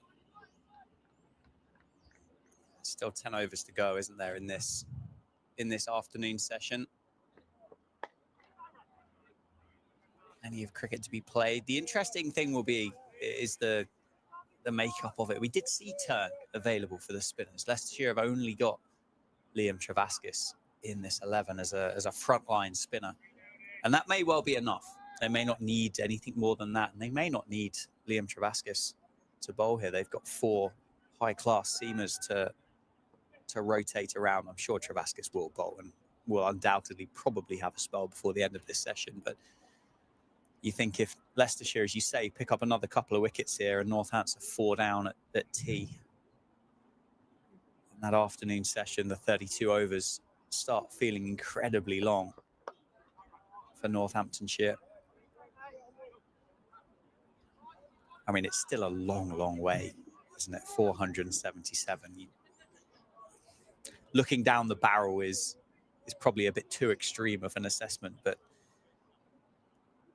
it's going to take some doing, isn't it? I mean, that's going to take multiple hundreds, potentially a double hundred, and the mentality and mindset to still be batting tomorrow evening as well. It's a long, long way. Whatever happens, if Northampton are going to get close, it's going to take a lot of time. They've got it. There is a minimum of 138 overs remaining in this fixture between the 2 sides, with today and tomorrow.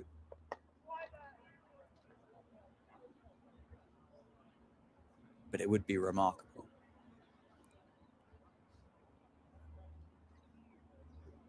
At this stage. So 14 overs have been bowled in this innings. The score is 24 for 2. Both openers removed by Chris Wright. 7 overs, 3 maidens, 2 for 10.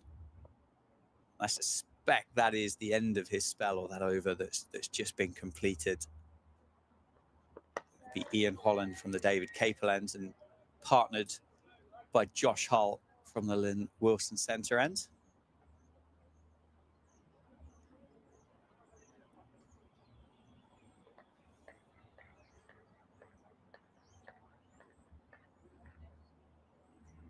Similar to how Northamptonshire's innings started yesterday, 14 overs bowled by Leicestershire, 6 of which have been maidens. Sales just turns that one off the hip through square leg. There'll be a long chase down there. I think the ball's going to win. It does. How well did James Sales times that one through the leg side? Beat 2 fielders converging on it. Runaways for 4. Definitely picks up plenty of velocity out there. Just to go back to the rest of Division 2, we did say we'd get confirmation of whether or not there had been a follow-on in Canterbury. Derbyshire have enforced it, and they've got a very early wicket. Ben Dawkins gone for a 2-ball duck by guess who? Lewis Rees. The division's leading wicket taker strikes again.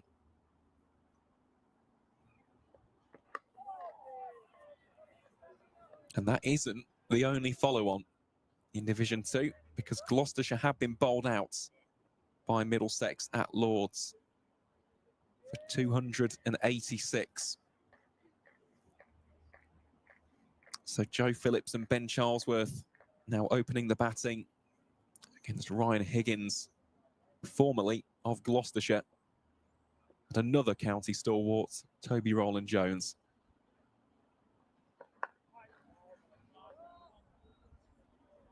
Who should have been in that previous conversation as well. He's another one who throughout the years, you always just see Toby Rowland-Jones's name.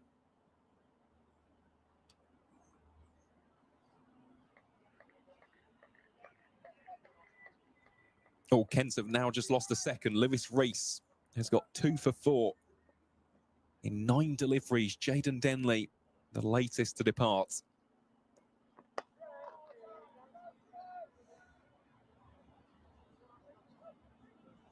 I think there'll be a few there at Kent. Will be quite glad to see the back of this season, don't you? A tough time of it at Canterbury. Started off so well here at Wantage Road. Dominated Northamptonshire. Keith Dudgeon with one of the best spells of bowling I've ever seen live.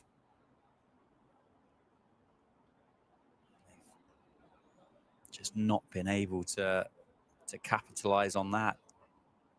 New leadership for Adam Hollyoake.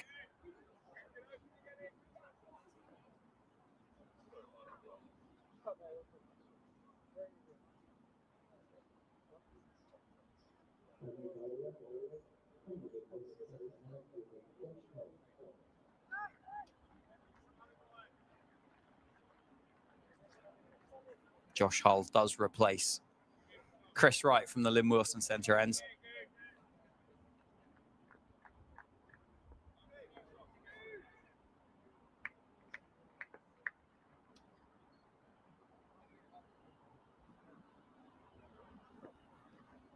Leg size. Keogh can't quite catch up with that one.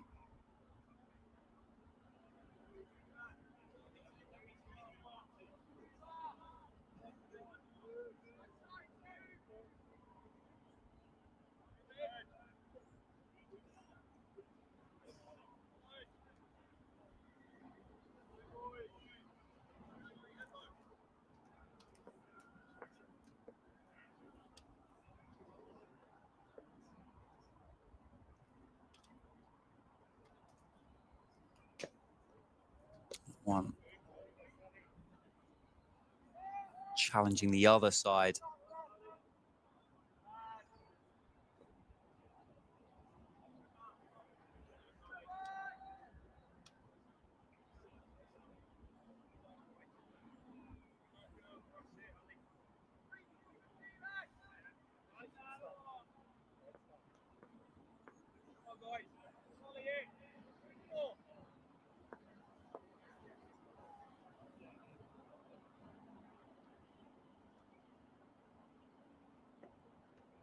Oh, play and a miss by Rob Keogh. Lovely shape on that from Josh Hull. Swinging the ball back into the body of Rob Keogh. Invited to play the drive. Slip cordon just been weakened a fraction now that Josh Hull has replaced Chris Wright. It's got 2 catches in there now. Rishi Patel at first slip and Eskenazi at second. And Johnny Tatasaw has just provided a bit of cover in the covers. 3 men on the boundary. That's a full toss, which has beaten absolutely everybody, much to Rob Keogh's amazement. Slipped out the hands.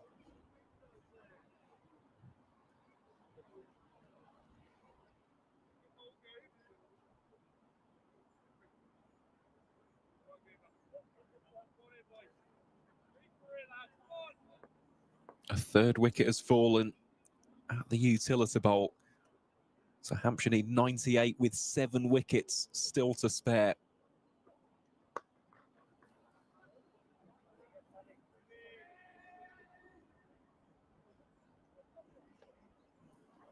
Appears to be a trial by spin as well. Rahul Chahar has got 2 for 19. Dan Lawrence has also got 1 for 23.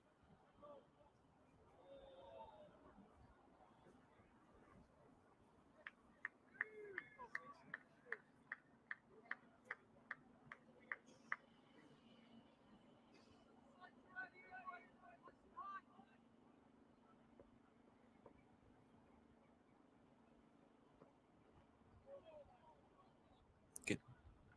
Oh, I was going to say good take by Ben Cox. It's gone through everybody. Again, another full toss from Josh Hull. It's hit one of those wicket ends and just rolled along the floor. Maybe Ben Cox at the end of the season taking a bit of evasive action on it. But it has gone through, gone down to the boundary for 4 byes. 33 for 2 after 16. Helmet's been run on for Ben Cox. Potentially Ian Holland's at that right pace for Cox to be able to stand up to the stumps. And I think that's exactly what he's about to do.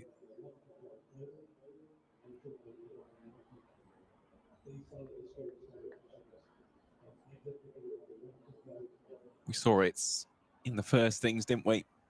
Against Rob Keogh. Someone who does like to just shuffle a little bit against a player of Ian Holland's pace. So I think this is a smart decision by both keeper and bowler, just to nullify that option.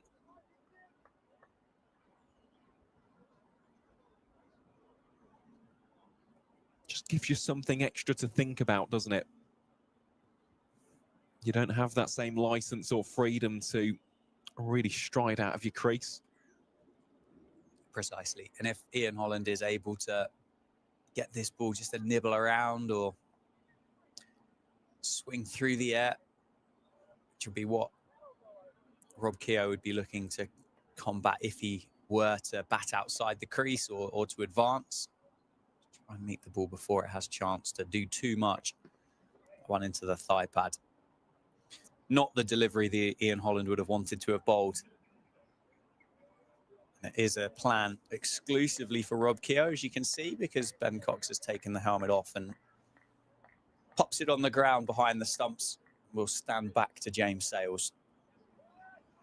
Sales is 4 off 12. Where the time passes, he's already been in the middle for 21 minutes. 33 for 2. Holland just trying to run that back into the pads of Sales, who does get bat on it. Well, there's still so much time, isn't there, in this game?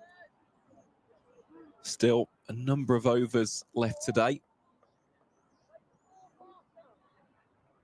Just see it out to stumps on day 3. In a somewhat healthy position, and who knows? That is the first marker here. And it boils down to these two. just see out the afternoon session, get to tea with minimal damage to that wicket column.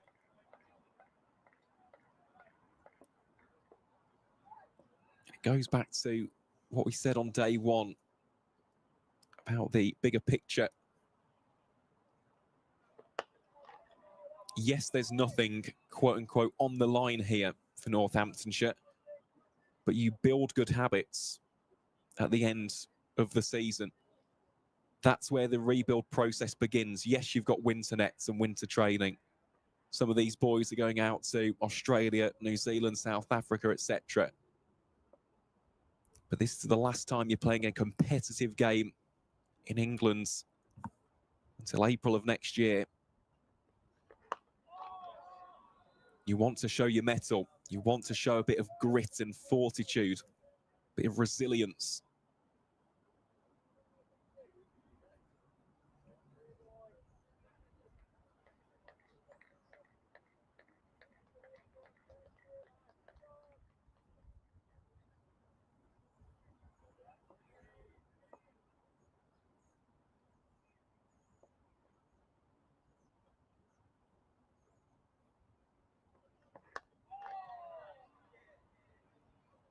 And personal pride as well, isn't there?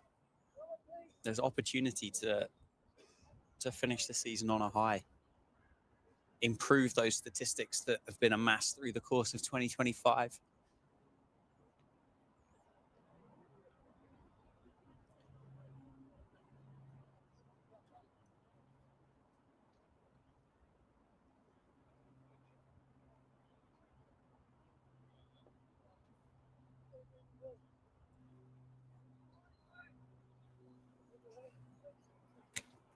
Will be a continuation of Josh Hull's spell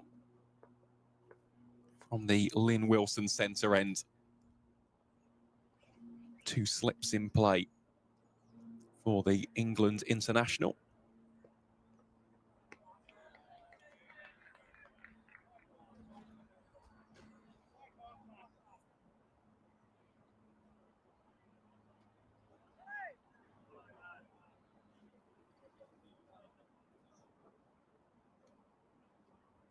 Fielder back at long leg. I think that's Chris Wright down there, actually. Deep third in place as well. So too is deep backward square leg.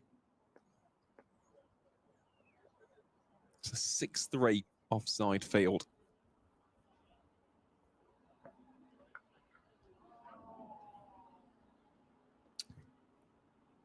Well, they've been immaculate through the course of the game so far.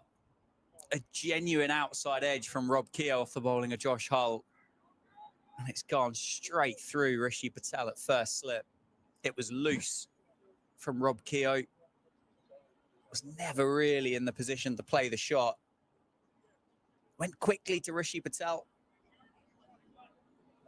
Slow to react, and it just went straight through Leicestershire's opening batter.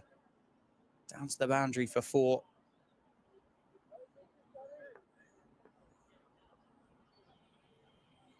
Uncharacteristic of Rishi Patel. Short ball down the leg side, and appeal for caught behind by Ben Cox, but I think that was more out of optimism than anything else. The umpire at square leg there has just indicated to the ground staff that they want the floodlights on as well. It's not just the batters, is it, that the umpires have a duty of care for? It may well be in defence of Rishi Patel that for whatever reason didn't quite pick it up because of the gloom, or it may have come from a dark spot in the ground down here at long on. Rob Keogh gets a life. Gets a life on 13 as well. That was so regulation that I had expected to have just seen Rob Keogh turn and walk off at that point. Just burst through the hands, had 2 hands to it. And I'm still not quite sure how, with the body behind it, it ended up at the boundary for 4. Same here. And I know we're saying it's uncharacteristic of Rishi Patel to drop that, but I was surprised that Keogh actually went for the shot in the first place. It's been very tight and disciplined up until that point. That's a beautiful cricket shot. Finds the middle of the bat this time. Beats the dive of Budinger at backward point and races through the offside for 4.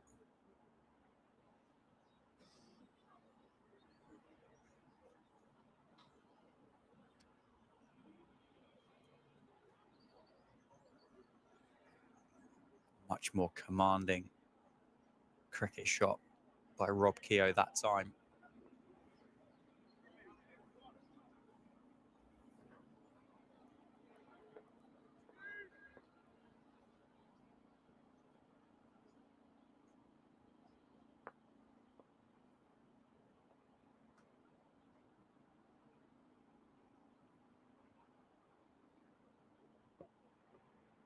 Down the leg side, and again appeal for caught behind by the keeper Cox.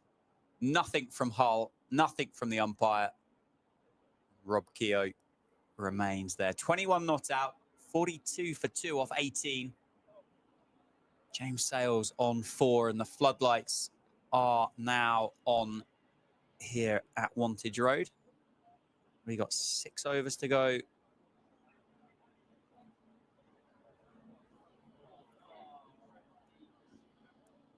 Before the tea break.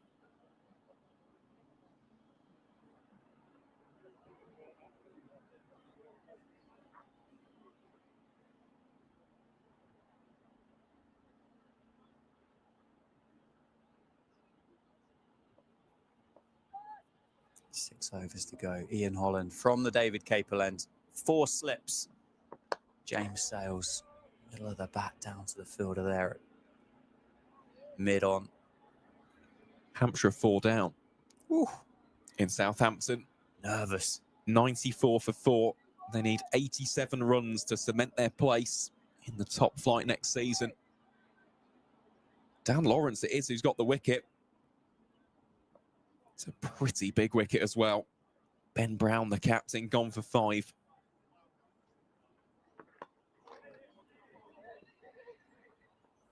Well, he would have been gone. Rob Keogh gave up the ghost. It's a shy at the stumps from Lewis Hill. Keogh was caught in no man's land. Everybody held their breath in anticipation. But the ball did not connect with the stumps.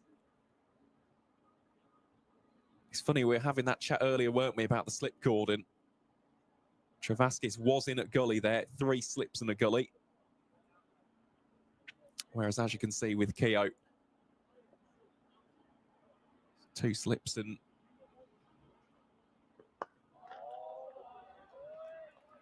tatters all. They're a slightly wideish 4th.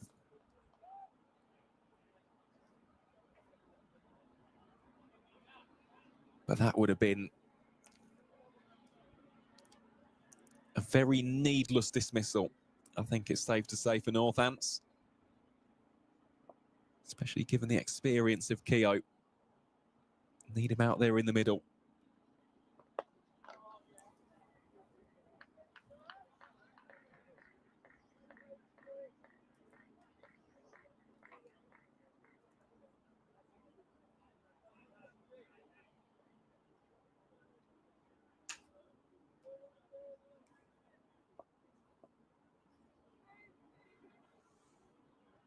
Yeah, as you've said a number of times, it's these two, isn't it, really, that they have to get through to tea for Northamptonshire.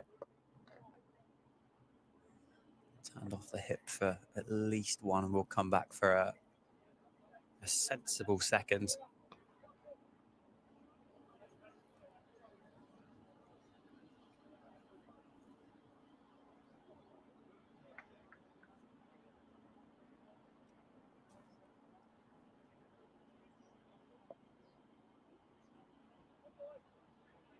They are back underway at Headingley as well.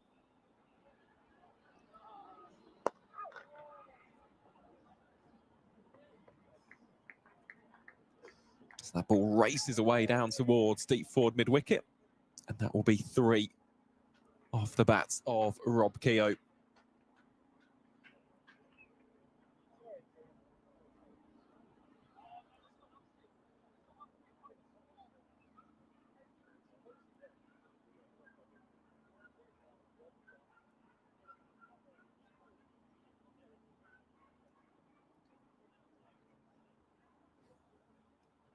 So going back to that game up in Yorkshire. Yorkshire 455 for 8. So they lead Durham by 109 runs. Jordan Thompson going nicely on 40 not out from 83.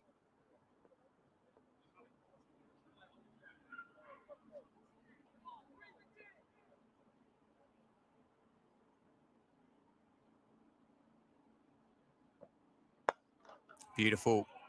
Rob Keogh leans on it through the offside, through the covers, and the ball does eventually cross the boundary rope, overpitched by Josh Hull.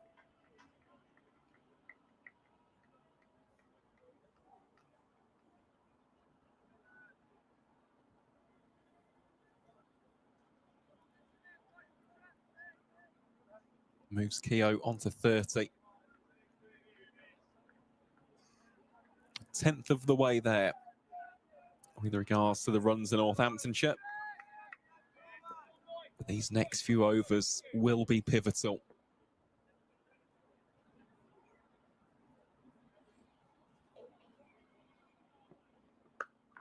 Extra bounce that time. Keogh on the tiptoes, rise it, drops it into the offside. No run. 52 for 2. Kent are now 3 down in Canterbury. Lewis Rees has got a third, 3 for 5 from 3.1 overs. Goodness me, what a season he's had.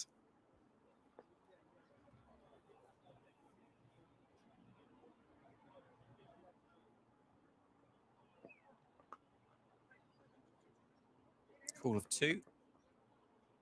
Now settle on just the single.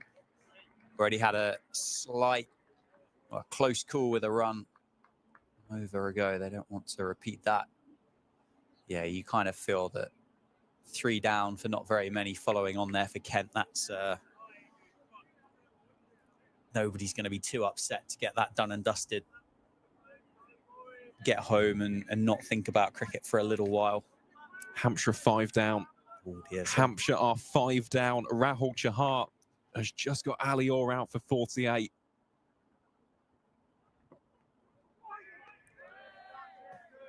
Drama. So what's the equation there? 5 down, 5 wickets remaining. What do they need? 85 runs. And then if they lose, then that game at Headingley becomes a lot more interesting, does it? Or does the draw survive? The draw secures Durham's status. And in which case, then the draw certainly looks favourite at Headingley, doesn't it? Precisely that. Goodness me. Well, that one could be tense. Very, very tense indeed. Josh Hull bowls here too. Sales hangs the bat out. Not sure that's the correct shot at this stage of the session. Just looking at the remainder of that Hampshire batting unit, still got Liam Dawson, James Fuller, Washington Sundar, former Leicestershire loanee in Scott Curry, Kyle Abbott and Brad Wheel. Feels like a lot rests on Liam Dawson's shoulders, doesn't it? Certainly does. Certainly does. One, oh, beautifully played. Off the pads for a single for James Sales. Well, certainly the floodlights have made a bit of a difference out there, haven't they? The grass now has a bit of a shine to it, almost an emerald glow to the outfield. You can see from our elevated vantage point those shadows, can't you, at the feet of the players casting off in the various different directions from those floodlights. Wouldn't have said it's got darker out there. But the important thing to remember, not only the safety of those players, but it's at the point that the umpires deem the artificial light to have taken over from the natural light. Thankfully, I don't think we're at that stage, because you can always tell It's the X shape, isn't it? You can see. Well, certainly not now, but I think unless something changes dramatically, I'm not convinced we'll be here up till the scheduled close of play this evening. That is a very good point. I have just looked at the weather as well. I don't think it appears to be getting any less overcast.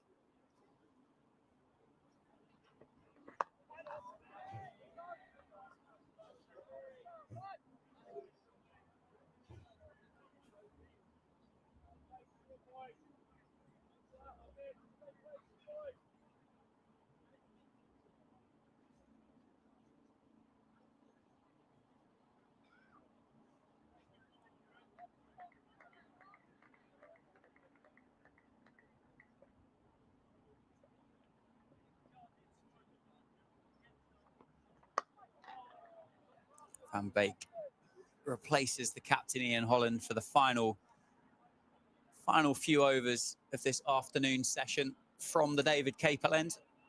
Bit of extra pace. Ian Holland, 5 overs, 2 maidens, none for 11.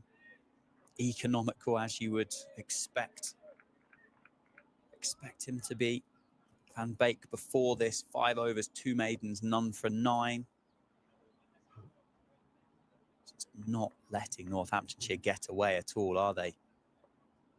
7 maidens bowled in the 20 overs of this innings.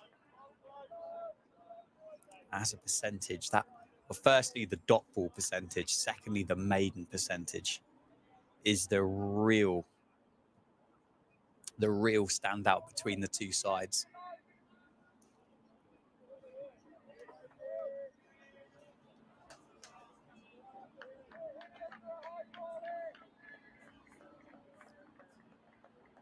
A 9th wicket has fallen at Headingley as well.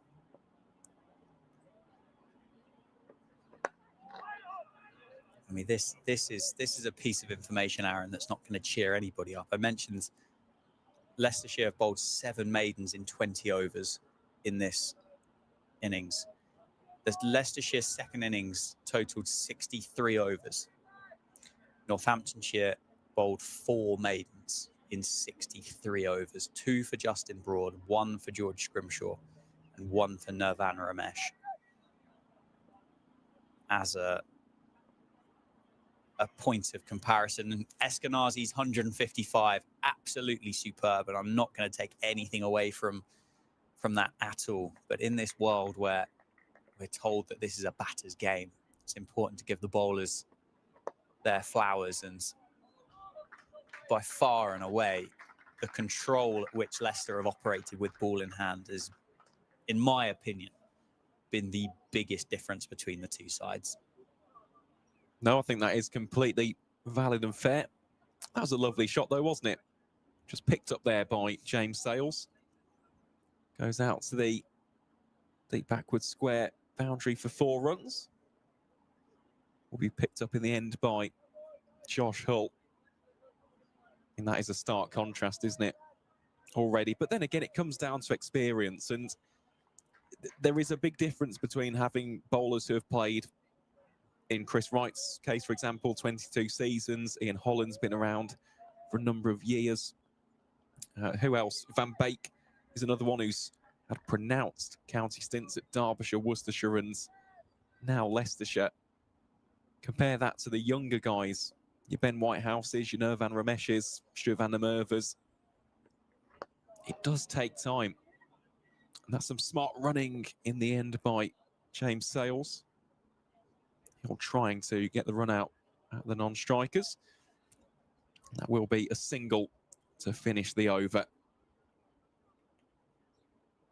So for these two, it's just a case of surviving until tea.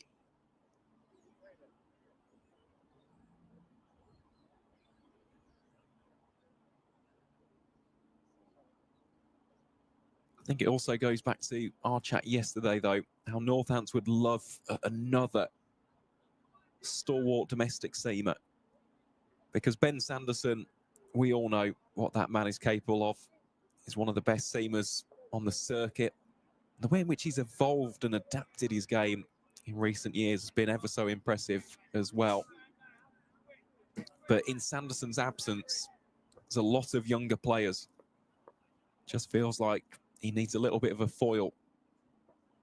Yeah, well, Northamptonshire weren't really able to replace and fill the boots of Jack White from 2024. He left Northamptonshire, opting to head further up the country to Yorkshire, and has done incredibly well for Yorkshire across the course of the season. I don't think anybody from Northamptonshire would be surprised at the success that Jack White has had for his new county.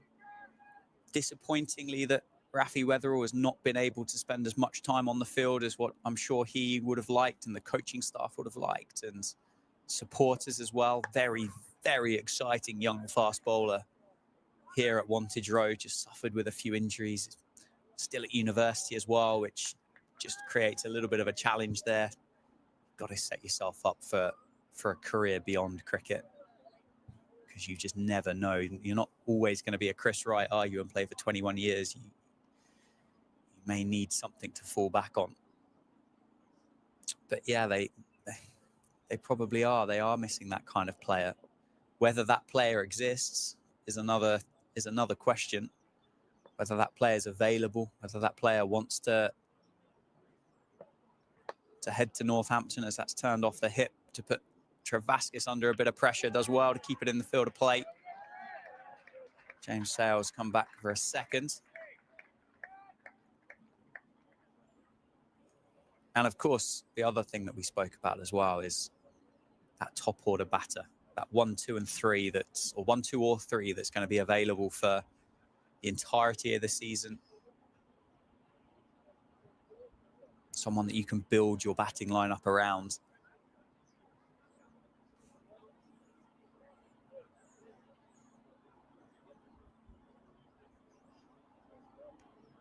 We'll have to wait and see, won't we? I imagine it will be a somewhat busy off-season, though. Short ball. Very short as well, as James Sales ducks underneath that one. Yeah, I always find the whole contract or transfer or whatever you want to describe it, conversation amongst cricket, fascinating, generally speaking, because it doesn't operate in the same way that other sports do. There's no real rumour mill, is there? There's nobody camping outside training grounds to see who's going to turn up. There's no defined window that generates the hype and the activity that it would do with regards to football. More often than not, it's deals done at the end of contracts rather than midway through. Well, nicely played in front of square that time. Should be another couple for James Sales. It's more of a, if it's midway through a contract, it's more of a compensation payment, isn't it, rather than a transfer fee? But I suppose really it'd be a job for the recruiters at Northamptonshire or coaching staff or captains to potentially look at those players that would be considered to be blocked at other counties. Ones that don't necessarily walk into the first 11 for all 3 of the formats, and offer a carrot and say, well, you come and play for us. You'll be playing 3 formats. You will make our first 11. Look at Calvin Harrison, for example, spent a lot of time here on loan and did really well. I think did he finish with 36 wickets in Division 2? Yes, he did. For Northamptonshire through the course of this season. Spent time here. It wasn't it was a solitary loan spell, but they were all short-term deals kind of linked together. But you look at someone like Harrison, I'm not saying that he would be available at Nottinghamshire, but Northamptonshire batted him at 3 for a lot of it. Gave him plenty of overs.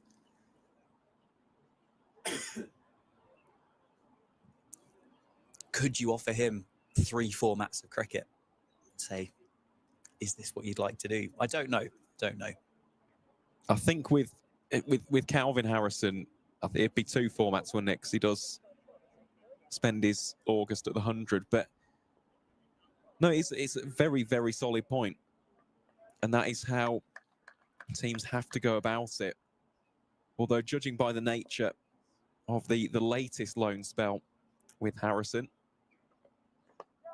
I think he is very much in Nottinghamshire's plans. Because if that was a loan until the end of the season, maybe you could see a future transfer coming up. But the fact that Pete Moores just straight up came out and said, right, we want Calvin for the end of the season, suggests that he's very highly fancied at Trent Bridge.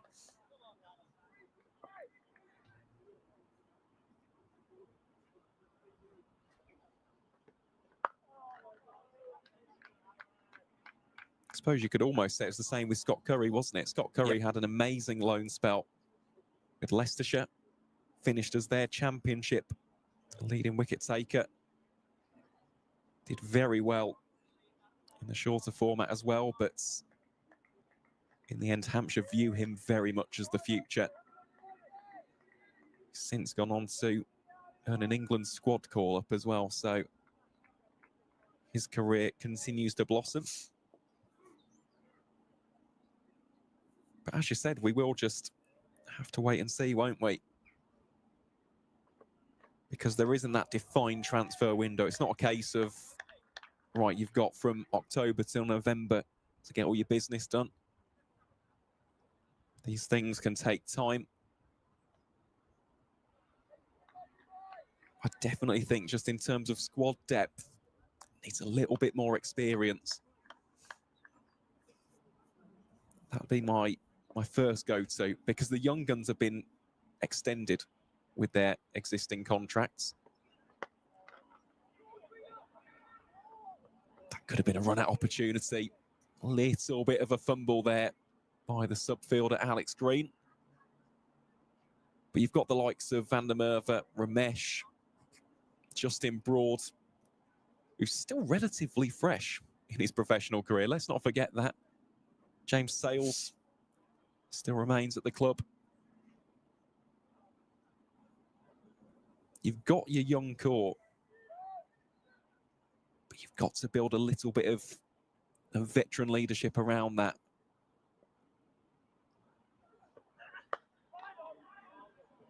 And in white ball cricket, as we've seen in the T20 Blast, that exists, doesn't it, for the Steelbacks? Because you've got the presence of a Ravi Bopara and a David Willey to complement your Ben Sanderson and your Luke Proctor. That would be my archetype.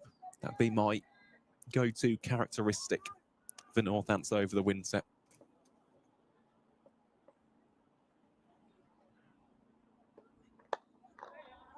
Driven on the up by James Sales through the offside. Not timed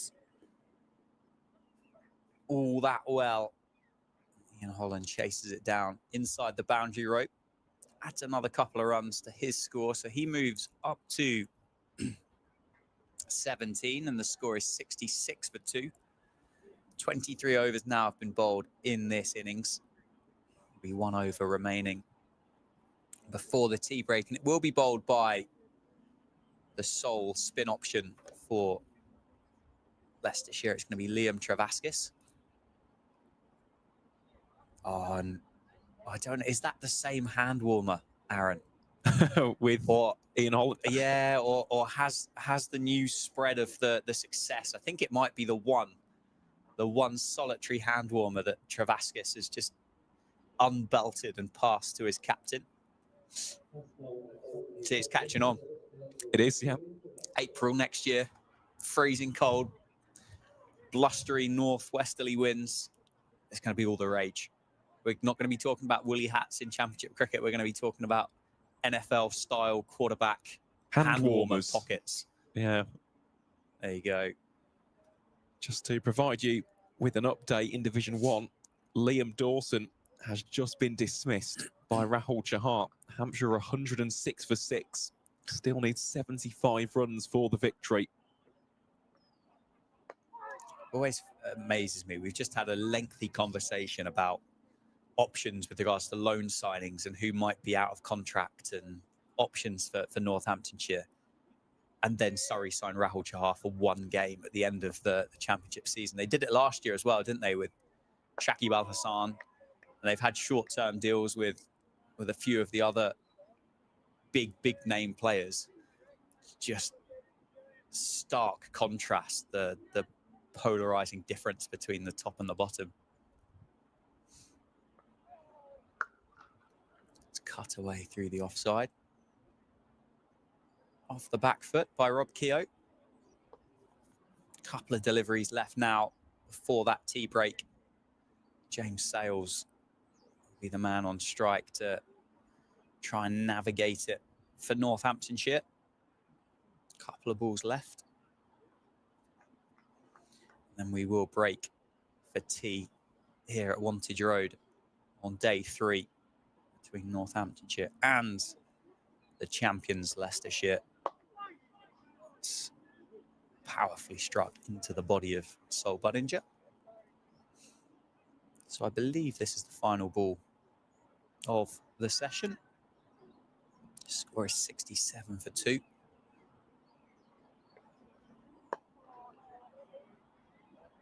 Got one more. My ability to count has let me down. We've had 24 overs in this innings so far as well. It's a blistering 50 by Ben Cox after lunch to set up that total of 500. 501 for Northamptonshire. 2 breakthroughs, both falling to the evergreen Chris Wright in his final appearance on a professional cricket field. And that is indeed tea. 24 overs done then. The score is 67 for 2. It'll be James Sales and Rob Keogh resuming for Northamptonshire in the evening session. And, you and I, Aaron, we'll take a breather and we'll be back in about 20 minutes for the start of the evening session.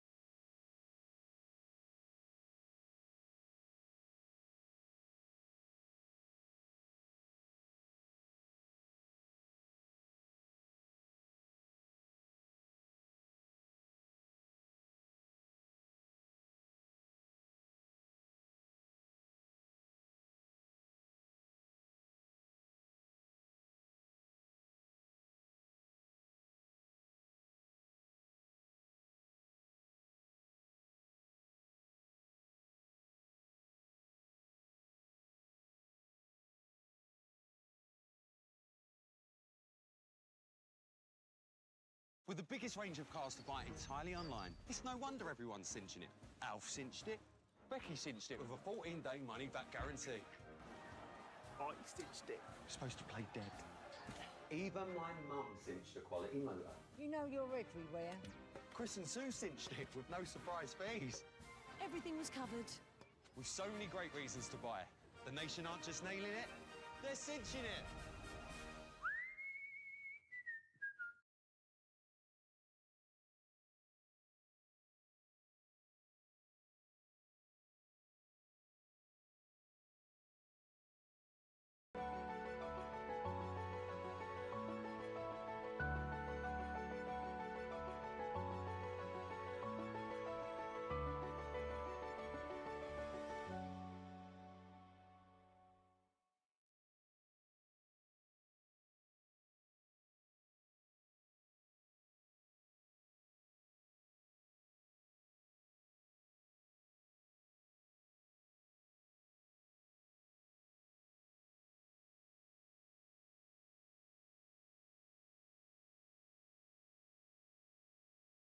With the biggest range of cars to buy entirely online, it's no wonder everyone's cinching it. Alf cinched it.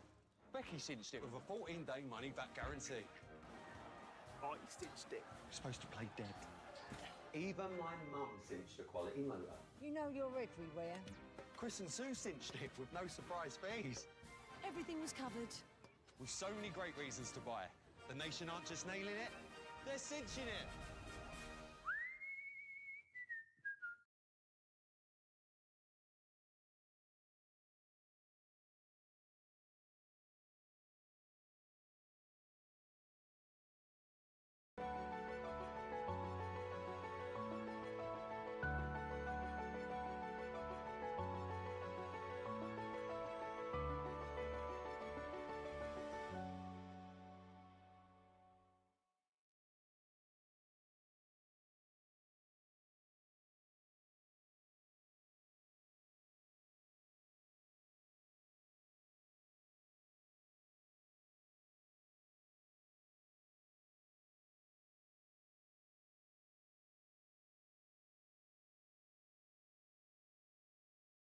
With the biggest range of cars to buy entirely online, it's no wonder everyone's cinching it. Alf cinched it. Becky cinched it with a 14-day money-back guarantee. I cinched it. You're supposed to play dead. Even my mum cinched a quality motor. You know you're everywhere. Chris and Sue cinched it with no surprise fees. Everything was covered. With so many great reasons to buy. The nation aren't just nailing it, they're cinching it.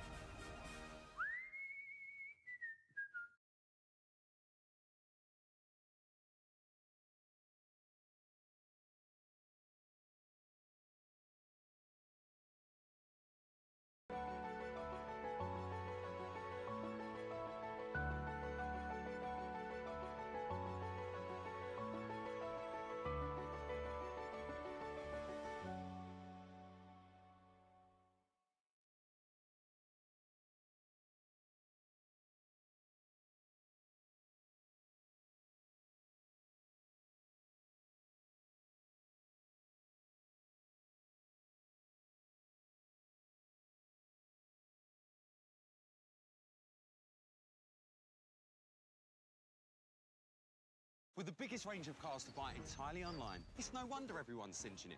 Alf cinched it. Becky cinched it with a 14-day money-back guarantee. I cinched it. You're supposed to play dead. Even my mum cinched a quality motor. You know you're everywhere. Chris and Sue cinched it with no surprise fees. Everything was covered. With so many great reasons to buy. The nation aren't just nailing it, they're cinching it.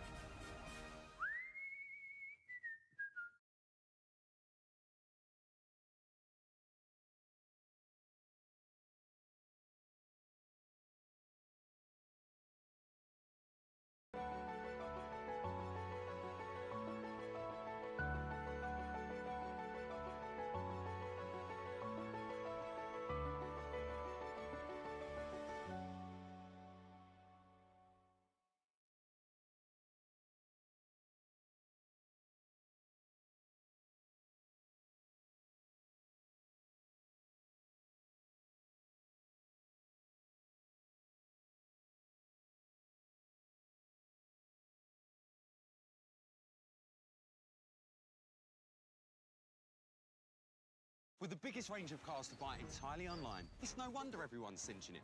Alf cinched it. Becky cinched it with a 14-day money-back guarantee. I cinched it. You're supposed to play dead. Even my mum cinched a quality motor. You know you're everywhere.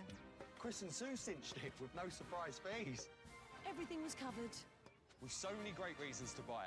The nation aren't just nailing it, they're cinching it.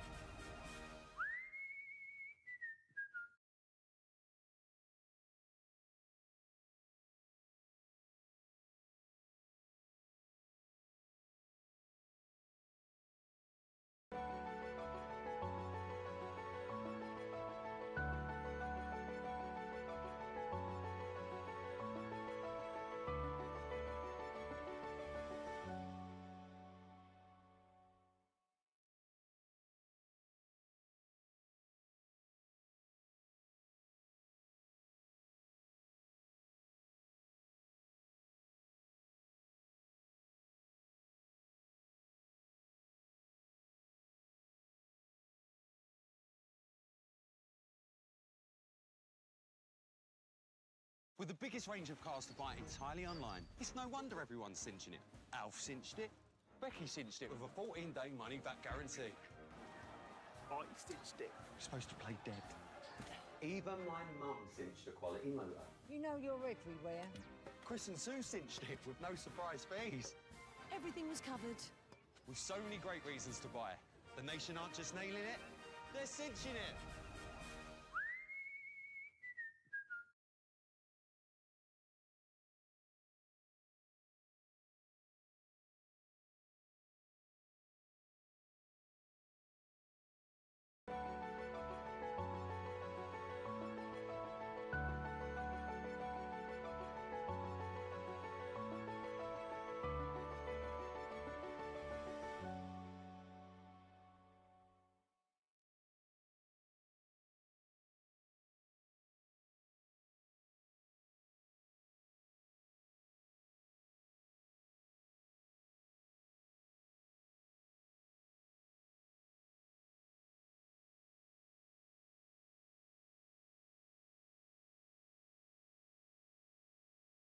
With the biggest range of cars to buy entirely online, it's no wonder everyone's cinching it.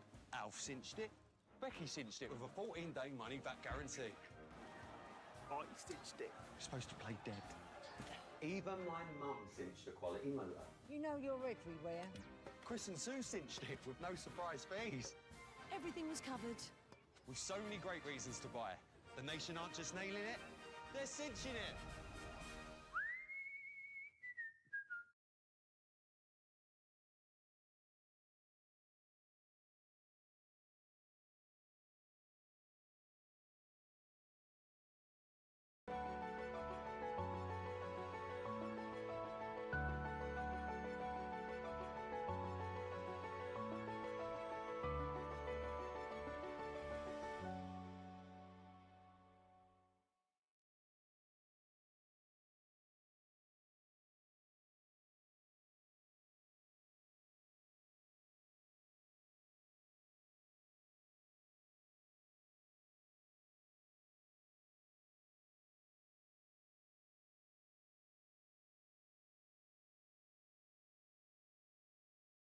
With the biggest range of cars to buy entirely online, it's no wonder everyone's cinching it. Alf cinched it. Becky cinched it with a 14-day money-back guarantee. I stitched it. You're supposed to play dead. Even my mum cinched a quality motor. You know you're everywhere. Chris and Sue cinched it with no surprise fees. Everything was covered. With so many great reasons to buy. The nation aren't just nailing it, they're cinching it.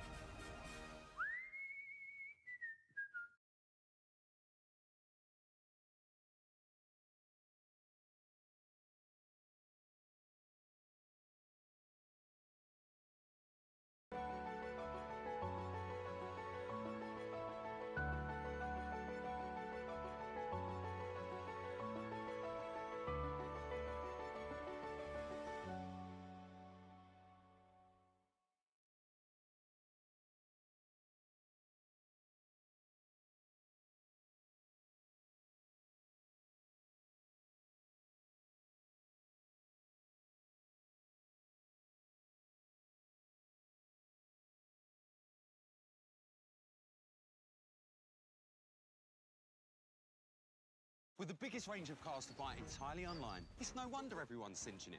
Alf cinched it. Becky cinched it with a 14-day money-back guarantee. I stitched it. You're supposed to play dead. Even my mum cinched a quality motor. You know you're everywhere. Chris and Sue cinched it with no surprise fees. Everything was covered. With so many great reasons to buy. The nation aren't just nailing it, they're cinching it.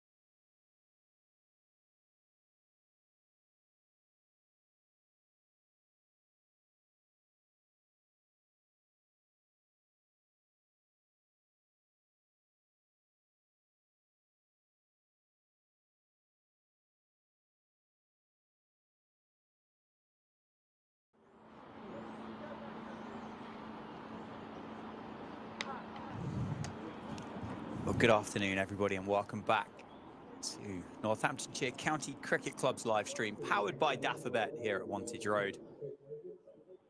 Just about to get the evening session underway here of the final round of Championship cricket between Northamptonshire and Leicestershire. Current state of affairs, Northamptonshire trail by 434 runs with 8 wickets remaining in their second innings. They're 67 for 2. Rob Keogh on strike, he's 33 not out. James Sales at the non-strikers end on 17. 2 wickets to fall, that of Lewis McManus and Arush Uchake, both falling to Chris Wright in that afternoon session. A lot of cricket left to be played in this fixture. And it's going to be Ian Holland opening the bowling from the David Capel end for Leicestershire. The captain. The big concern, Aaron Viles, well, it's the light, isn't it? It is, yeah. We said it as soon as we came back into the comms box. It has gone noticeably darker. And you can see almost the cross of shadows, isn't it? The X shape underfoot of the Leicestershire fielders. We didn't see that in the afternoon session, but already the early stages of the evening session, it's definitely more pronounced and noticeable. I mean, you can see them there. As Ben Cox gets back into position, you can see the shadows beginning to elongate. Of course, we hope that the light does improve, but the forecast does look a tad bit gloomy.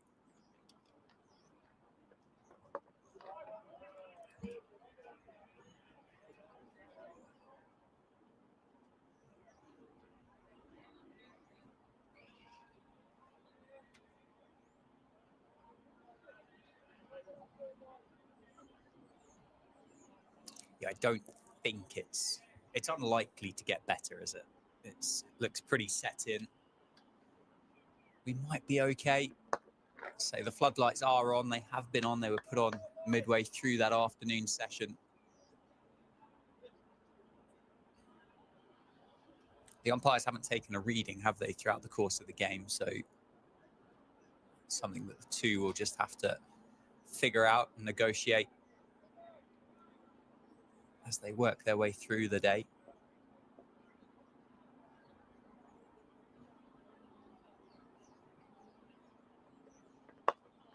Keeper up to the stumps for Rob Keogh.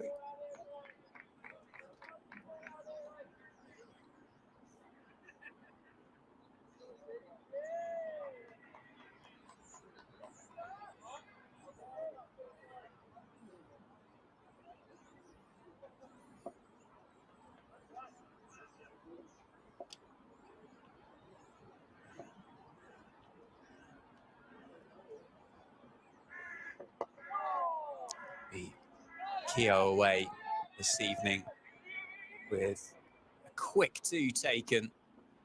Bit of indecision between the two Leicestershire fielders down there on the leg side, just allowing Rob Keogh to come back for a second.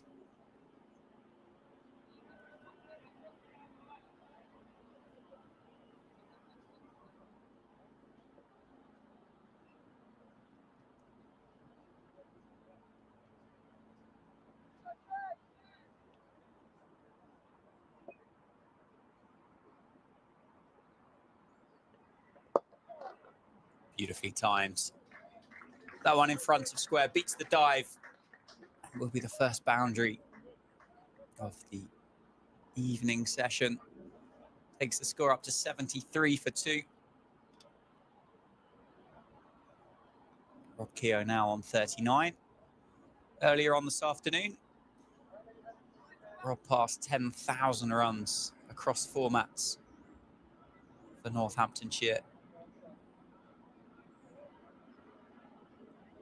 And you can see the pictures on screen just to indicate how chilly it is. Rob Keogh already wearing the cricket shirt, the jumper, potential layer underneath those 3, and has called for an additional jumper to be run out for him.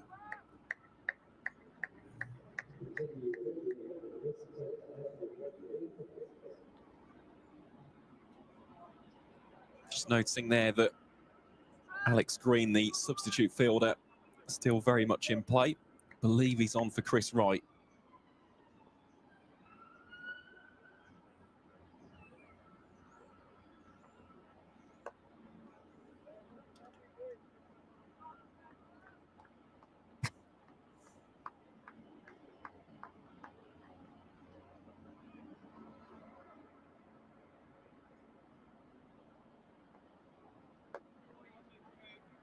Just a 1 over a spin before tea from Travaskis. He continues to this evening session. So if Chris Wright's off the field, Josh Hull, Logan Van Beek, the two other options available to Ian Holland, but elected to go for the spin of Travaskis.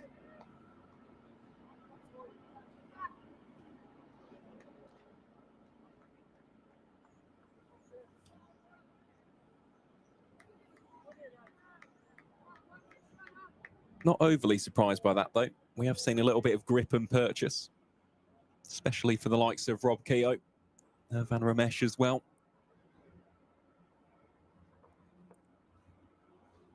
Can Travaskis get another breakthrough?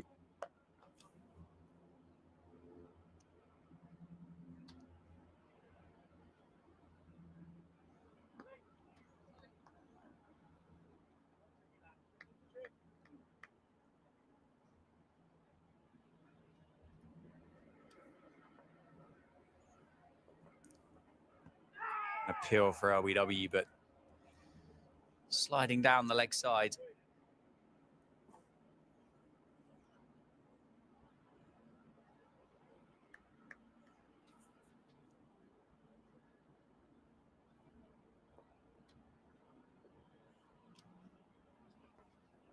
Full toss. Mistimed, but muscled through the leg side. James Sales moves into the 20s, picks up 4, scores 79 for 2 after 25 overs.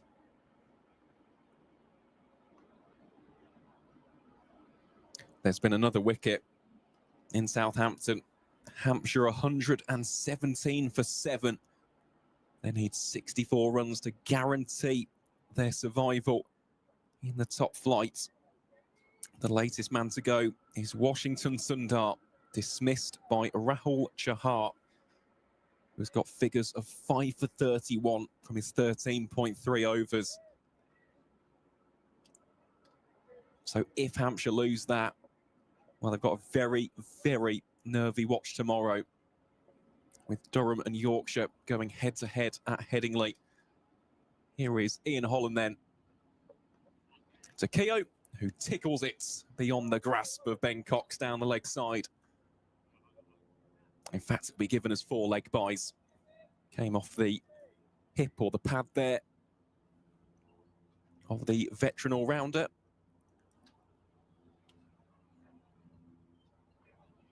These two did a stern job, didn't they? Just batting for time, really grounding down the Leicestershire new ball attack.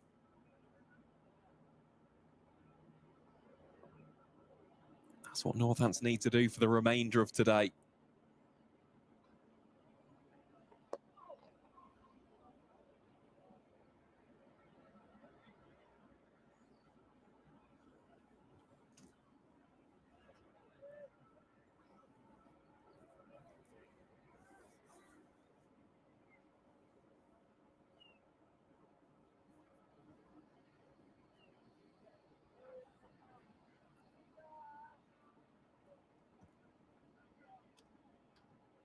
We shall keep you posted as well with the other scores on the doors around the country.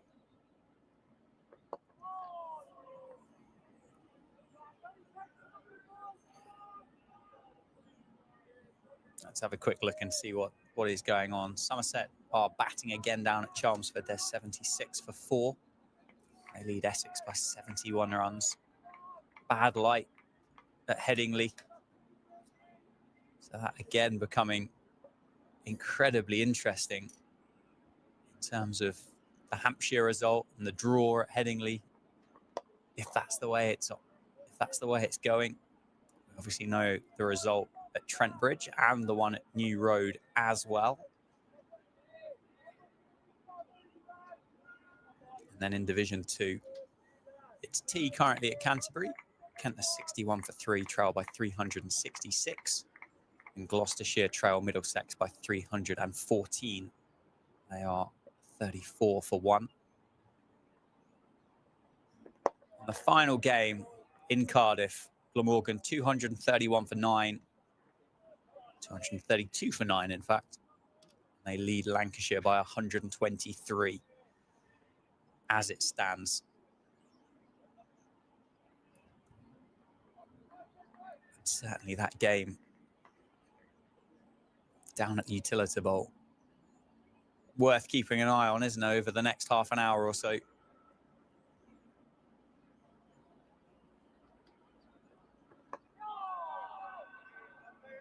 does feel as though that game will be over tonight, doesn't it?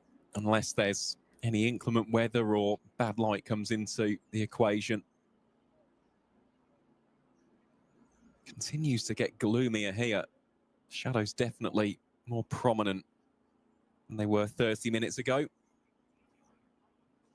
Just looking out towards Northampton town centre as well. Continues to be very grey and overcast.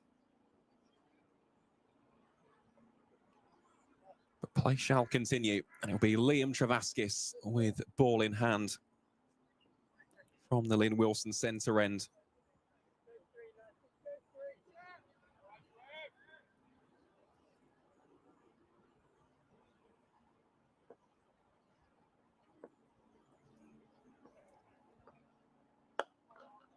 Keogh strides into that one.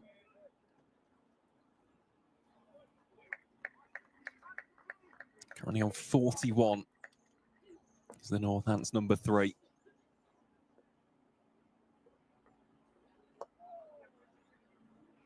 Will at least be 42. Thinks about taking a second, but wisely decides against it. Stevie Eskenazi was quick out the blocks there.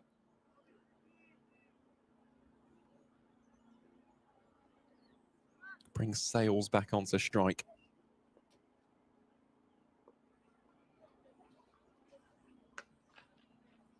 So that one is cut away. Should just be a single down to deep points. Indeed it is.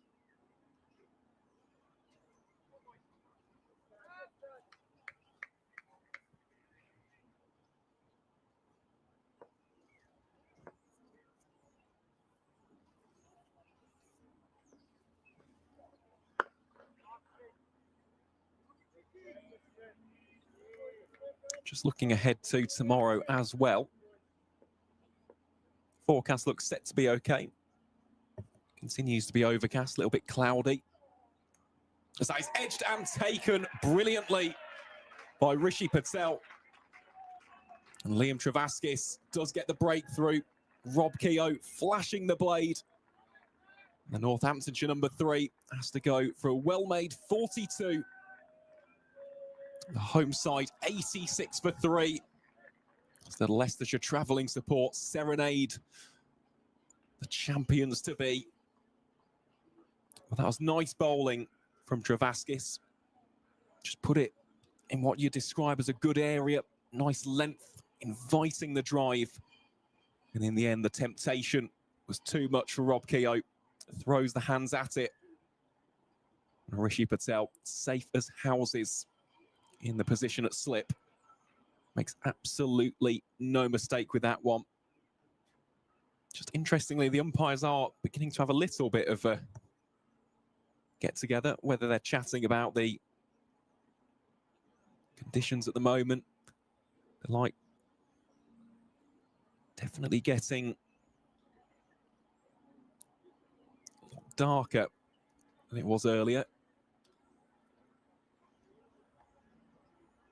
But for the time being, play shall continue. So it is the main man, Safe Sabe, and what a season he has had, Dan. Absolutely impeccable all year long. 6 centuries, 6 50-plus scores as well. He's been the talisman, hasn't he, all season long. Certainly has. He's been on fire. He scored 60 in the first innings and looked absolutely brilliant for it as well. He's got an opportunity to... It's going to be tough, but add one more to the tally. Could he score 7 first-class hundreds in a calendar year or in the season?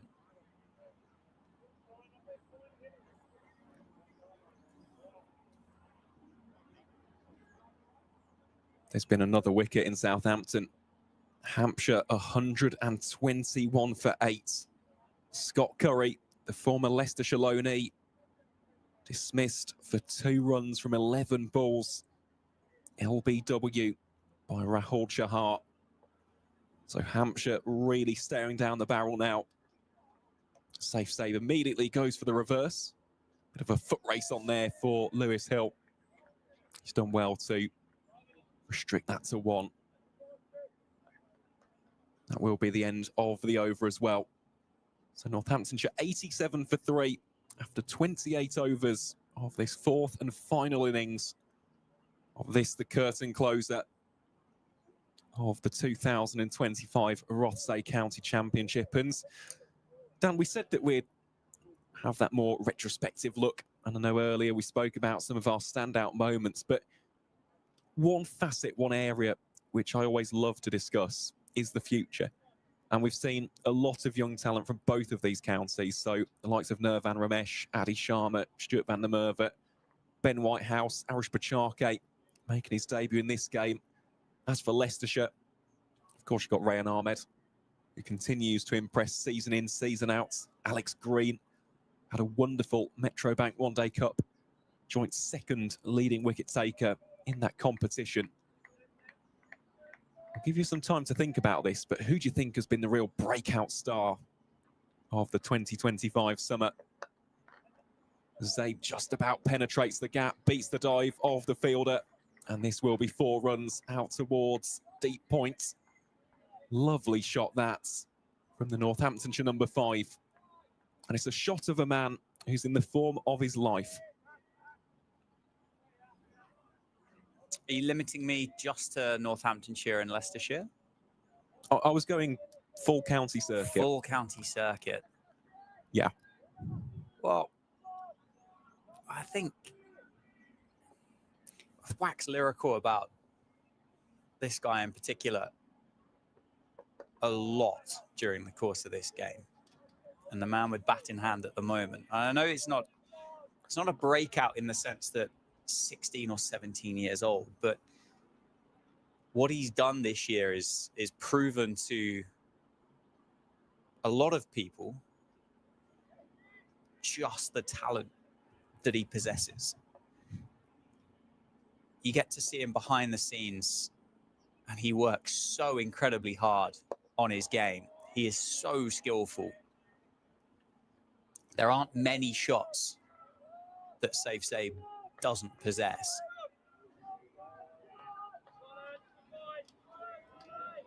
And to go and change those statistics around, did he have 3 first-class hundreds before this year? And he's gone and scored 6 in 2025.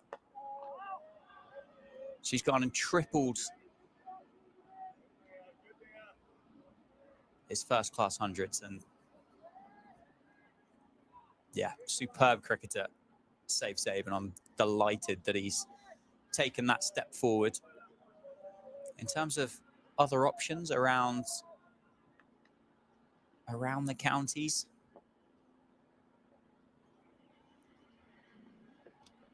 I suspect you've got a massive list. Yeah, a huge list of cricketers. Honestly, there's so many, but I just want to echo that sentiment about Safe, because even looking back to last season, featured in 8 county championship matches in 2024, scored 399 runs, averaged a tickle over 36 with the bat in hand, had 1 century and 2 50-plus scores. So it has been a breakout campaign, and it would be wonderful to see him rewarded with potential England Lion honours, wouldn't it?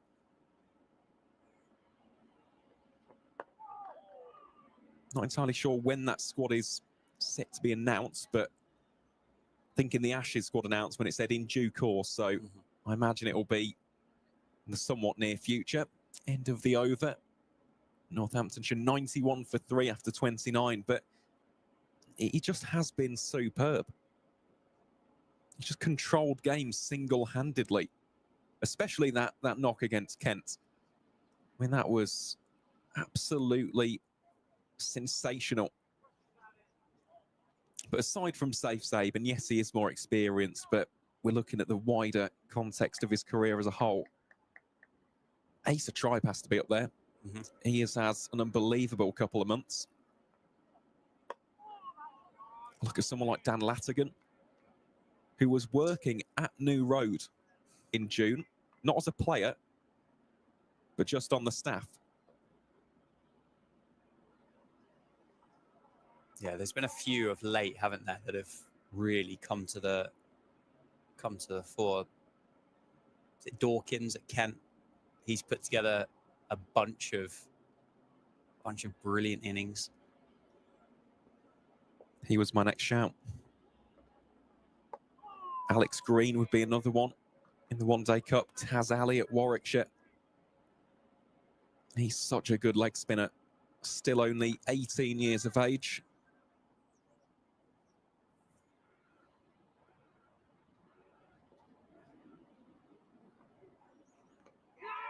Well, there's a big, thick outside edge there off the bat of James Sales. Smartly taken by Ben Cox. And that is the 4th wicket to fall. 2nd of the session as well. Both of which have come off the bowling of Liam Travaskis. He's on fire. Leicestershire have got their tails up. And James Sales has to make the slow departure from the field of play.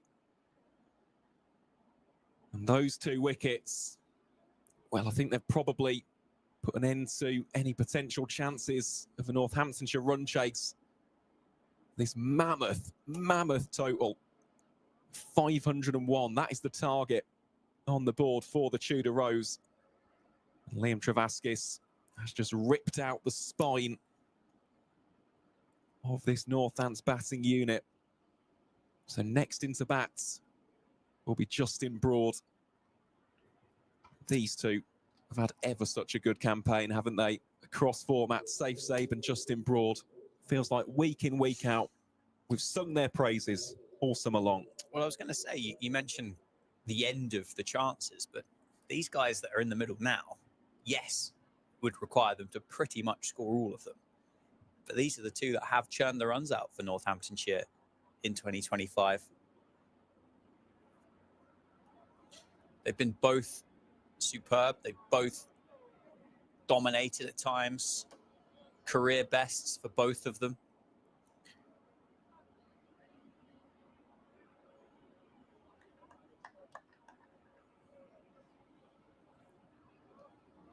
Big career best as well, aren't they?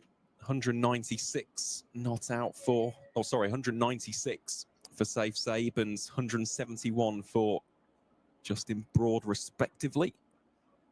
Just looking down there, I think Lewis Hill has gone off the field of play. Indeed he has. He's making his way up to the Leicestershire dressing room. So here is Justin Broad.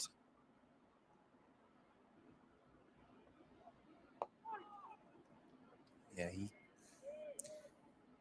the context of the game and the season here, you'd say there's no real need to take it into consideration, but say that the light now has got to be as close to it has been throughout the course of the game to have taken over, hasn't it? You can see the shadows heading off in the different directions from the players' feet. Liam Travaskis gets a round of applause as he completes his 4th over. 2 for 10 he's got. There was a conversation between the standing umpire and Safe Sabe. Don't know what it was about, but looked as if it was an inquiry from the batter towards the umpire.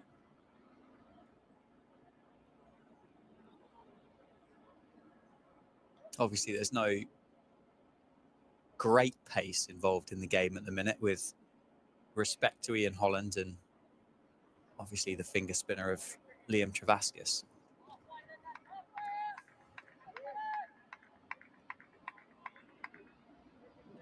Yeah, it's gloomy. It's gloomy.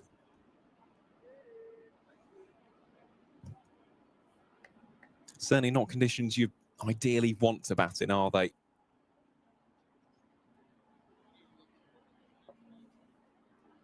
So it will be Holland here to Zabe.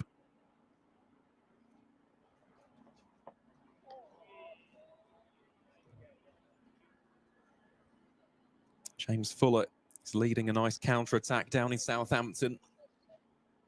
He scored 21 from 33. Hampshire need 42 runs to win, with 2 wickets remaining.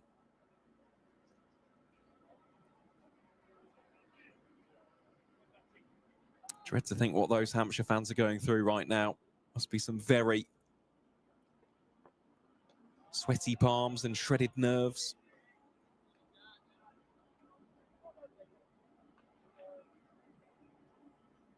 As for Surrey, they'll just want to finish off the season with a flourish.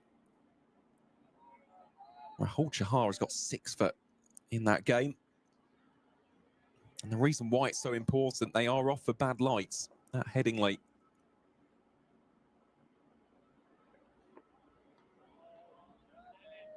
So Yorkshire lead by 119 with 1 wicket still in the shed. Jack White, formerly of this parish, is currently 0 not out from 15. But should that game end in a draw and Hampshire lose to Surrey, it's Hampshire who go down to the 2nd division.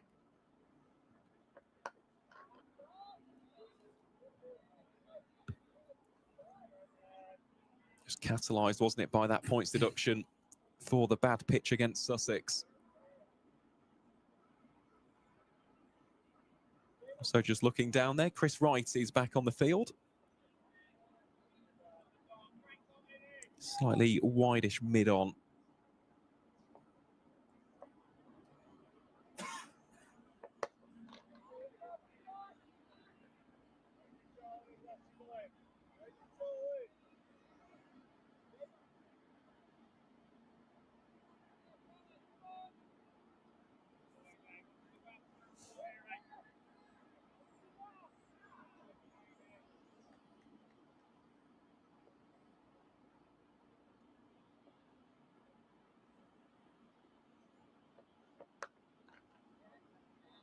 Nice fielding there from Stevie Eskenazi. There's a dot ball to finish. Northamptonshire 91 for 4.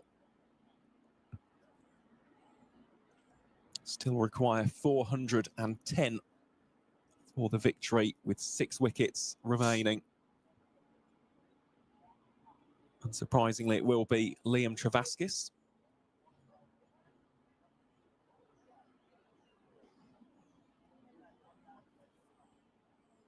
Been quite brilliant in this evening session so far. There's just enough in the wicket to keep him interested. A little bit of grip and purchase, especially as the wicket gets older. We saw it especially from the David Capel end. That rough outside the eye line of the right-handers really played into the advantage of Rob Keogh in particular.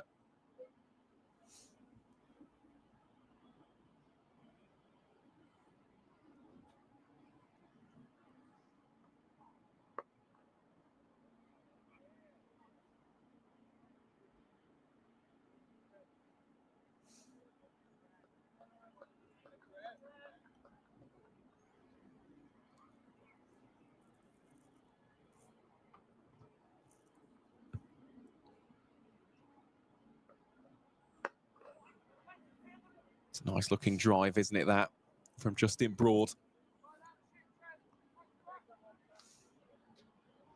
Just drilling it out towards extra cover for 1. Speaking of Hampshire and going back to that chat about breakthrough stars, Ben Mays is someone to watch out for. 17 years old. He's played international youth hockey for England as well. He's a wicketkeeper bat. Very bottom hand dominant. Also has a reverse ramp in the locker, which is fascinating to see. And young Manny Lumsden burst onto the scene this year, the 16-year-old product of the Hampshire Academy. So plenty to look forward to in 2026. As Sabe goes on the reverse, there's a couple of muted appeals. However, there's not much to celebrate right now for Hampshire because Kyle Abbott has just gone for 3. Rahul Chahar has taken 7 for 40. That is outrageous.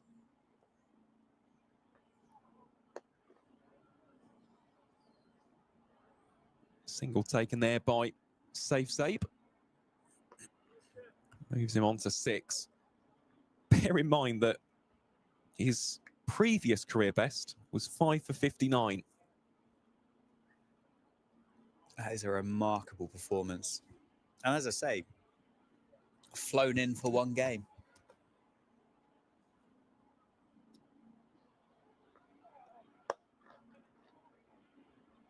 Quick single taken by Justin Broad. Creating the angle there against Liam Travaskis. 94 for 4 off 31 overs now. 32 overs, apologies.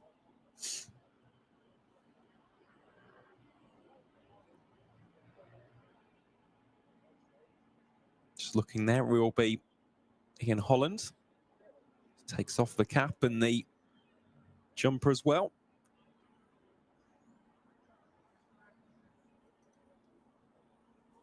Well, it sets it up for a dramatic finish tomorrow, doesn't it? Because Yorkshire do have runs on the board. Let's not forget that. If Durham do have a collapse and Yorkshire win that, it's Durham who go down. Would also mathematically see Essex and Sussex remain in the top division, no matter what. Yeah, you'd think, well, if Leeds is anything like Northampton at the moment, you'd struggle to see at the point. If you left play this afternoon or this evening, you'd struggle to see a scenario where you come back on. So you'd think that takes away the remainder of day 3 up at Yorkshire. Yorkshire could certainly declare overnight if that's what they wanted to do.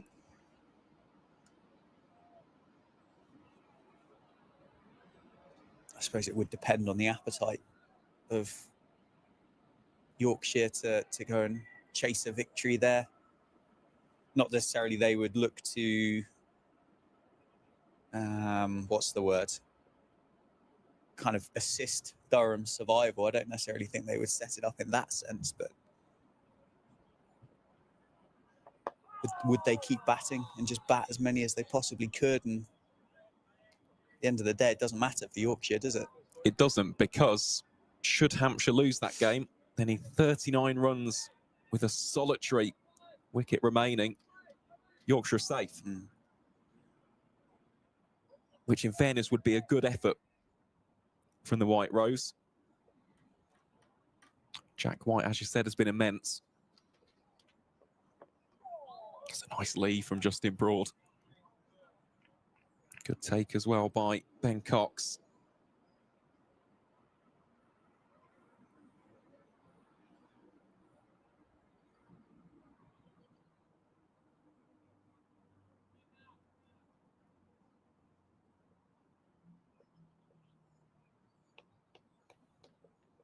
But never say never with Hampshire. Oh, that one has stung the gloves there of Ben Cox. That's kept low, isn't it? Kept low, got Ben Cox on the end of the finger. By which point of the season, all of those are going to be pretty sore, pretty bruised. Oh, we've got the bluff has gone out. The man at square leg has gone to the boundary. Keeper up to the stumps. That would be remarkable if that was a bumper from Ian Holland. As it is, gets the inside edge, which runs past leg stump, and Justin Broad will keep the strike. I must say, I really liked that point yesterday, because the more you think about it, the more it's true. The amount of times you see it in county cricket, that exact field, isn't it?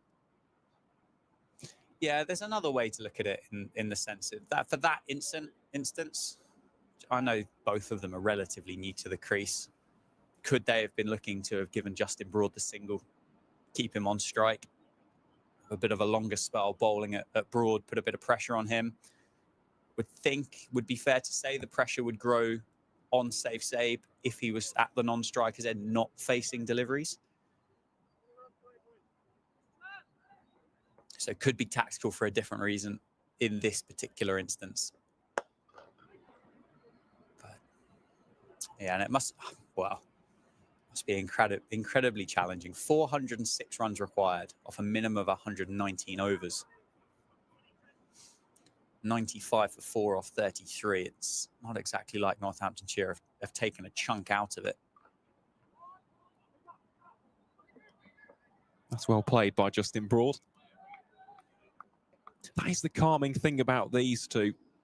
They are excellent proponents against spin bowling.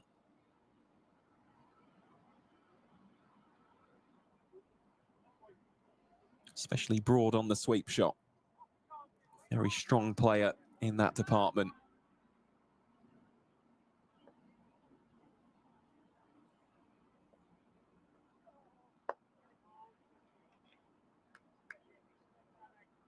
Well covered up there by Safe Sabe.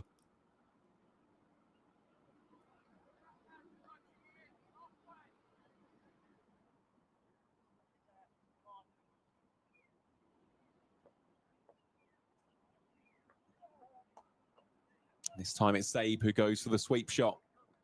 Can't quite beat the fielder down there. Josh Hullett is doing the mopping up. Just sprinting across from deep square leg.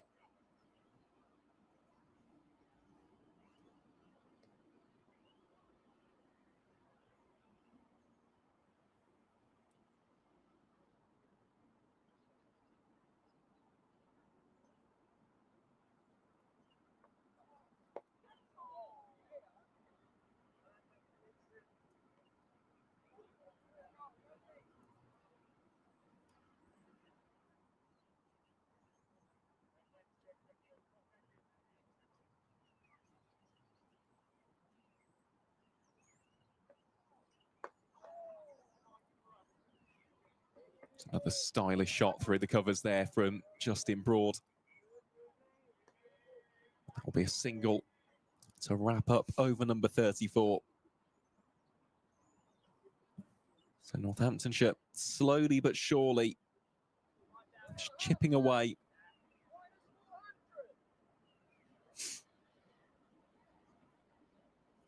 Got an awful lot to do though to get close to that required total of 501.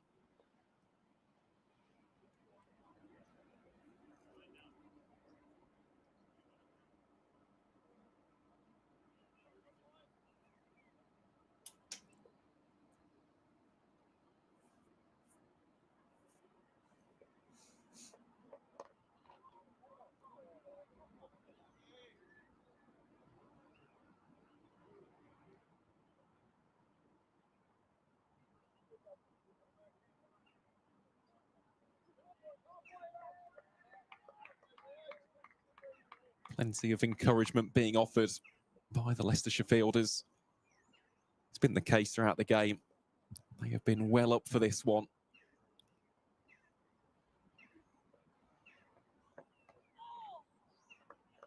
Broad leaves that one well alone on line. Just going back to our point about young guns, Dan, I know you mentioned Safe Sabe having a breakthrough season.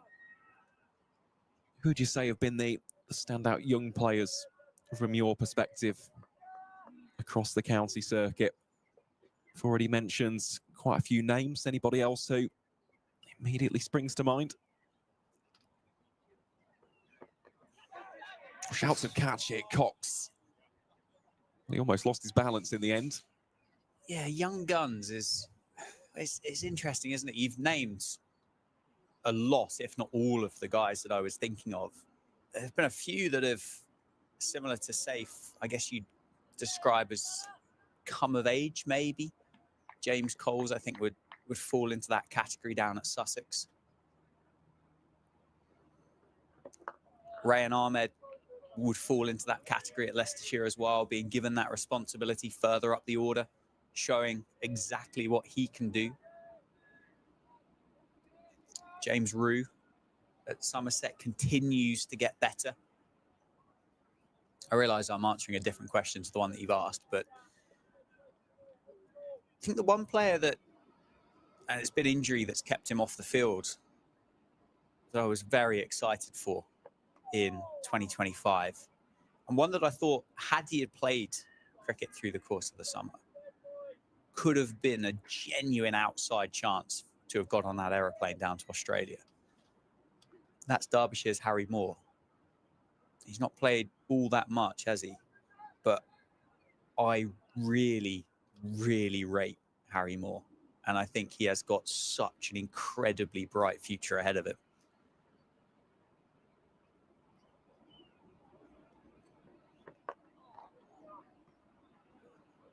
Well, I think that is a top-tier shout. Holland ends that latest over with a dot ball. Northamptonshire 98 for 4 after 35 overs in this fourth and final innings. Well, it was the penultimate championship game here last season, wasn't it? We commentated on Harry Moore, and it wasn't just his bowling which immediately stands out. He's a tall customer, generates that extra bit of nibble and bounce, extracts it from the surface. But he can bat. He can really, really bat. And he showed that down in Taunton in the One-Day Cup. Hit the winning runs in that unbelievable run chase where Anuj Dal shepherded it like an absolute master. I think that's a great shout. Harry Moore, certainly someone to watch out for. To be fair, Derbyshire have got quite a few good young players. Another one to watch out for is Joe Hawkins. He's just signed an extension at the club. Yeah, we had the pleasure of watching his debut here. Shaped up nicely as a batter.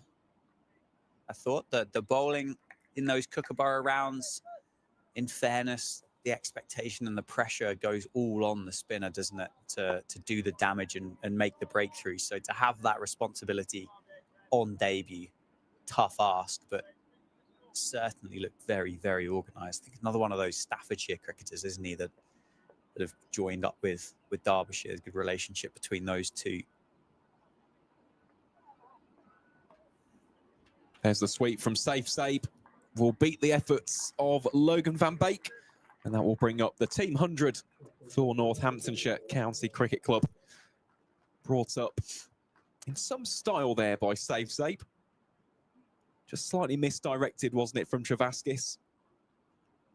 Lost its shape, its line as it drifted through the air. And in the end, that's easy pickings. No one down there.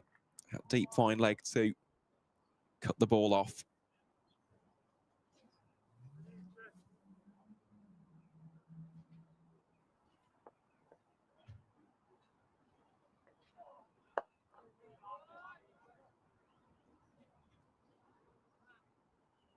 That's very sensible cricket from Zabe. Yeah, speaking of that connection between Derbyshire and Staffordshire, Rory Hayden, someone to watch out for. So he plays that with deft hands, just runs it off the back face and scampers back for a second.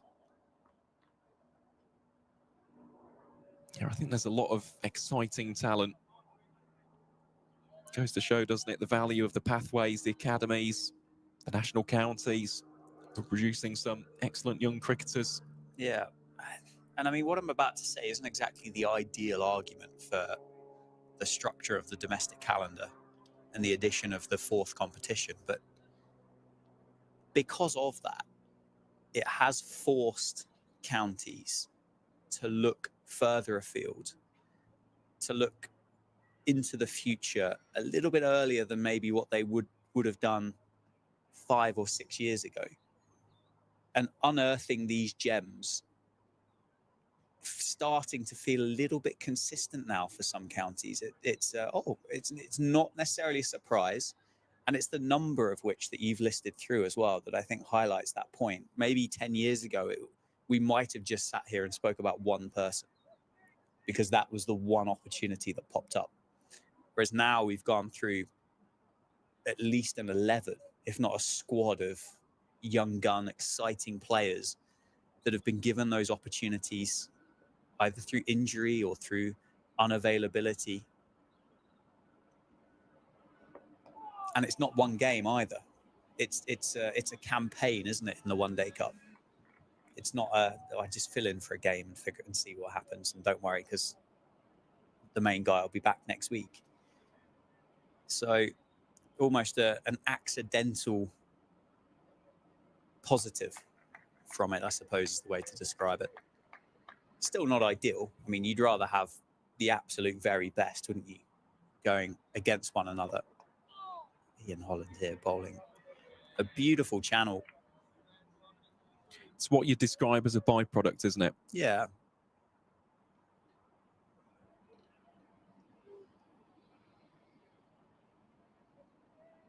Yeah, it's far from ideal, but it's an additional, it's a positive, isn't it, to see from it. Definitely is.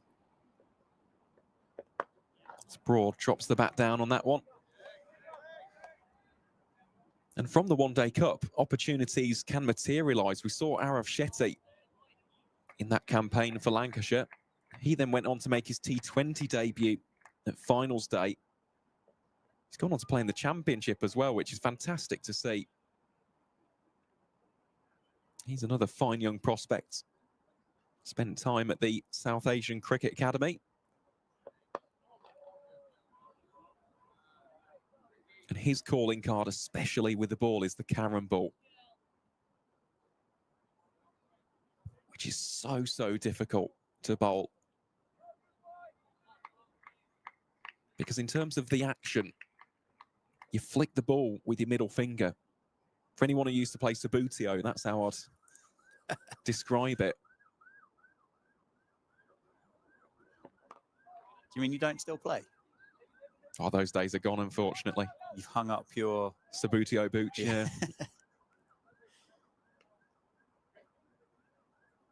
I think Sabutio is one of those games that I think you actually have to be older to probably understand and appreciate it. I don't necessarily think it works as a kid's game. Because you need a bit of an attention span, and I don't necessarily know whether I had one of those when I was of the age. I don't think I'll be asking Father Christmas for a Sabutio kit this Christmas. What was the cricket version? Was it just called Test Match? I think so, yeah. That's something I've never dabbled in. I feel like I probably should have done. You've probably got a personalised set to 1-for-1 scale of Edgbaston. In my dreams, I do. No, I used to love playing Sabutio. Who knows? Maybe. Test match? Have you been a test matcher? No, although, okay. To be fair, that is up there for me. It's one of those games I imagine as soon as I'd give it a go, I'd become very much addicted to it. Bucket list. Bucket list. Fielders around the bat as Travaskis continues, and it's swept away by Justin Broad and swept away for 4 as well. Moves the double figures up to 10. Takes the score up to 109 for 4. And the deficit now just 392 for Northamptonshire. And these two as tricky as a conversation and as much as we can figure out the game plan, I think it's so simple for Justin Broad and Safe Save. Just bat. Just bat. They've got nothing to prove, have they, from 2025? Both in form. They don't need to finish the season off with a personal score. Just get out there and just bat. There's a big appeal and it's given. Justin Broad on the sweep. A shot of strength normally for the Northamptonshire all-rounder. And Travaskis has got 3. Justin Broad. Adjudged to be LBW off the bowling of Travaskis. Goes for 10. And leaves Safe Save in the middle. 5 down now. 109 for 5. 5 wickets to win for Leicestershire. Those remaining. Safe Save, he's in the middle there. Carded next will be Stuart van der Merwe as he strides out to the middle. George Bartlett at 8. George Scrimshaw at 9. Ben Whitehouse, 10. Nirvan Ramesh, 11. And this bowling performance from Leicestershire, absolutely superb. They've not missed a beat, have they? No, they haven't. And Travaskis especially has been absolutely bang on the money throughout this evening's session. Difficult batting conditions for the 3 players who have departed. Keogh Sales and on that last delivery, Justin Broad. This now really is a challenge for Stuart van der Merwe. We have also got an update from the South Coast. They're off for bad light. So Hampshire are 148 for 9. And I don't think, just looking at the pictures from Southampton, that they'll be coming on anytime soon. So that really is now a last day shootout, which will make for some captivating viewing / listening. Here is Travaskis then to van der Merwe, who defends that first one.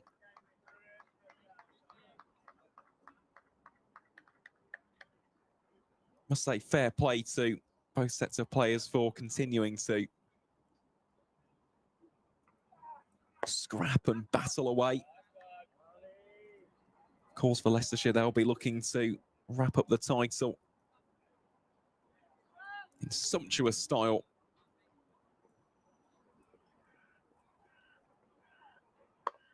As for the younger Northamptonshire players, though, of which van der Merwe is one, just have to take this as an opportunity. Travaskis is serenaded by the travelling Leicestershire fans. Northants now 109 for 5 after 38 overs. Safe Save 13 and van der Merwe yet to get off the mark on 0.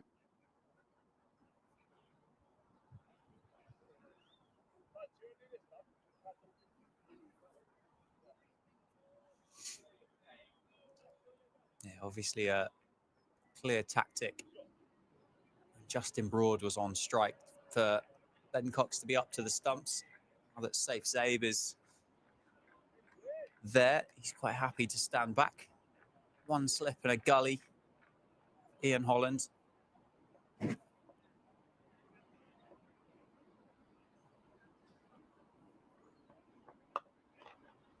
Played off the back foot.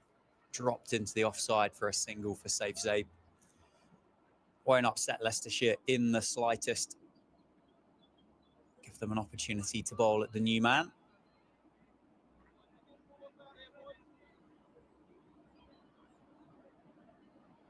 First innings, van der Merwe was caught by Logan van Beek off the bowling of Liam Travaskis for 5. It's quite a remarkable cricket shot, really, just swept Travaskis. straight at Logan Van Beek. But he's off the mark. Runs it down to Josh Hull for a single. 111 for 5.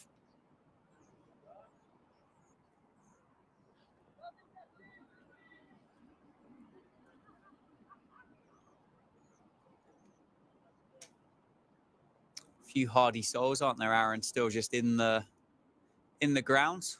It's like Northamptonshire might have adopted a cat as well. Right, catch as it's played through the offside. It's down near the end of the cinch stands.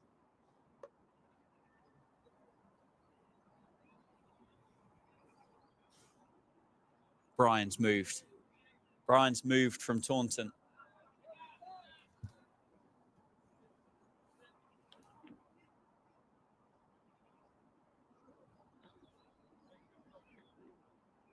Yeah, for those who don't know, Brian is the Somerset cat, isn't he? Yes, correct. Was.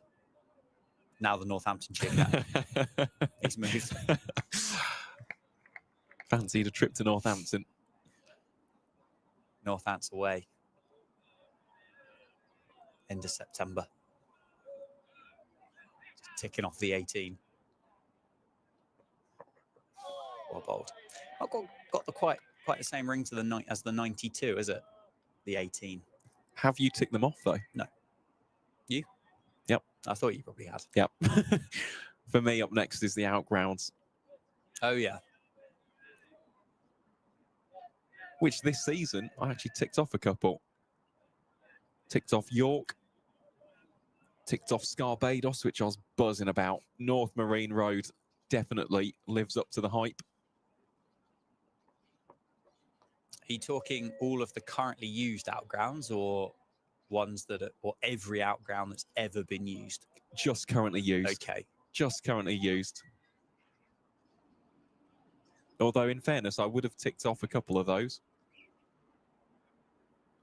Some of which, sadly, are no longer there.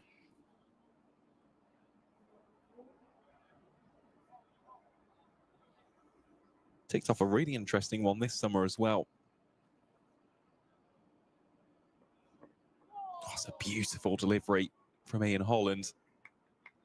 That will be the end of the over. Northamptonshire 112 for 5 after 39. So I ticked off the Edgbaston Sports Community Ground. Oh yeah. Which used to be the Mitchell and Butlers. But that fell into disrepair, and for years it wasn't used. And then Warwickshire bought that for £1, a single pound. They bought that ground. Of course, there was thousands of renovations which had to be put into it, but I just thought the story behind that was really interesting. I've done Cheltenham in recent years. Cheltenham on a sunny day. Oh, that place is divine. But no, there's definitely a couple on the radar. Welbeck has got some good reviews. I'd quite like to do Kibworth, actually, which is Leicestershire's one-day cup one. Of course, Arundel immediately springs to mind. Would love to get the chance to do that one day. Swept by safe save. Quick single taken. Van der Merwe reacting well. Didn't quite get the middle of the bat on it. Did safe save, but gets down the other end. Adds another single to his tally for 2025.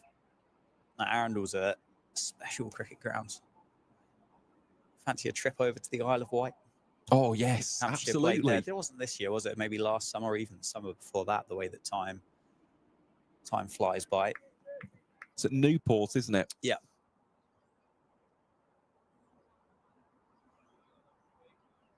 One which I really, really wanted to do. And sadly, it will no longer be a cricket ground. Beauty. Van der Merwe trying to play Travaskis off the back foot. Played for the turn. Just skid on with the arm. Narrowly missed off stump. Surrounded. 4 players surround Van der Merwe. 5 if you include the wicketkeeper. And there's a big appeal for LBW. Unless he's nicked it, that must be very, very close. Given not out by the umpire. Wry smile there from Travaskis.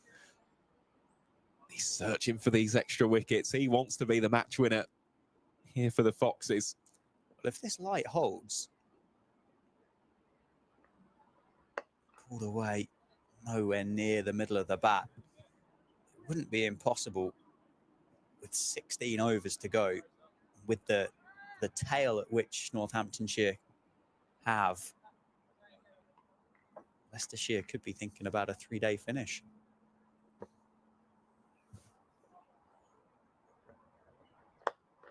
Overpitched. There might have been a decent first touch by Johnny Tattersall at silly point to take the pace off of that. Keep it down to 1.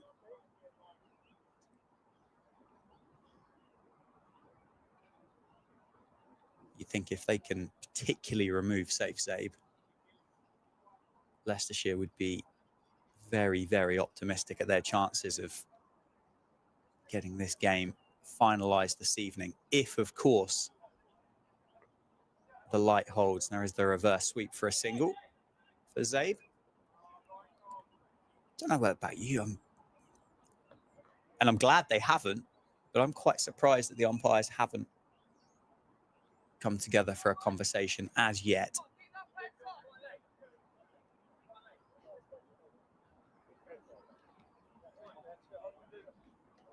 What is a 5 in the afternoon here at the county ground in Northampton? The stream here powered by Daffabet. Leicestershire need 5 wickets to win and to round off what has been an incredible 2025 in red ball cricket for the Foxes.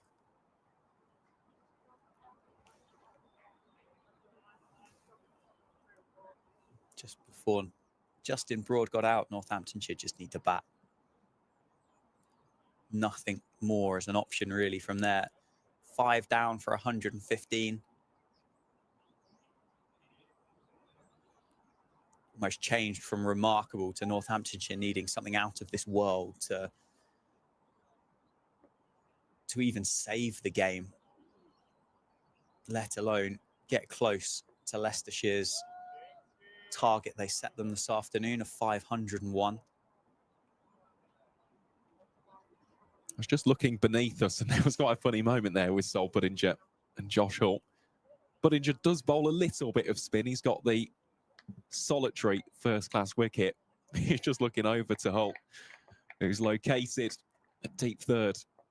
Just really giving it loads of revs with the arm.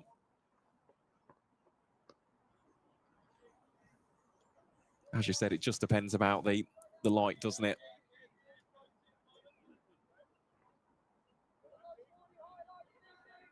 But it is something we do see.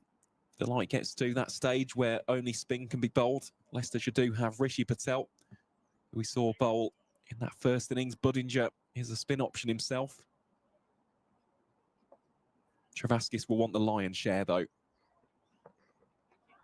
As you can imagine, he is the specialised spin option.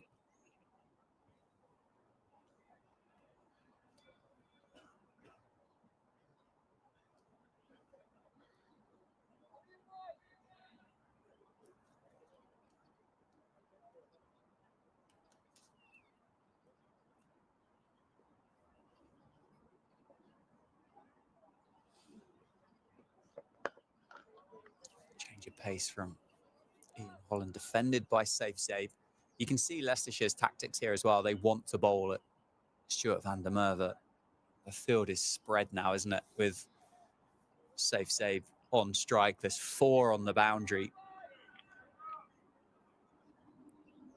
There's no catches. They want to bowl at the new man.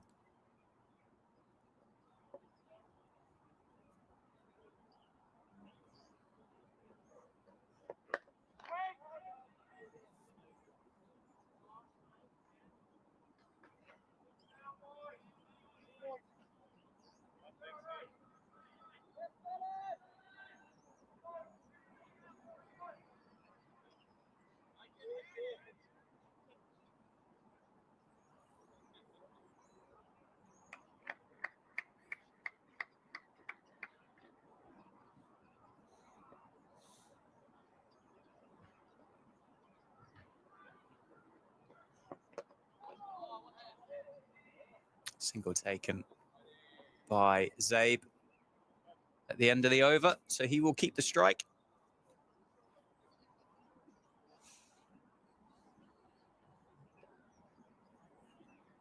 I imagine it will be Travaskis to continue, will it?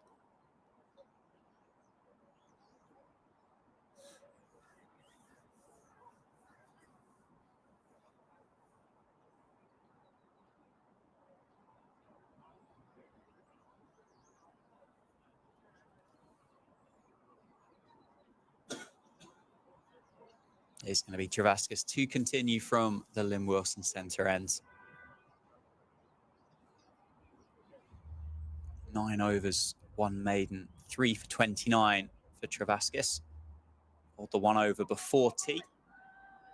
He's bowled every over that we've had so far in this evening session from the Lynn Wilson centre end. First slip in place and a short leg for safe save. Single taken immediately into the leg side. So the fielders will converge now on Stuart van der Merwe. Faced 11 balls for 2 runs.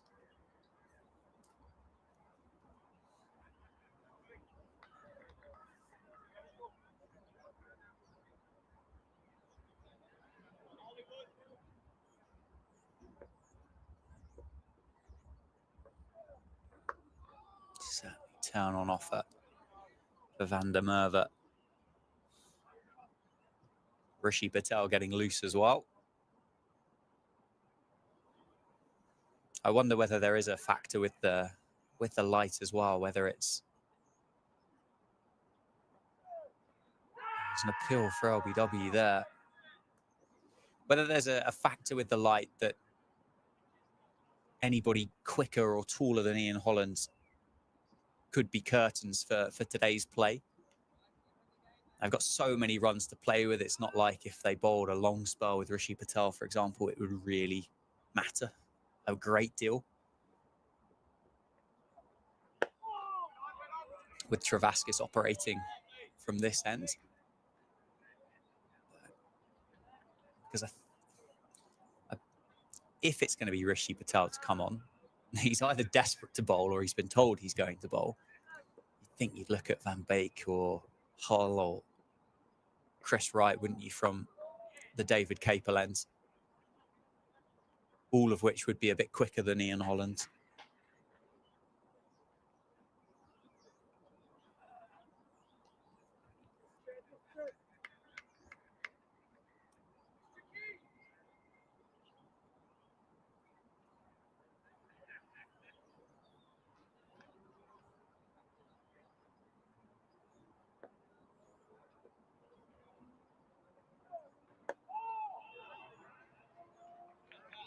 Dot ball to finish the over. 118 for 5 after 41. Save Zabe on 19. Van der Merwe will be the man on strike. He's on 3. And it is going to be a change of bowling from the David Capel end. And it is going to be Rishi Patel. Did bowl in the first innings. 2 overs, no maidens, none for 13. I think from memory, we looked into it. He's got 2 first-class wickets in his career so far. Both coming this year. Those June Kookaburra rounds. One was Ben Geddes. The other one, is it Chris Cook or Kieran Carlson from Glamorgan? I can't remember which.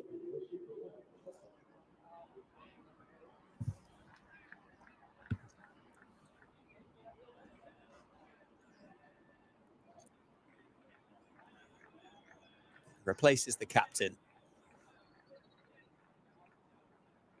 And with respect to Rishi Patel, it's got to be a directive from the officials, hasn't it? Because otherwise, you'd be throwing the ball to one of your premier seamers. I mean, Van Beek and Chris Wright have bowled 7 overs. Josh Hull's only bowled 4. All 3 of them have got overs in the tank.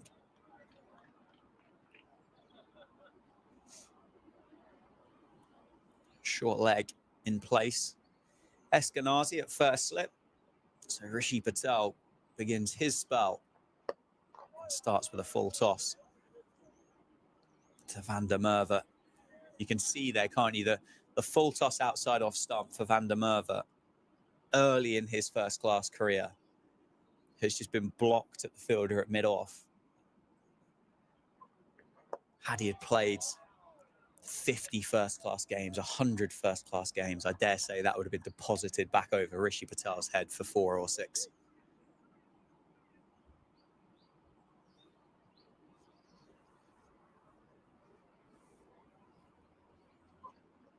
Bit of a drag down. Frustratingly can't get it past the diving stop at cover. Johnny Tattersall on the square.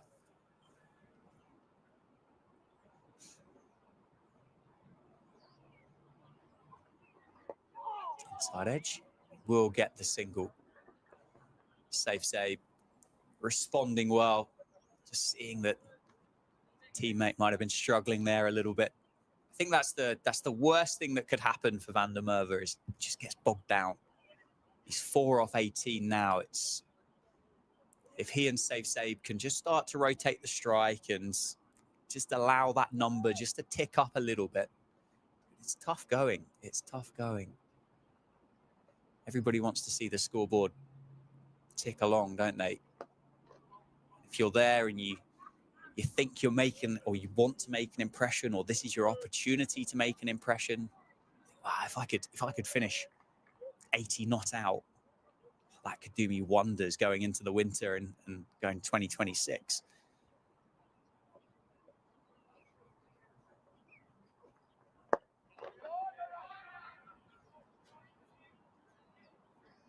It's exactly that. He made his mark in the One Day Cup, scored 59 from 60 on his Northamptonshire debut. So I think in that format, he's definitely put together a solid case for 2026. Won that contract extension as a result. But yeah, it is exactly that, Dan. Just making a mark in the longer format, and well, it looks as though we might be going off a bad light. I think we are. Well, I think we are. I think that's exactly what's happening. Well, Safe Save certainly is. The umpires will now take a reading, won't they, at both ends? And that will be noted down, and that will be the benchmark and yardstick for the remainder of the game. Personally, it's always tricky to tell. When you're looking intently out the window, it's really tricky to tell kind of a polarizing difference as whether things have changed dramatically. But I think this has been like this for probably the last 30, 45, maybe even 60 minutes. But it is bad lights. We will have a delay in play. Score is 120 for 5. Those Leicestershire players are being applauded off the field by their supporters down in the ComSafe stands. So unless anything changes dramatically, and we could play for another hour, couldn't we? It's 3 minutes to 5 now. I dare say we will be coming back tomorrow morning at 10:30 to resume this game. So we will take a break. If anything does change, we will let you know as soon as we possibly can.